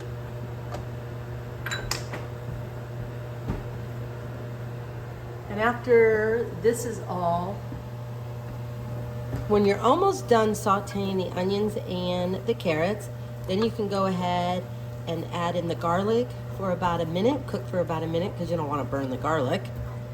And then you can go ahead and add in the jalapeno, the little tomato paste, and then cook the tomato paste with the veggies just for a little bit. Then you can just dump all the other stuff in here. I would wait for the kale or spinach or whatever you want to use. And we got a stray little onion here that I do not like. Look at that little piece. No, don't like that. And then add the kale or the spinach in just before you're about to serve. I'll probably go ahead and add it in here when I take it over to Jacob and Izzy's, but I will just put it in there, get ready to go, and it can still cook within the soup when they heat it up. So anyway, okay, what I did here, I think my pasta was cooked enough. They could still cook a little bit more, but I took them out, put them in this bowl, and so we're just going to continue to build upon the soup here. The carrots and the onions seem to be done. We're going to add in the garlic and just cook these until, I don't know, they're aromatic. Or, you can kind of smell a little bit of that garlic aroma. I'm going to add in a little bit of jalapeno. I think this will create enough heat. Turn my heat down just a little bit, medium low. In fact, I got this pot for Jacob and Izzy. So I told them I'll come over and pick it up, often and make another meal, put it in there if it, calls for that. And so I thought, why don't you just get them a pot? That's what I did. I think they were very appreciative of that. Because, I have fun cooking for people. So we're going to add in half a can of tomato paste. That'll provide a rich, flavor to this soup too. But we're going to cook it down a little bit. Get it all mixed in there. I think it'll have a nice roasted kind of flavor to it. Kind of get the intensity of tomato paste throughout the vegetables. I think that'll be good. So as the tomato paste cooks, I'm going to go ahead and add in a little bit of basil. Oh wow, thought I had used this already. I guess I didn't. So we're just going to kind of take this off if I can. If not, you know what I do? I just poke it through with the end of a spoon, fork, or knife. There we go. Just gonna add in a little bit of basil. I don't know, maybe a half a teaspoon, quarter of a teaspoon. Depends on how much you like. A little bit of thyme. I might add a little bit of rosemary in ours because we've got that beef broth going on. I love hot Hungarian paprika. I always add in another syllable to that. And I'm going to add in, oh, that was thyme. What was this? Oh, Italian seasonings. I have everything turned around that I can't see. They all look so similar. So a little bit of thyme, about a teaspoon. Okay, we're going to stir that around. Get those flavors mixed in here. Now we're going to add in a can of corn. I hope this will go well. A can of beans. We're going to go in and add in a can of fire roasted tomatoes because I love fire roasted tomatoes. And see all that stuff in the can? Because I'm going to put broth with this, I'm going to rinse out that can with the broth. Because you guys know me, I hate leaving stuff behind. Who likes being left behind? I know I don't. I just want to make sure we get everything. What else do I have here? Well, let's let's stir this around first. Get this. So, you know, being vegetarian, for me, it's probably a little bit harder to cook for because you want to get flavor. You want to get goodness and nutrients and protein and stuff. So one of these boxes is about 4 cups. Let's see how much I actually need. So like I said, we're going to go ahead and add a little bit to this can, swirl it around, dump it in there. We're going to do the same over here with the crushed tomatoes. So 1 can, 28 ounces of crushed tomatoes. 1 can, 14 ounces of fire roasted tomatoes. A can of white beans and a can of corn. And those of you who are vegetarian, I'm sure you probably add different things to this. I mean, I could see potatoes adding into it, but you want something to complement with the tortellini as well. So I'm going to add all of this in there because I know the tortellini will continue to absorb some of this liquid. There we go. Man, this looks so good. And then once you get that nice green kale in there, I think it's going to be great. What is this little piece floating around? Oh yeah, fire roasted. Huh? I was like, what is that little piece? And it's because of the fire roasted tomatoes. So let me see. I think I have pretty much everything added in here. See how simple this was? So I'm just gonna gently scoop in about half or more of this tortellini. I should have brought 2 packages, but I wouldn't have needed 2, maybe 1.5. And I think the tortellini I got was about 1 pound. So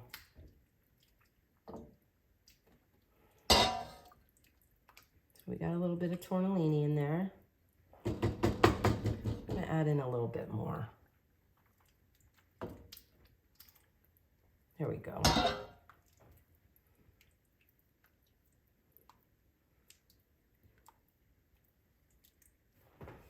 Boy, maybe I should have got 2 packages. Well, I definitely made a lot of soup.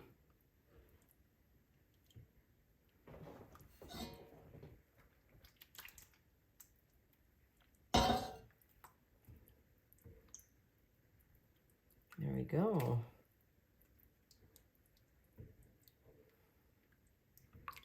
Yeah, I think that's enough. Okay. So I might pare down on the soup I make for Chris and I. So there we go. And then I think after it simmers for about an hour, taste it. See if you need any more salt or any more herbs or something else like that you want to add to it. Because not until soup cooks for a little bit or cools down will you really be able to know what else you may need. So pretty much this is done besides doing the kale. So I'm going to go ahead, and I still got a little bit of time to get the soup ready for Chris and I, but I think I might go out and get a little bit more tortellini. So I might go ahead and cook the sausage up, saute the vegetables, and maybe put that stuff in the broth and hold off on the tortellini and the kale for us, because we'll be coming back to eat later. Okay, so I've got sausage meat cooking up over on the stove there.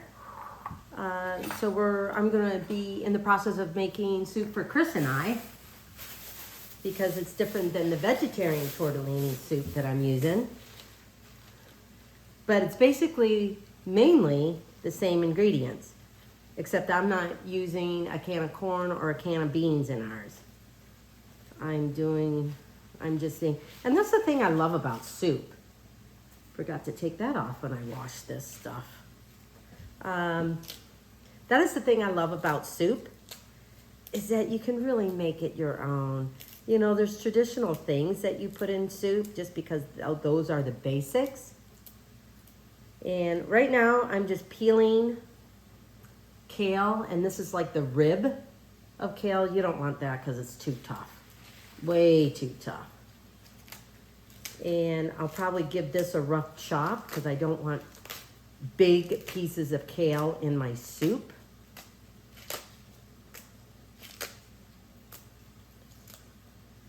And because I ran out of white beans anyway, I'm not going to add white beans to mine even if I wanted to. Because I'm really trying to, tell you the truth, trim down my pantry. I don't know what it is, but maybe it's because of the way I grew up, my mom having to work. She wasn't really a big fan of grocery shopping, so we would have a stocked pantry. Just in case, just maybe something you need when you cook it. And so I grew up that way, and that's how I always have cooked. But I'm learning, trying to learn how to be in less space, but still have your staples. So I finally ran out of white beans, navy beans, cannelli beans, or whatever beans you want. So this will be one batch. Let me see here. Let me get a bowl for this. Because like I said, I'm gonna put this in just before I leave for Jacob and Izzy's house. That way they don't have to think about anything. I've got some really good bread in my fridge that I'm gonna bring on over to them. They might like that. I hear my meat cooking over there. And I have to take a look at it. So yeah, I'm just doing the kale. This is the last part that I'm doing for the soup. And then Jacob and Izzy's soups will be done. The soup for Chris and I, easy peasy, because besides sauteing the vegetables here and adding the tomatoes and the broth, pretty much done. I love soup, and if you make enough, soup is even better the next day. And like I said, you can find this recipe over on my YouTube channel, Amy Roloff's Little Kitchen. And I'd love it if you guys subscribe to it. You can find all the recipes from my videos and recipes from Volume 1 or Volume 2. And here we are in a new year, and I'm working on Volume 3. I'm gonna come up with some other products that I think are really cool, and I wish I had them when I was growing up. But again, little teaser, more later. But I have to hurry up here because we've got to go and film here pretty soon. So I want to have enough time to bring this on over to Jacob and Izzy. Okay. So the sausage meat is finished for the soup that I'm making for Chris and I. So I'm gonna spoon this over here in another bowl and then dump the carrots and the onions in here and get all the rest of that flavor. I am not gonna put much salt in this because the sausage already has salt, maybe the tortellini. And I usually try and get no salt tomato sauce and tomatoes, but you can't always find that. So let me get going over here and we'll add in the rest of the vegetables. Let me tilt you guys down just a little bit here. Hopefully you can still see me, I don't know. I always have problems with this thing. Okay. I'm gonna put this stuff over here, make sure I have all the sausage meat so we don't burn things. No one wants burnt food.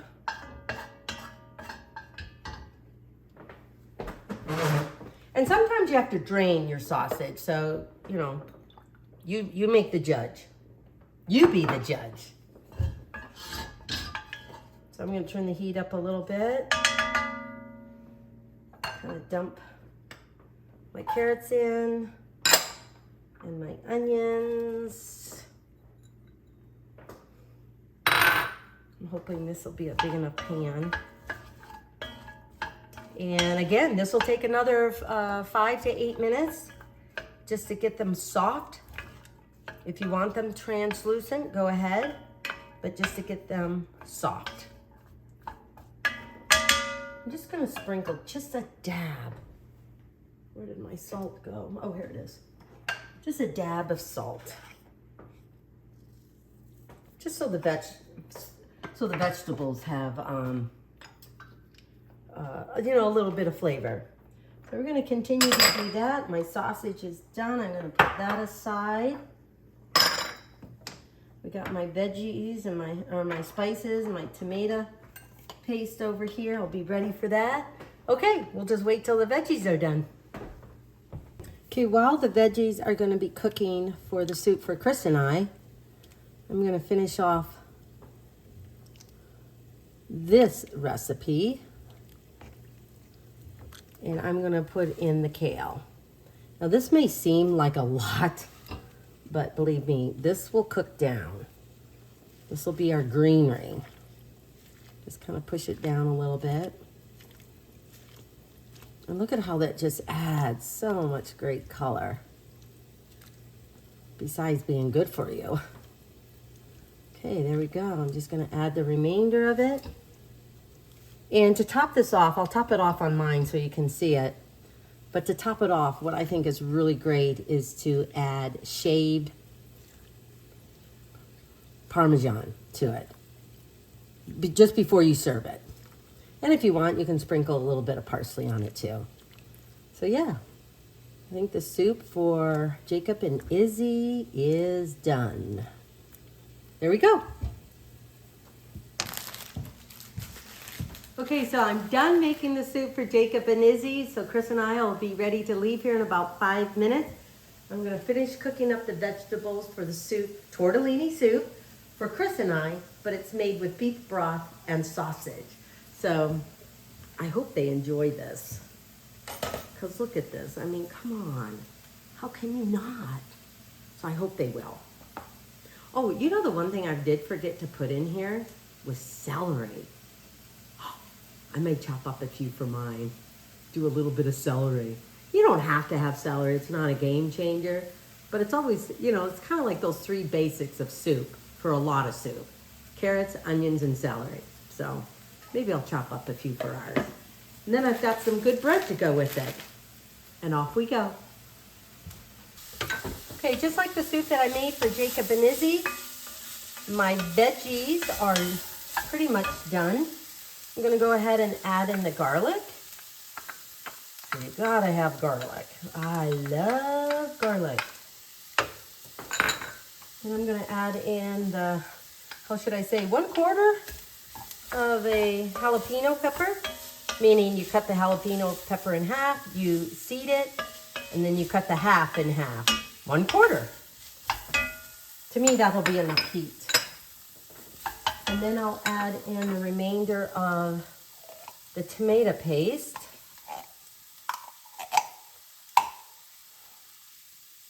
Because that's what I added into the other tortellini soup. So we're gonna, on the recipe, I'm still gonna call this sausage tortellini soup.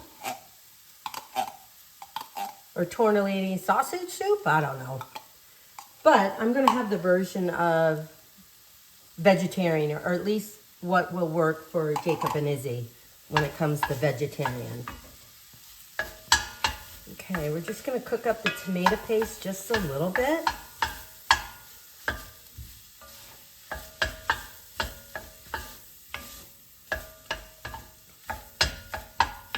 And then, yeah, I got my beef broth. And once this cooks up a little bit, it'll only take a few minutes.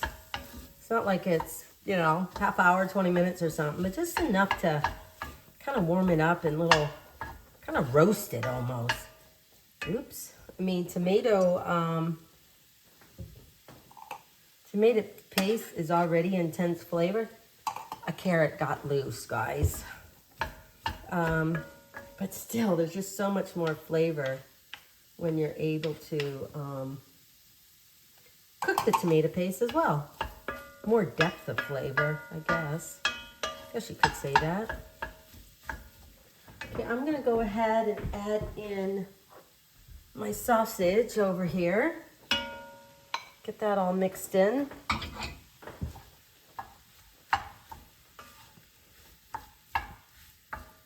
And because Chris and I are gonna go out, I'm just gonna simmer this for a few more minutes, turn it off, and then we'll bring it up to a temperature to heat it up again, and then I'll add the tortellini because they're already cooked, almost.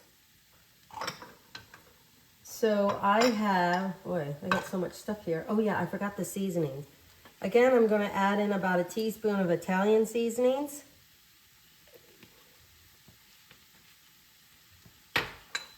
I'm going to add in some thyme.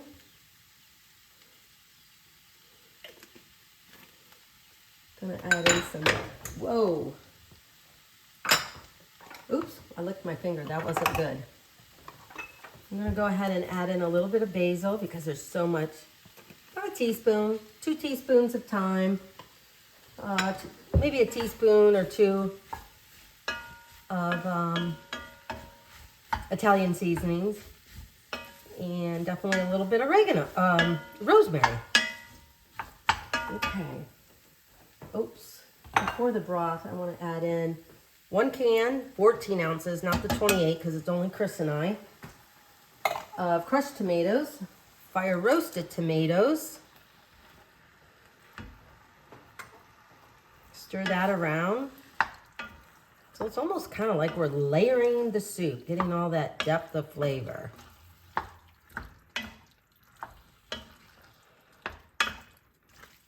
Oh, yummy, yummy. So comforting. And like I did for Jacob and Isabel's, I'm going to add the broth to this. Swish out the can, get all that other extra tomato stuff that's still left in the can. Because look at that. I mean, there's still stuff left in there.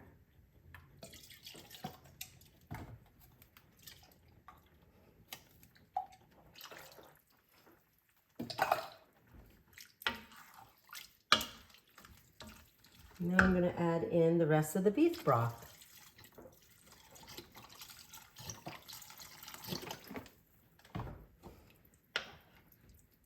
Oh yeah, this will be able to handle everything.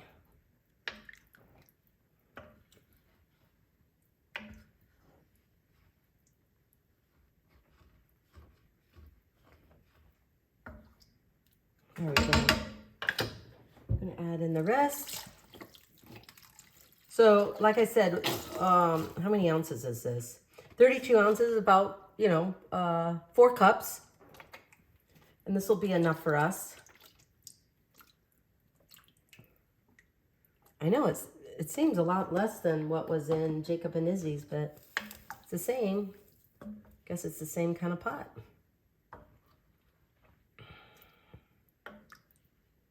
And there we go.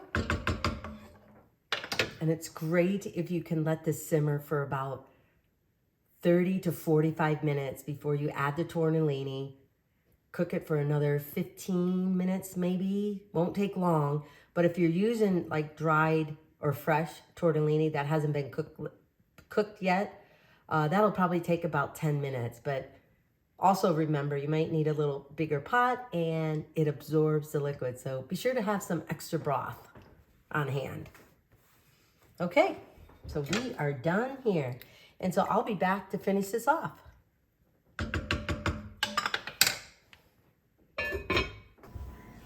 Okay, I am Amy and I'm back in my little kitchen because I have just finished making tortellini sausage soup.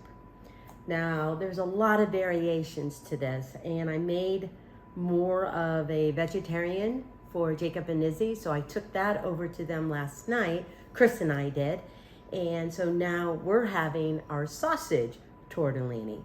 Basically the same, so you can check out the rest of this video and the recipe and you'll see how I went about making it. I added sausage in here. I've got tortellini. I have crushed tomatoes. I have fire roasted tomatoes in here. You could even add a little bit of tomato sauce, but then I think it becomes more of a tomato sauce instead of a soup. You can add vegetable broth. Because I added tomatoes, I added beef broth, or you can add chicken stock or chicken broth to it too. I have onions in here, I have carrots in here, I have a little bit of celery, definitely tortellini. And I chose cheese tortellini, 4 cheeses I think, tortellini. They're fresh tortellini, they're not the dry kind. They were in the refrigerated section. So really find a good brand or whatever you have at your store of tortellini. I added kale into this, but you could go ahead and add spinach into it or whatever other green thing you may want to do. I'm gonna put a little bit of shaved Parmesan cheese on the soup, just a little decoration. And then maybe even a little parsley just to dress it up a little bit. So anyway, check out my YouTube channel for this recipe and all the rest. So I'm gonna dish this up, take a little bite, and oh, it is on a cold winter night in January. But you know what, soup to me, I have a lot more of it. I make a lot more of it in the month of January, maybe December, possibly a little bit of February here. If I was in my home Midwest in Michigan, I'd probably make it at least for 4 months. But I occasionally have soup during the summer, but not as much, obviously. So anyway, let's dish this up. Okay, so I just dished myself up a little bit of soup. Oh, doesn't that look great? It's just so warm and comforting. And I'll just Chris up some too, because he's around, probably hungry. And I think this goes great with maybe homemade biscuits, or even a good artisan bread, like rosemary. Okay. Even though I put kale in here, or spinach, hearty spinach, I don't know, I just kind of like to dress it up. So I'm gonna just use a kind of vegetable peeler and just kind of do some shaved Parmesan cheese here. See, aren't I getting better at pronouncing that word? Of course I say it in my mind first before I say it. But that's better than saying Parmesan or Parmesan. Hopefully my daughter will be proud of me. But anyway, here, just a little bit of shaved Parmesan. Sprinkle it. Oh, doesn't that look great? Now let's take a bite.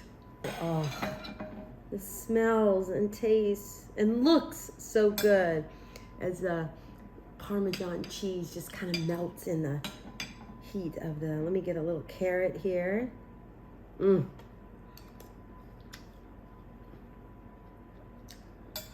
So good.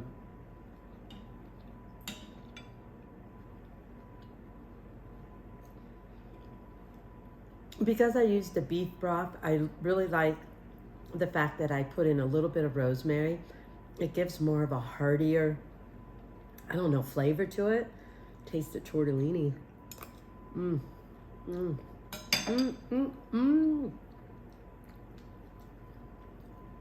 So good. Okay. You can find this recipe over on my YouTube channel, Amy Roloff's Little Kitchen. Thank you for being in my kitchen and yours. And I hope you keep gathering, keep making the recipes, keep having fun in the kitchen. Until next time. So this will continue to cook for about another hour, hour and a half. Just on low, the lowest heat. Just so it has time to just kind of all mix together. So we got split pea soup coming on. Well, hi, I'm Amy Roloff and Amy Roloff's Little Kitchen. And so if you watched my key lime pie recipe video, Chris and I are having a few friends over because this is my first kind of official soup night after or coming out of COVID. So we're really looking forward to having a few friends over and stuff. And since I'm making this in March, I am making split pea ham soup and key lime pie. So I forgot to do the video, or at least this first extra step in the split pea soup. So I'm just gonna go ahead and tell you guys what I did, and then you guys can take it from there or whatever. I think to build up the split pea soup, besides just having the split peas and maybe a few carrots and onions and celery, I'm gonna cut the carrots in bigger chunks. I'm definitely gonna cut the celery in smaller ones, and also the onions. But I went ahead, and I'm gonna show you this here. I went ahead and cooked up 3 ham hocks. These are kind of big ham hocks, because when I'm having soup night and soup is the main thing, I wanna build that up. I wanna beef it up per se. So I definitely wanna add in a little bit more ham than maybe if you had other accompaniments to it, whether it be a protein or a hearty salad or whatever it may be. So anyway, I have 3 ham hocks here. And then I cooked these. I'm gonna show you there. See, do you see them? So I cooked these probably for about 2.5 hours. I brought it up to a boil and then simmered it for that amount of time. I really wanted to cook them, and then they would be easier for me to peel apart and get all the luscious, delicious ham off the bone. Anyway, I'll show you what I do here in a little bit. So after that was cooked, I took probably about a cupful, if not more, and put it in with my split peas. Let me get a spoon here. I'll bring the camera over here a little bit so you guys can see it.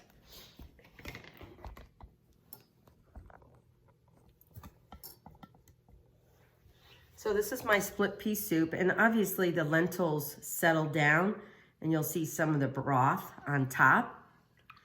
But I simmered these split peas probably for about an hour and a half. And I took a couple of ladles of the juice. Hang on here. Maybe I should spread this out a little bit more. I took about, like I said, about a cup, maybe 2 of this juice, because it has so much flavor in it, because I did not cook the ham hocks in this. And I added this here, and I probably added in about, I'm gonna say probably 8 cups of chicken broth. I mean, if you don't have the ham in here, I would use vegetable broth if you really wanted to make this vegetarian. And so I put in a bay leaf. Where is it there? I put in a bay leaf, just a little bit of salt and pepper, and just a little bit of garlic powder, just to get some flavor in here other than the chicken broth and the water from the ham hocks. So that's really what I did here. I did not start off with cutting up my carrots, onions, a little bit of garlic, and celery, and cook it in the pot here before I added in the broth and the peas. Sometimes I have done that. This time I did not. So don't ask me why, because I have no idea why.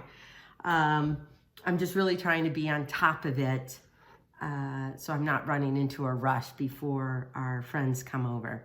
So what I'm gonna do right now is I'm gonna cut the celery, cut the carrots. I will probably do the onions off camera because, as I mentioned before, my eyes really water and tear up, and I have makeup all over the place. It's just really, basically, I'm a hot mess. Anyway, so I'm gonna chop these up. Like I said, I'm gonna cut these in bigger chunks. This just really little bit-sized pieces, because I don't know if people really like to bite into a celery. And I'll kind of, chop the onions up. And then I'll saute these. I might do it in a little bit of bacon grease just to add in a little more flavor. And then I'll put garlic in here, and then I'll add all of this to the soup mixture. So yeah, I apologize for not starting this video a little bit earlier and going through the beginning of the process. So this is split pea ham soup, and I love it. I'm hoping Chris will like it. He's not exactly a fan of split pea, but I think if I add in enough ham, I think he's gonna love it. So anyway, and then we're just having I just bought this artisan bread. So I'm gonna slice it up really thick and just really kind of have a soup bread night, and then top it off with key lime pie. So I'll get going on chopping this up. So I'm gonna get going and chop up some of my carrots. I'm gonna slice them up in kind of bigger chunks and just really do a rough chop. I don't want them in tiny bite-sized pieces. I just want, this time around, I just want a bigger pieces of carrot. So hey Chris, are you gonna love this soup? I hope so. You hope so? I don't sense a lot of confidence in that comment. I think he's gonna love it.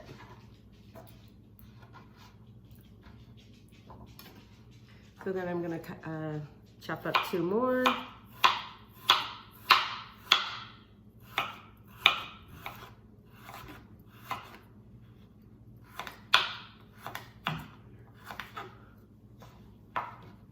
Okay. This is really an easy soup to make. Just besides getting stuff ready and getting your peas kind of, you can soak them overnight. I choose not to. I think if you allow yourself enough time during the day,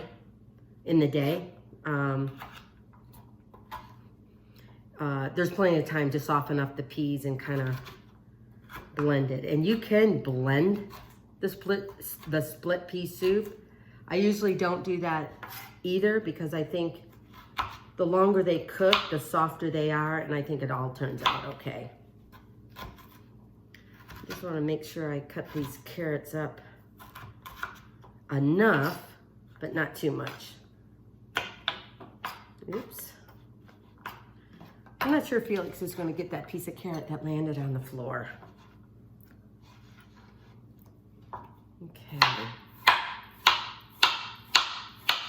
And so 8 to 10 cups of broth, depending on what you want to put in there and how much, really will depend on how much vegetables you want in your soup.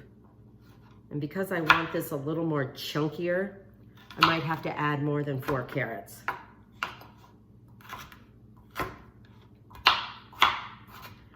But today it is kind of a wet, rainy spring day.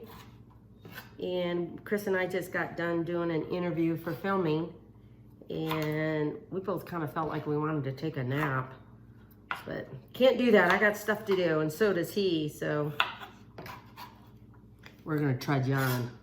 We're gonna trudge on in the afternoon without a nap. Okay, I got 4 carrots there. I'm gonna chop up a few celery. I mean, as much as people may not like celery, it is so good in soups, stews, and all of that other stuff.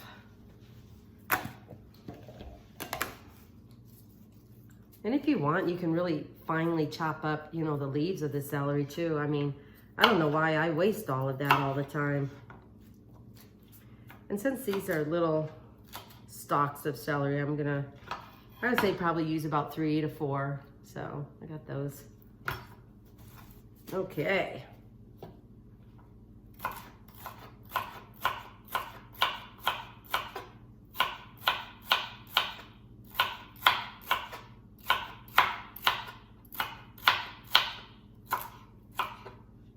I'm going to start, when I start sauteing the vegetables, I'm going to do the carrots first because, you know, obviously they're harder. They'll take a little bit longer. Then add in the onions and the celery, then the garlic.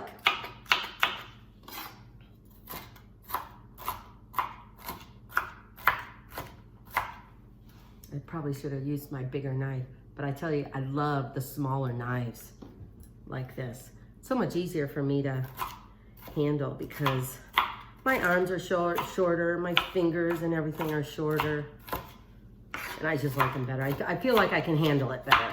Use them. in a more efficient way. Instead of being afraid I'm gonna get my finger in the way. All right, I think that's enough there. Then I'm gonna go on to the onions and then we're gonna saute them. Okay? Okay, hi there. If you see my eyes a little crazy, it's because I just cut up an onion. That's why I don't do it on camera, because my eyes kind of burn and hurt or whatever. And they get watery, and so hopefully you don't see makeup all down my face. Anyway, I've got a little bit of bacon grease in here, and I did go ahead and chop up 2 more carrots in here. So I really have about 1, 2, 3, 4, maybe about 6 carrots in here. So depending if they're large or medium size or whatever, you know, go with what you like. It's one of the things, you know, that I love about soup is that you can make it your own. Add in different seasonings. I mean, understanding that when you do that, it may tweak or change the flavor a little bit, but I think it's fine. So I'm just gonna really saute these for a little bit. These have got a little bit more to go. And if I ran out of bacon grease, I'm just gonna add in a little olive oil. So I just want these al dente, like still a little bit of crunch, because they're gonna go into the soup over here, and so they'll definitely soften up after that as well. I'm not gonna go ahead and add in salt until I cut up the ham hocks or ham shanks. Ham shanks? I think that's what you say, don't you? I don't know. Because I want to see how much salt that brings into the soup before I go ahead and start adding. I'm really worried about that. Did I put this in a big enough pot? Look at that. Oh, lusciousness. I think this is going to go good. I think this is going to go good. Really, Amy? I think this is going to taste good. Oh, me and some of my words and stuff. You would think I didn't know the English language, and I don't blame you with some of the words that come out of my mouth. Parmesan instead of, no, Parmesan instead of Parmesan. Oh my goodness. But all I can say is that I'm learning. It's like I know the words, but I have just said them differently. Don't ask me why. Anyway, I'm gonna go ahead and add in a little bit more oil here. Because I don't want to caramelize the onion or the carrots necessarily. I just want to saute them. So we're gonna go and I have 1 onion cut up here along with 3 small stalks of celery, 3 or 4 of them. And then because I already have a bay leaf in the soup, I'm gonna go ahead and add in a little bit of oregano, just a little bit of sage, because I think those will be good flavors for the split pea soup. And then we're gonna go over here and cut up some garlic.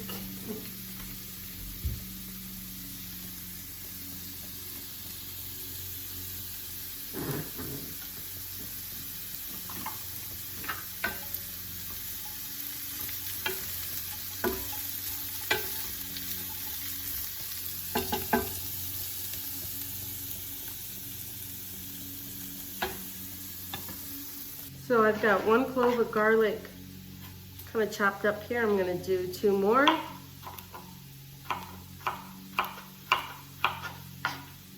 I love garlic. I mean, garlic bread, is that not the best? Garlic mashed potatoes, oh my goodness. Garlic and beef. I just love garlic. Garlic, anything, pasta or tomato sauce. Okay, we're just gonna chop this up. I'm gonna chop it up fine, kind of almost like mince.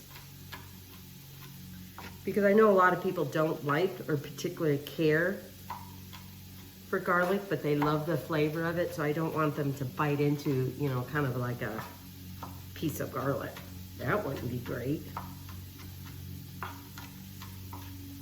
And I love the fact that Chris still kisses me, even though I may have a little bit of garlic breath. Okay, that's probably a little too much TMI.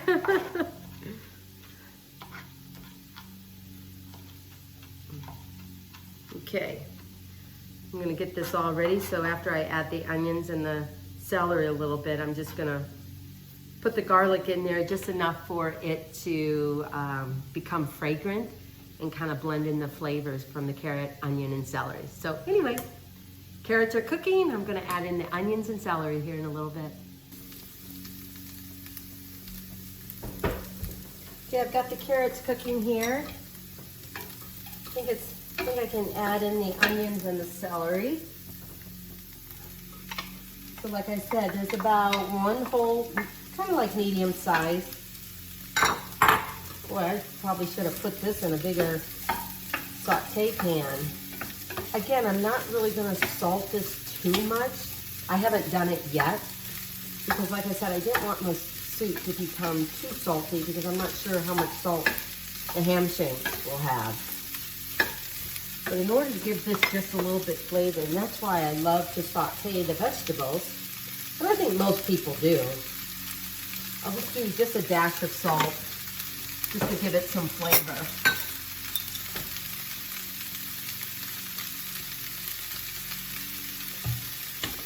I can smell the carrots.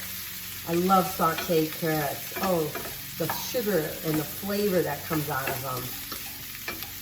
Sometimes much more than eating a raw carrot. So I'm gonna let this cook for a little bit. I would say anywhere from, because I've got all of this in one pan, it might be like maybe 5 minutes, 3 to 5 minutes.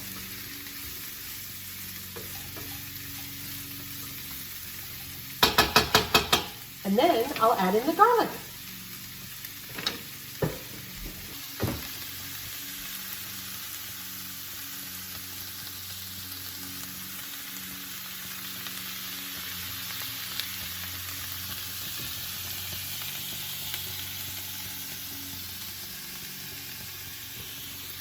I wish you guys could smell the aroma that's in my kitchen right now. It is so, so wonderful. In fact, I started this in the morning time, and so Chris was down here working, and so he came out of the office and stuff. He's like, wow, man, what is that smell? So if he likes that part of it, I'm hoping he'll like the split pea soup as well. So I'll let this saute a little bit further, and then we'll just add it all into the soup and let it sit there, simmer, and do the rest to incorporate all of those flavors into it. Okay, here I'm going to add in the garlic. The carrots and the onions and celery are pretty much done, so I'm just going to heat up the garlic, get some fragrant going on here. Then I'm going to add it to the soup. I've got a lot of my ham hock taken apart, or my ham shank. To tell you the truth, I can't remember what I did. One or the other, but the meat it's called the meeting place, but where I get a lot of my meat from a lot of the local farmers. All they had were ham shanks, so I'm really going to try and kind of get ham hocks, because I think you get a little bit more meat than the ham shanks. Okay, we are done with this. So I'm going to add all of this goodness. Let me move the soup over. There we go. Try not to burn my hand or my arm. Just stir that up a little bit. Then I'm going to add in all of this lusciousness. And so the soup, these are all different layers, so the soup continues to cook and build its flavor. And as I mentioned before, some of this flavor came from what I cooked, the water that I cooked the ham hocks in. So it kind of almost reminds me of like pasta water, where if you're making a sauce and you cook the pasta, to add a little bit of the pasta water in with your sauce. It helps with flavor and builds that sauce up and thickens it up. So look at this. I am like overflowing on this thing. I hope I might have to add this into another pot. Oh dear. I hope my film crew isn't destroying my house. They're getting set up. Chris and I got to do some filming here in a minute. Anyway, there we go. We're just going to put this on simmer and let it sit for a while. So, and I'm glad I added in that extra carrot because I think that'll be enough now. Yeah. So I added in like 6 carrots maybe? Yeah. I think that'll be enough. So there we go. Okay, we're ready to go. So I'm gonna go ahead and add in all of the meat that I got off of the ham shank. And so that will be able to go into the soup and kind of meld with all the other flavors. And obviously you can see that my pot is almost gonna overflow. So I definitely should have picked a bigger pot. So I might break this down into 2 pots.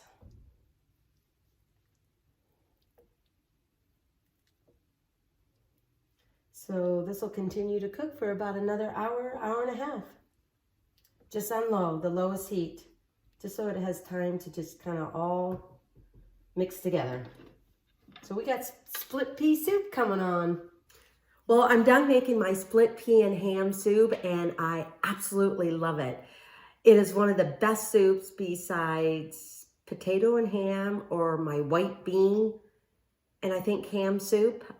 Anyway, it's one of my favorite soups to make with leftover ham or using a ham shank or a ham hock. Anyway, it's so full of flavor when you do that.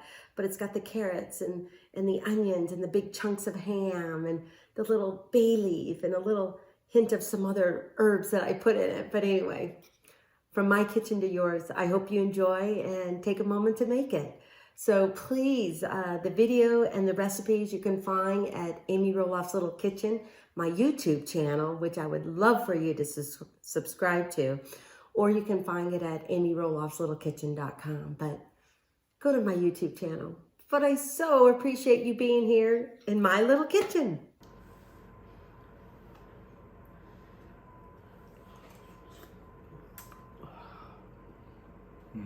It's hot. Excellent. Everything is Delicious. good? Very good. Okay. Woohoo. Hey, hi everyone. I'm Amy and I'm in my little kitchen. So tonight I am going to make stuffed pepper soup. It is kind of dreary and cold out here in the Northwest, and I was gonna make this other dish, but suddenly I'm like, you know what? I really want something a little bit warm and comforting. And basically to me, any kind of soup is warm and comforting. It's funny how in the colder months, because that's where I am, not that Florida, Arizona, and those areas, you know, get as cold. We always think of these casseroles. They're rich, they're delicious, they're so full of flavor. Or the soups, different variations of something that we love, like cheeseburger. We love cheeseburger in the summer. Why not make a cheeseburger soup? So I may come up with my version of that. So anyway, I am going to make stuffed pepper soup. For some reason, I have never been a fan of stuffed peppers, the actual stuffed pepper. But when I saw this and wanted to come up with my idea of a stuffed pepper soup, I thought, well, there's elements of stuffed pepper I really like, and there's some things for some reason I really don't like. So we're gonna try and see what happens here. So I've got ground beef cooking in this big soup pot over here. It's about 1 pound of ground beef. If you're serving more people, add just a little bit more of each of all the ingredients, or switch it up yourself, you know, you kind of make it your own. So what is kind of involved in stuffed peppers? Well, it's peppers. There's a little bit of rice. There's meat. There's definitely seasonings. Let's add a little hint of heat to it, whether it be crushed peppers, or if you want just a little bit of that sriracha sauce. I like crushed peppers, but you know, to each his own. I've got some tomato sauce here, fire roasted tomatoes.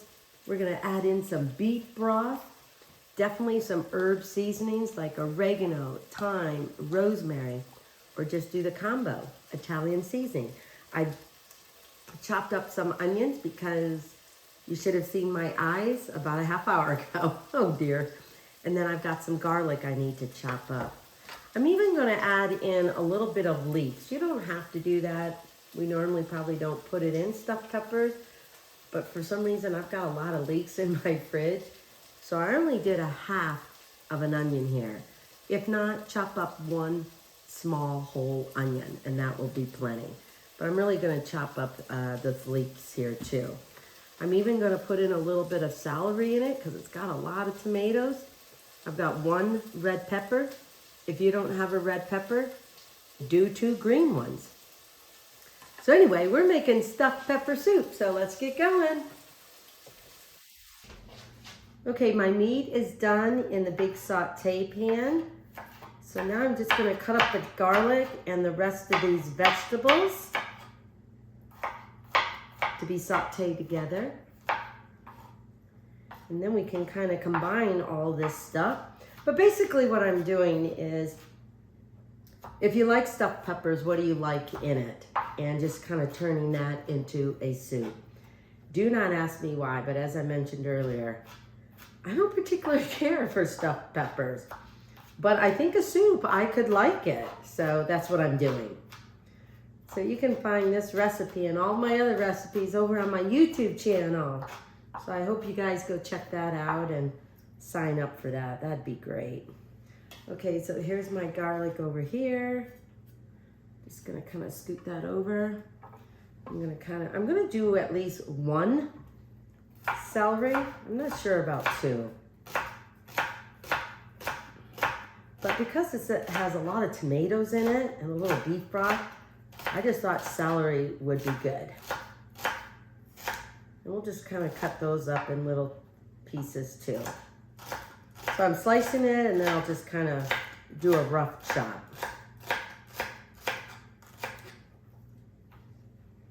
And then after that, we'll do our peppers.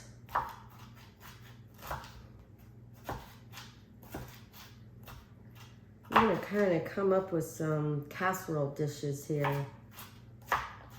Kind of into steak Diane beef stroganoff. I want to do a pumpkin curry dish over, like a sauce. I shouldn't say a dish, a sauce over chicken. I think that would be really good. And have it over rice. It seems to be I'm doing a lot of rice stuff right now. I don't know why that is. So we're just gonna kind of slice up this red pepper.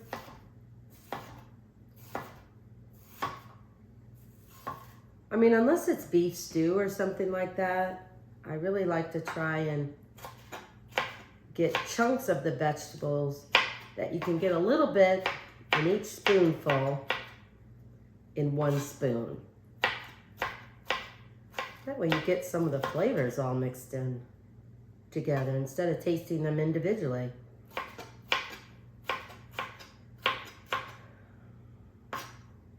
Well, Chris and I are getting ready to go on our honeymoon, which is kind of fun and exciting. Right, babe? Right.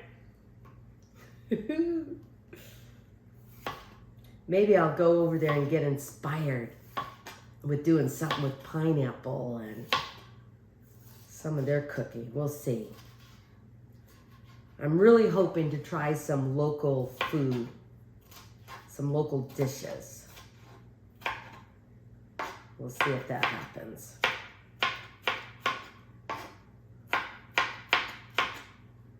But any day now, I'm going to be a grandmother again. I'm excited for that because Audrey's due. A month later, Isabel's due. So maybe I'll make this again and bring it on over to them. because Jacob and Isabel may like this. They kind of don't do meat a lot.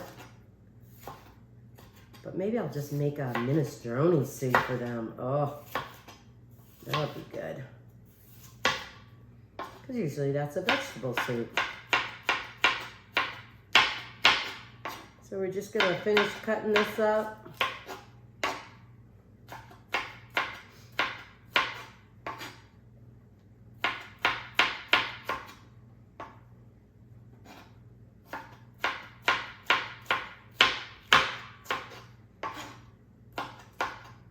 Like I said, if you don't want to use one red, one green, you can use a yellow and a green or two greens.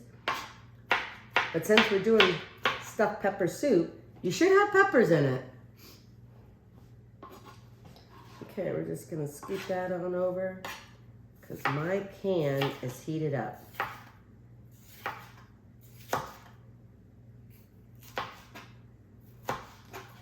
Like any soup, this is the longest part.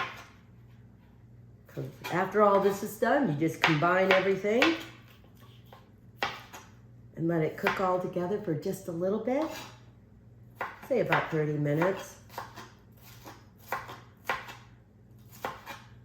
And for rice, for this soup, because stuffed peppers require rice, or usually have rice, I am using brown rice instead of white.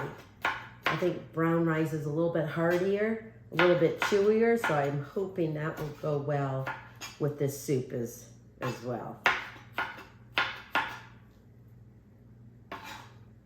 Okay. Phew. We're gonna cut up the leek and then we're gonna head on over there. Or I should say, over to the stove.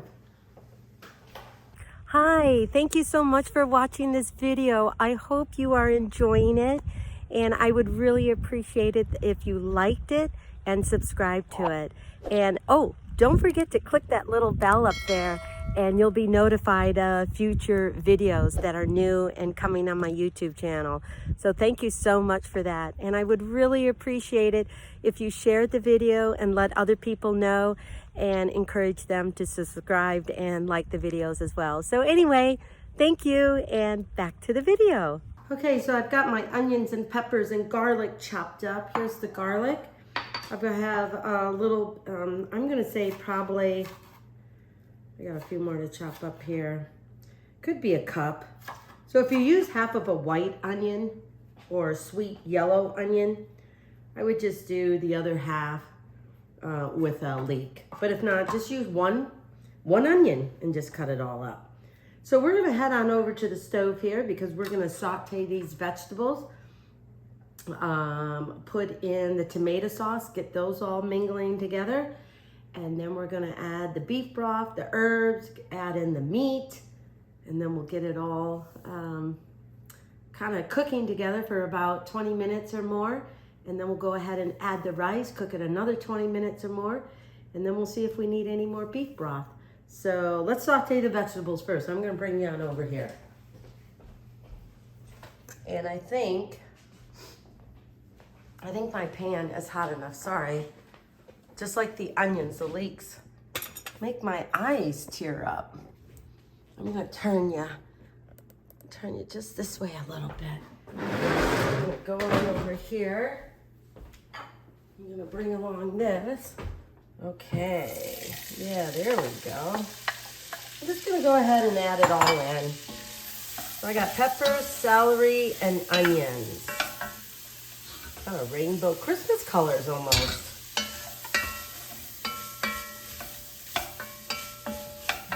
I'm just gonna add in a little more olive oil here. Just a little bit of salt. I have my meat already cooked.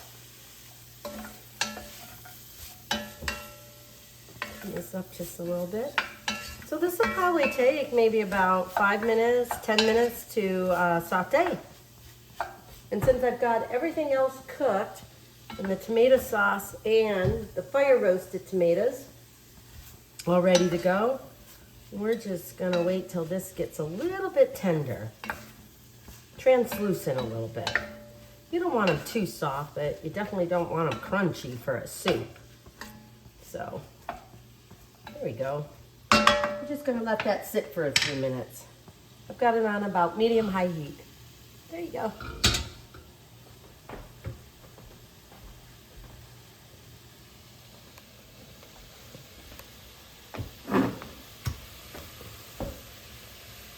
Sorry, people, that noise is me with the stool. So there we go. Okay, these vegetables, the peppers, the onions, and the celery, I'm gonna go ahead and add in the leeks. Maybe add in a little bit more olive oil.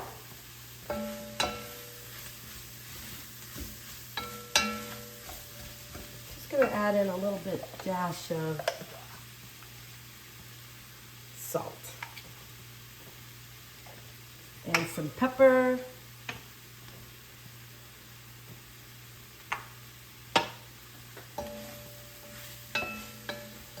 Gonna go ahead and get the garlic. How many cloves? I think I had about 4 cloves of garlic. 2 of them were big, 2 of them were kind of like on the small medium size.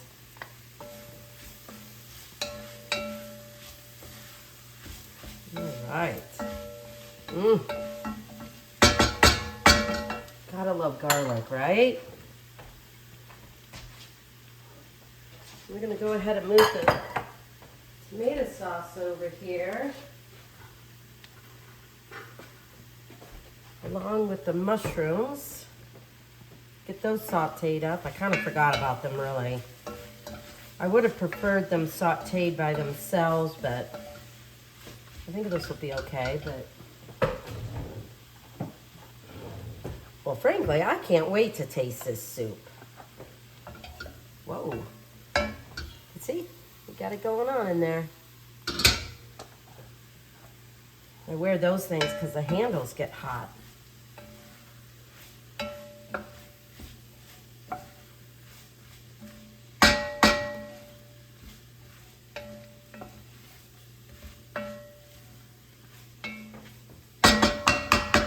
Give those a few minutes. Let's see here. I'll grab the other tomatoes.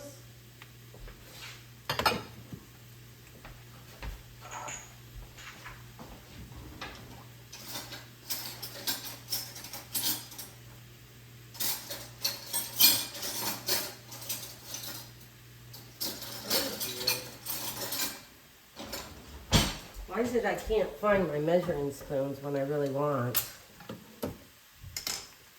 We're going to go ahead and add in some thyme.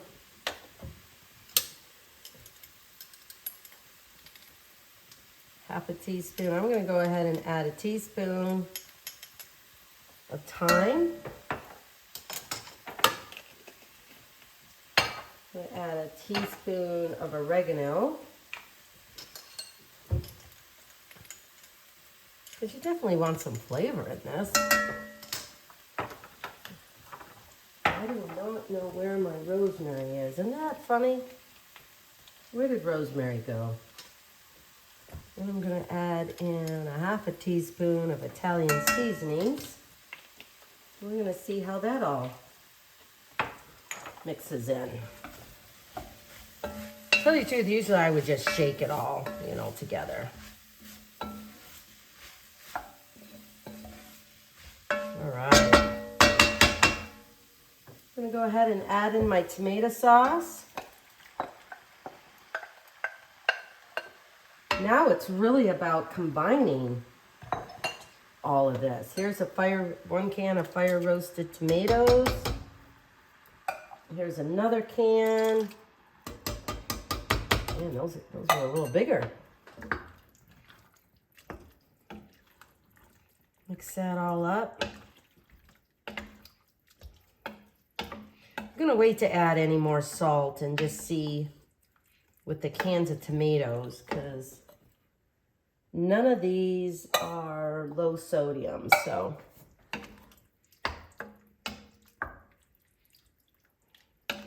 Okay. gonna go ahead and add, should I add the meat in? No.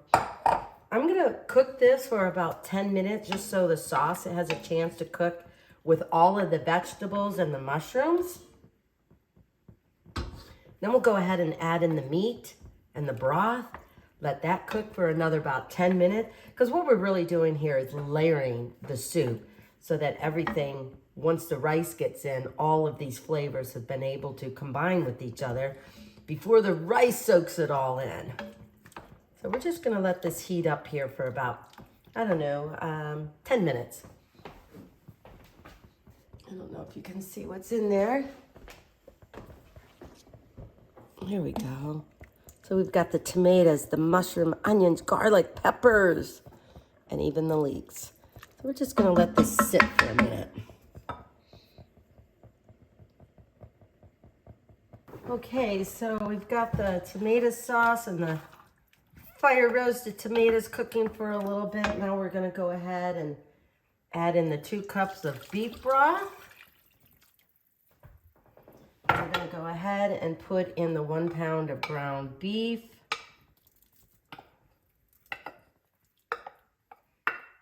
Now obviously, if you want this a little more meatier, go ahead and add in more meat. There we go.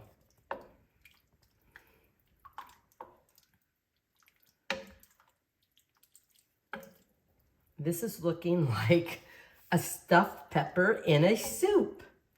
I love it. Yeah, there you go. I think with the cans of tomatoes that I added, I probably would have done 2 green peppers instead of 1 red and 1 green. But like I said, you can switch it up. Okay. Just gonna turn that down a little bit, and then we are gonna let this sit for about 20 minutes, maybe 30 or more, to have it cook all together. Yeah.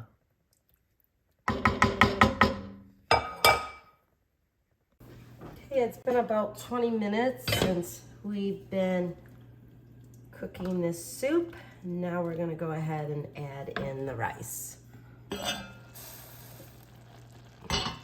So like I said, I have brown rice here that has been cooking. You can go ahead and use white. I mean, that's perfectly fine too.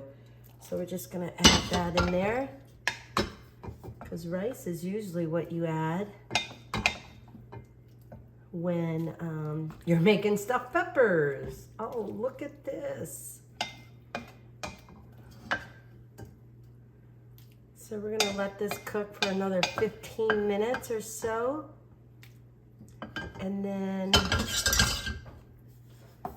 feel free to taste it. Maybe you add a little more seasonings to it. I went ahead and tasted it and added in a little more herbs. And as the rice absorbs some of this liquid, you might want to go ahead and add in a little more beef broth.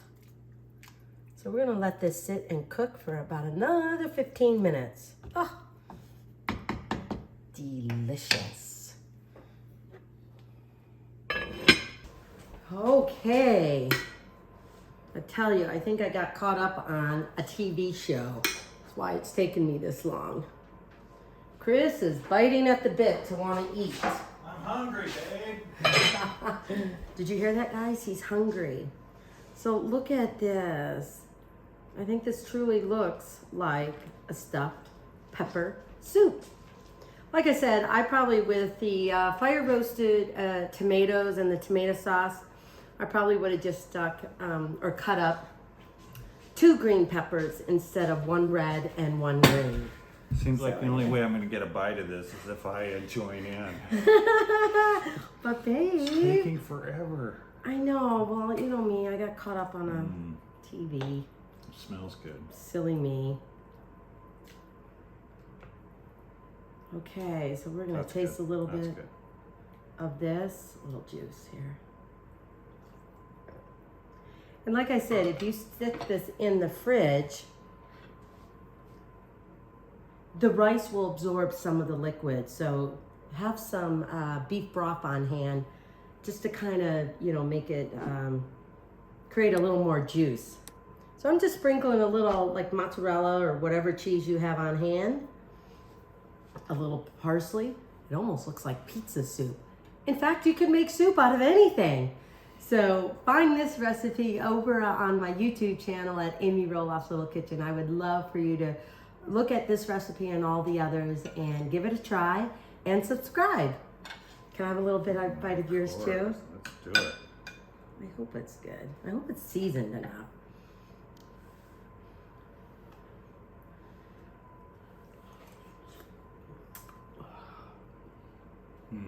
It's hot. Excellent. I think it's Delicious. good. Very good. Okay. Woohoo. I get the stamp of approval because he's my main guy. It's very good. Okay, good. Lots of flavor, a lot of different flavors going on there. Yeah, I think the Yeah. peppers add a lot.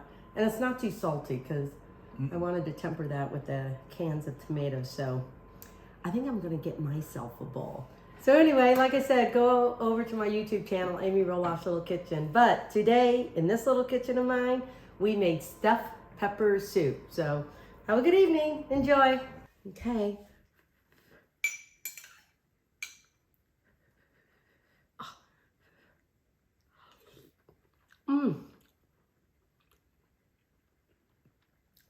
You know, turkey just adds a different dimension compared to chicken. But, you know, you can make this into chicken wild rice soup too. And an easy, quick way would be to use a rotisserie chicken from the grocery store. Oh my gosh. Well, hi, I'm Amy Roloff and I'm in my little kitchen. So we're still into the fall season and I thought I would do one of my other favorite turkey recipes that most likely all of you guys do too, or some version of it. But what do we do with our leftover turkey meat, if there is any, at Thanksgiving? And so one of the things that I've made is turkey enchiladas. My kids have loved them over the years. And that's typically what I do with leftover turkey, because I can have white turkey meat, dark turkey meat, and still got that nice seasoning kind of thing in it. And then I use a little bit of cayenne pepper and add some jalapeno peppers just to give it a little more spice for the enchiladas. But another thing I love to do, because it's warm and comforting in those cold, November days, is turkey wild rice turkey soup, or turkey and wild rice soup, whatever you want to call it. And so I think that's another good recipe to do, and it's very simple. I mean, you have your basic things that most likely are in most soups. And I think the French word is your mirepoix, which is carrots, onions, and celery. You will saute that so they get just, still have a little bit of bite to it because they'll continue to cook in the broth. But we're gonna go ahead, or I already have cut, is the carrots. I have anywhere from 3, maybe 4 carrots. It really depends on how large your carrots are. This is the size of the carrots I was using, so I might cut up one more. So I have about 3 carrots in here. I thought it'd be really kind of neat to add some leeks. So I have 1 leek in here, and I'm only gonna do maybe 2 celeries, I don't know, maybe 3. And then because I'm using the leeks, I only have cut up 1/2 of an onion. Then I have about 1 cup and a quarter of wild rice, which I really, really like over just regular plain white rice or long grain rice or whatever else you may want to use. Because I think this still has a little bit of chew to it, and I think that's great when you use the turkey meat. And then we're going to also add in some little mushrooms to that. Obviously, absolutely, garlic. And for my herbs for this, because I wanted to use some things that we kind of typically use when we have our Thanksgiving dinner. So I'm going to have about, I don't know, a tablespoon or more of thyme, a little bit of sage, but I did not use ground sage. I used kind of that, I don't know what you would call it, sage leaves, or just really minced up, cut up. So find your, one of the seasonings that you really like to use.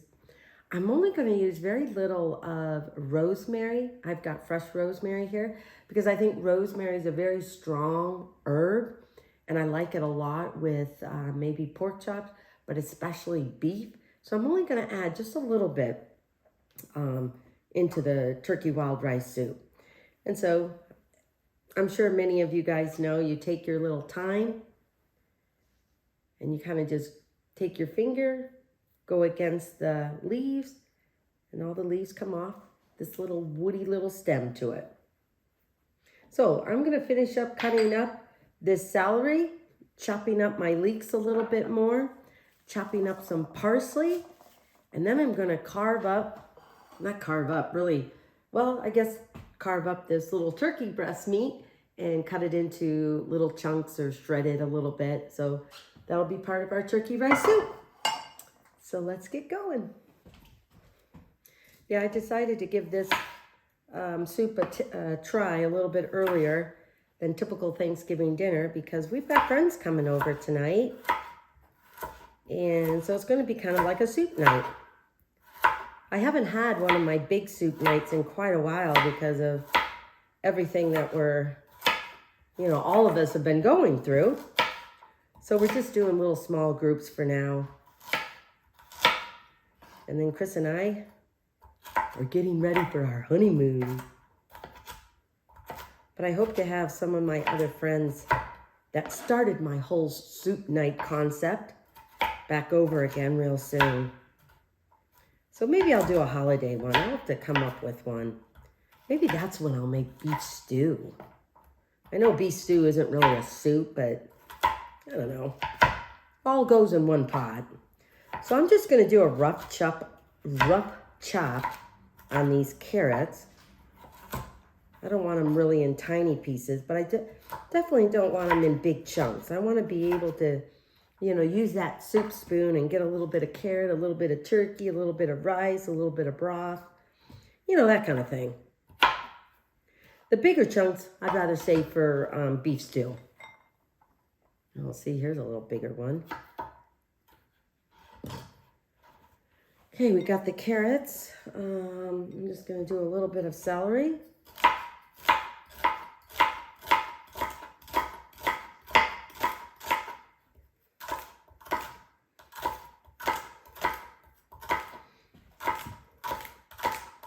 And then definitely, Dad, say we got to have garlic in this, right?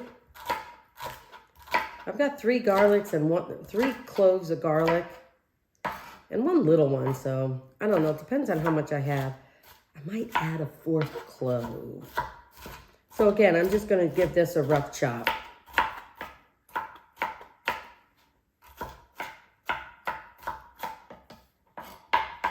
And wild rice soup, you can add chicken to it if you want, if you don't have turkey. I mean, this just isn't, wild rice with turkey or chicken isn't just for Thanksgiving. You can make it any time of the year. I just think it's a good use of using leftover turkey. Besides, the best turkey sandwiches in the world is from Thanksgiving too. Let me get a little bowl here.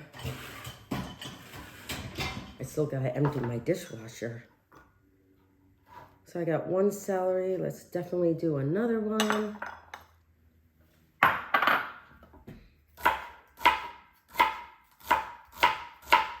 Because this soup, may take like an hour because we're going to use dried wild rice. So you got to give that time to cook.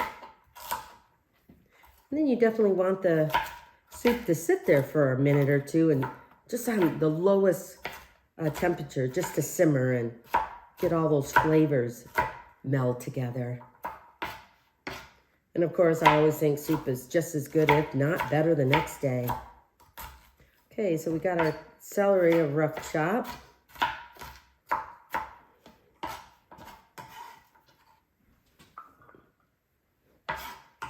So I'm just going to leave that at 2 for now. I'm going to chop up my garlic. And this I don't need it minced, but I wouldn't do it a rough chop either.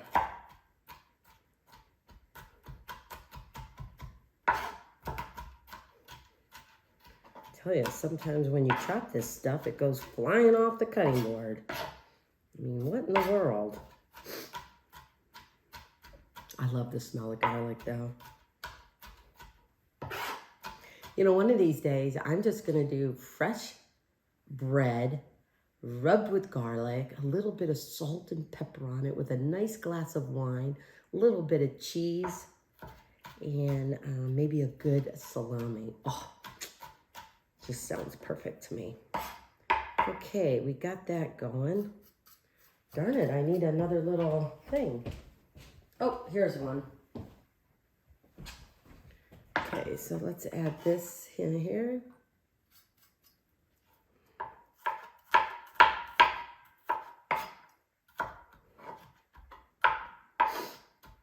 Okay.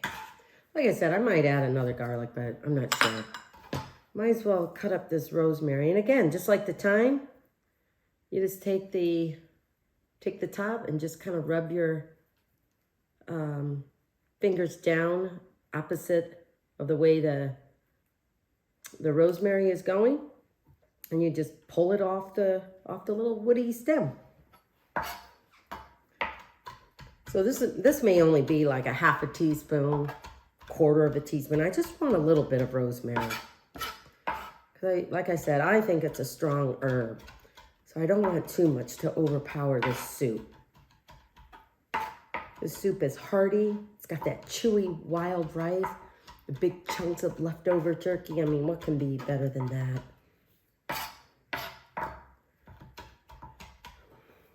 I know soups sometimes take a lot because there's a lot of prep to it, all the cutting and stuff like that. But once you do all that, put everything in the pot and just let it cook, let it simmer, then you're done.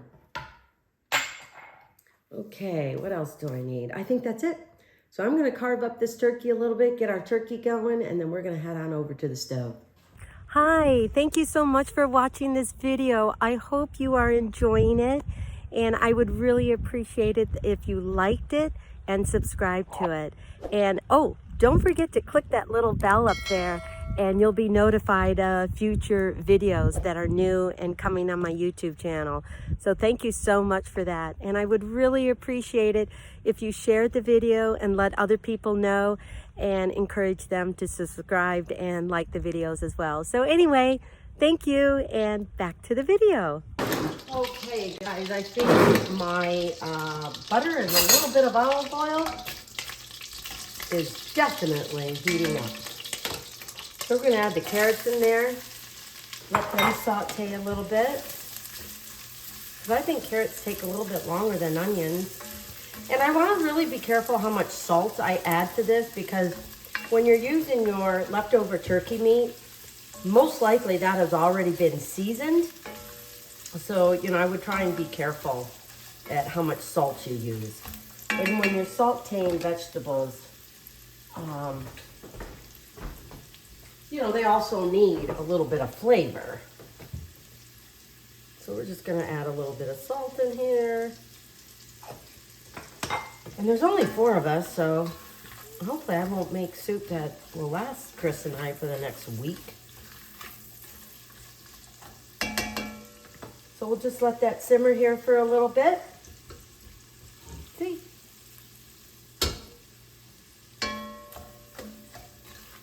I think this is a good way to get your veggies too. All right. Gonna add a little bit of our onion. Like I said, about a half a cup of onion. And I forgot to chop up my leek, so I did that. And I think 1 whole leek is a bit much, so I'm only adding 1/2 cup of chopped up leeks. 1 leek. So we're just gonna let that kind of do its thing for a little bit. And I would say this is probably about 5 to 10 minutes, depending. A little bit of pepper. And there we go. All right.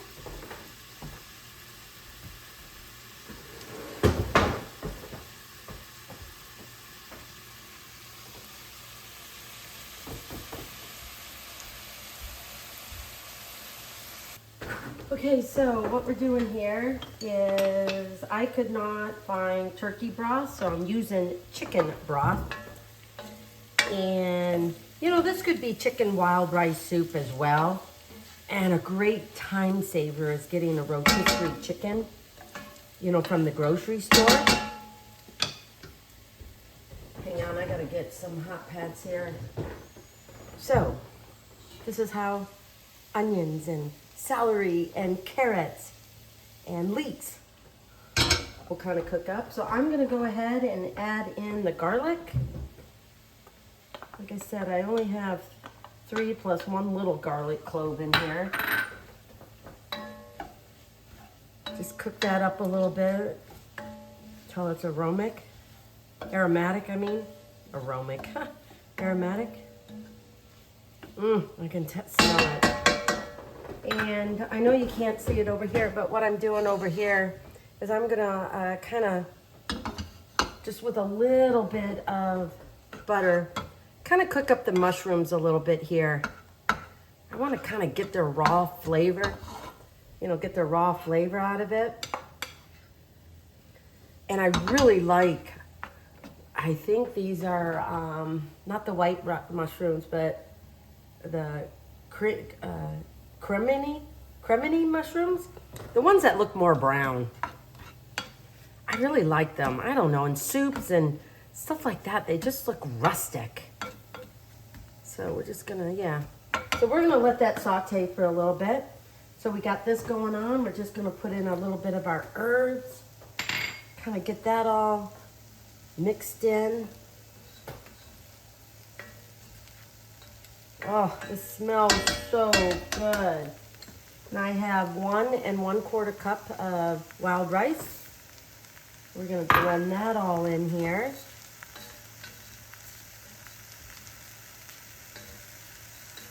Okay. And I'm not gonna be tempted to add more because it looks really tiny right now, but we haven't had it cooked yet. We're just going to turn that up just a little bit. Just kind of let it toast for a minute. Oh yeah, look at that. Doesn't that look nice? Oh, it's going to be some luscious soup. I'm going to get a measuring cup here.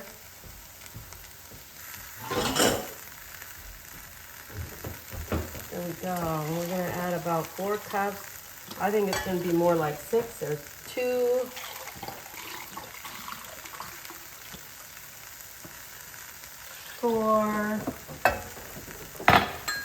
I think we're going to add a 6. I don't want to add the turkey in right now because it's already, you know, cooked. And I want to give the rice a chance to kind of cook up here. So that's 4 cups.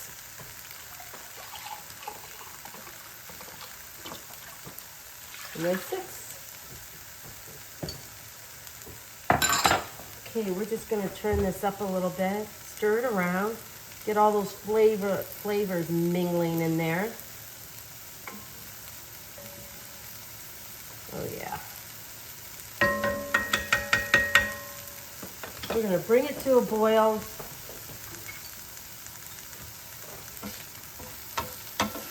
And as I saute up the mushrooms a little bit, and I only slice these. If you wanted them smaller chunks, I would just slice. I would slice the slice in half. I thought maybe these would cook down a little bit more. But I don't know if we're quite done yet. So I'm going to put the lid on here, bring it to a boil, reduce it, and simmer it so the rice cooks for about 20 minutes, 30 minutes. Check it after 20 minutes, see how it's going. So once it comes to a boil, I'm going to turn it down to a simmer and let it cook for 20 minutes. So this is turkey wild rice soup.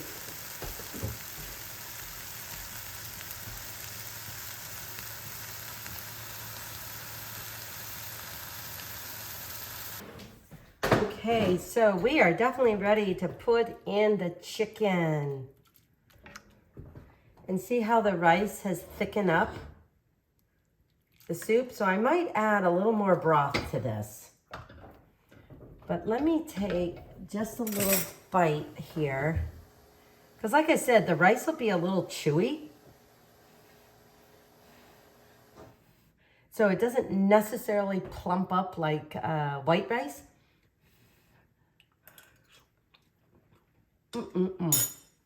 Love it. But I'm gonna go ahead and add in the mushrooms. Here they are, the mushrooms here. And we're gonna go and add in the turkey. And that will definitely show me that I need some more broth. So I have about 4 cups of shredded turkey here.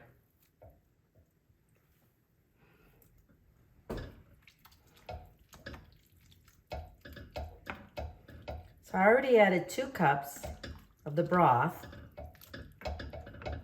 I'm gonna add in 2 more because there's about 4 cups in each of these containers. But I definitely feel like I need more turkey in here because Chris likes a lot of stuff in his soup. I'll just do it all.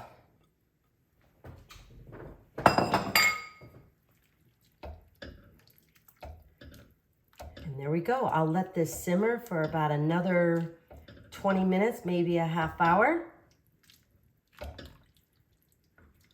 And simmer means it's on low.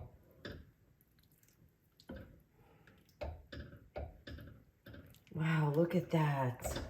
You guys, look at this. Sorry if I'm jerking you around here, but look at that. So much goodness in here. And it is a cold, rainy day today, so I will definitely be looking forward to this. So I'm going to go ahead.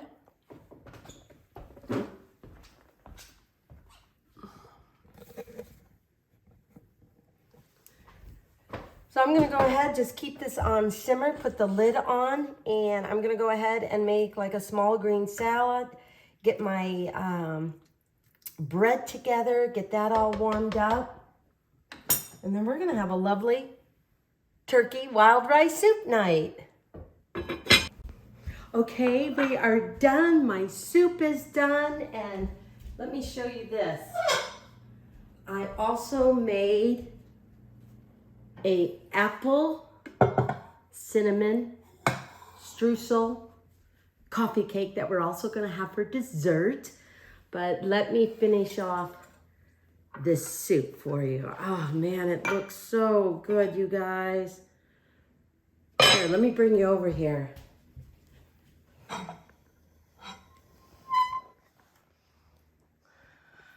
We got a salad going on. I'm gonna cut up some bread and make my own croutons. But look at that. Oh my goodness. So good. Oops. Sorry, I'm doing this like two-handed, people. But yeah, oh, it looks so good. And so our friends are coming over. Oops. Our friends are coming over here in a minute. And so I'm just going to bring you guys back here because I know all of you like me to taste, to taste what I actually eat. So let's get some of this lusciousness in here. Okay, I'm just gonna put that in that little bowl. Oh, it's so good.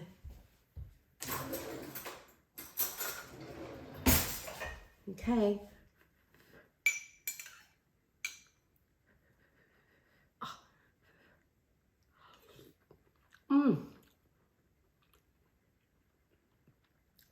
You know, turkey just adds a different dimension compared to chicken. But, you know, you can make this into chicken wild rice soup too. And an easy, quick way would be to use a rotisserie chicken from the grocery store. Oh my gosh.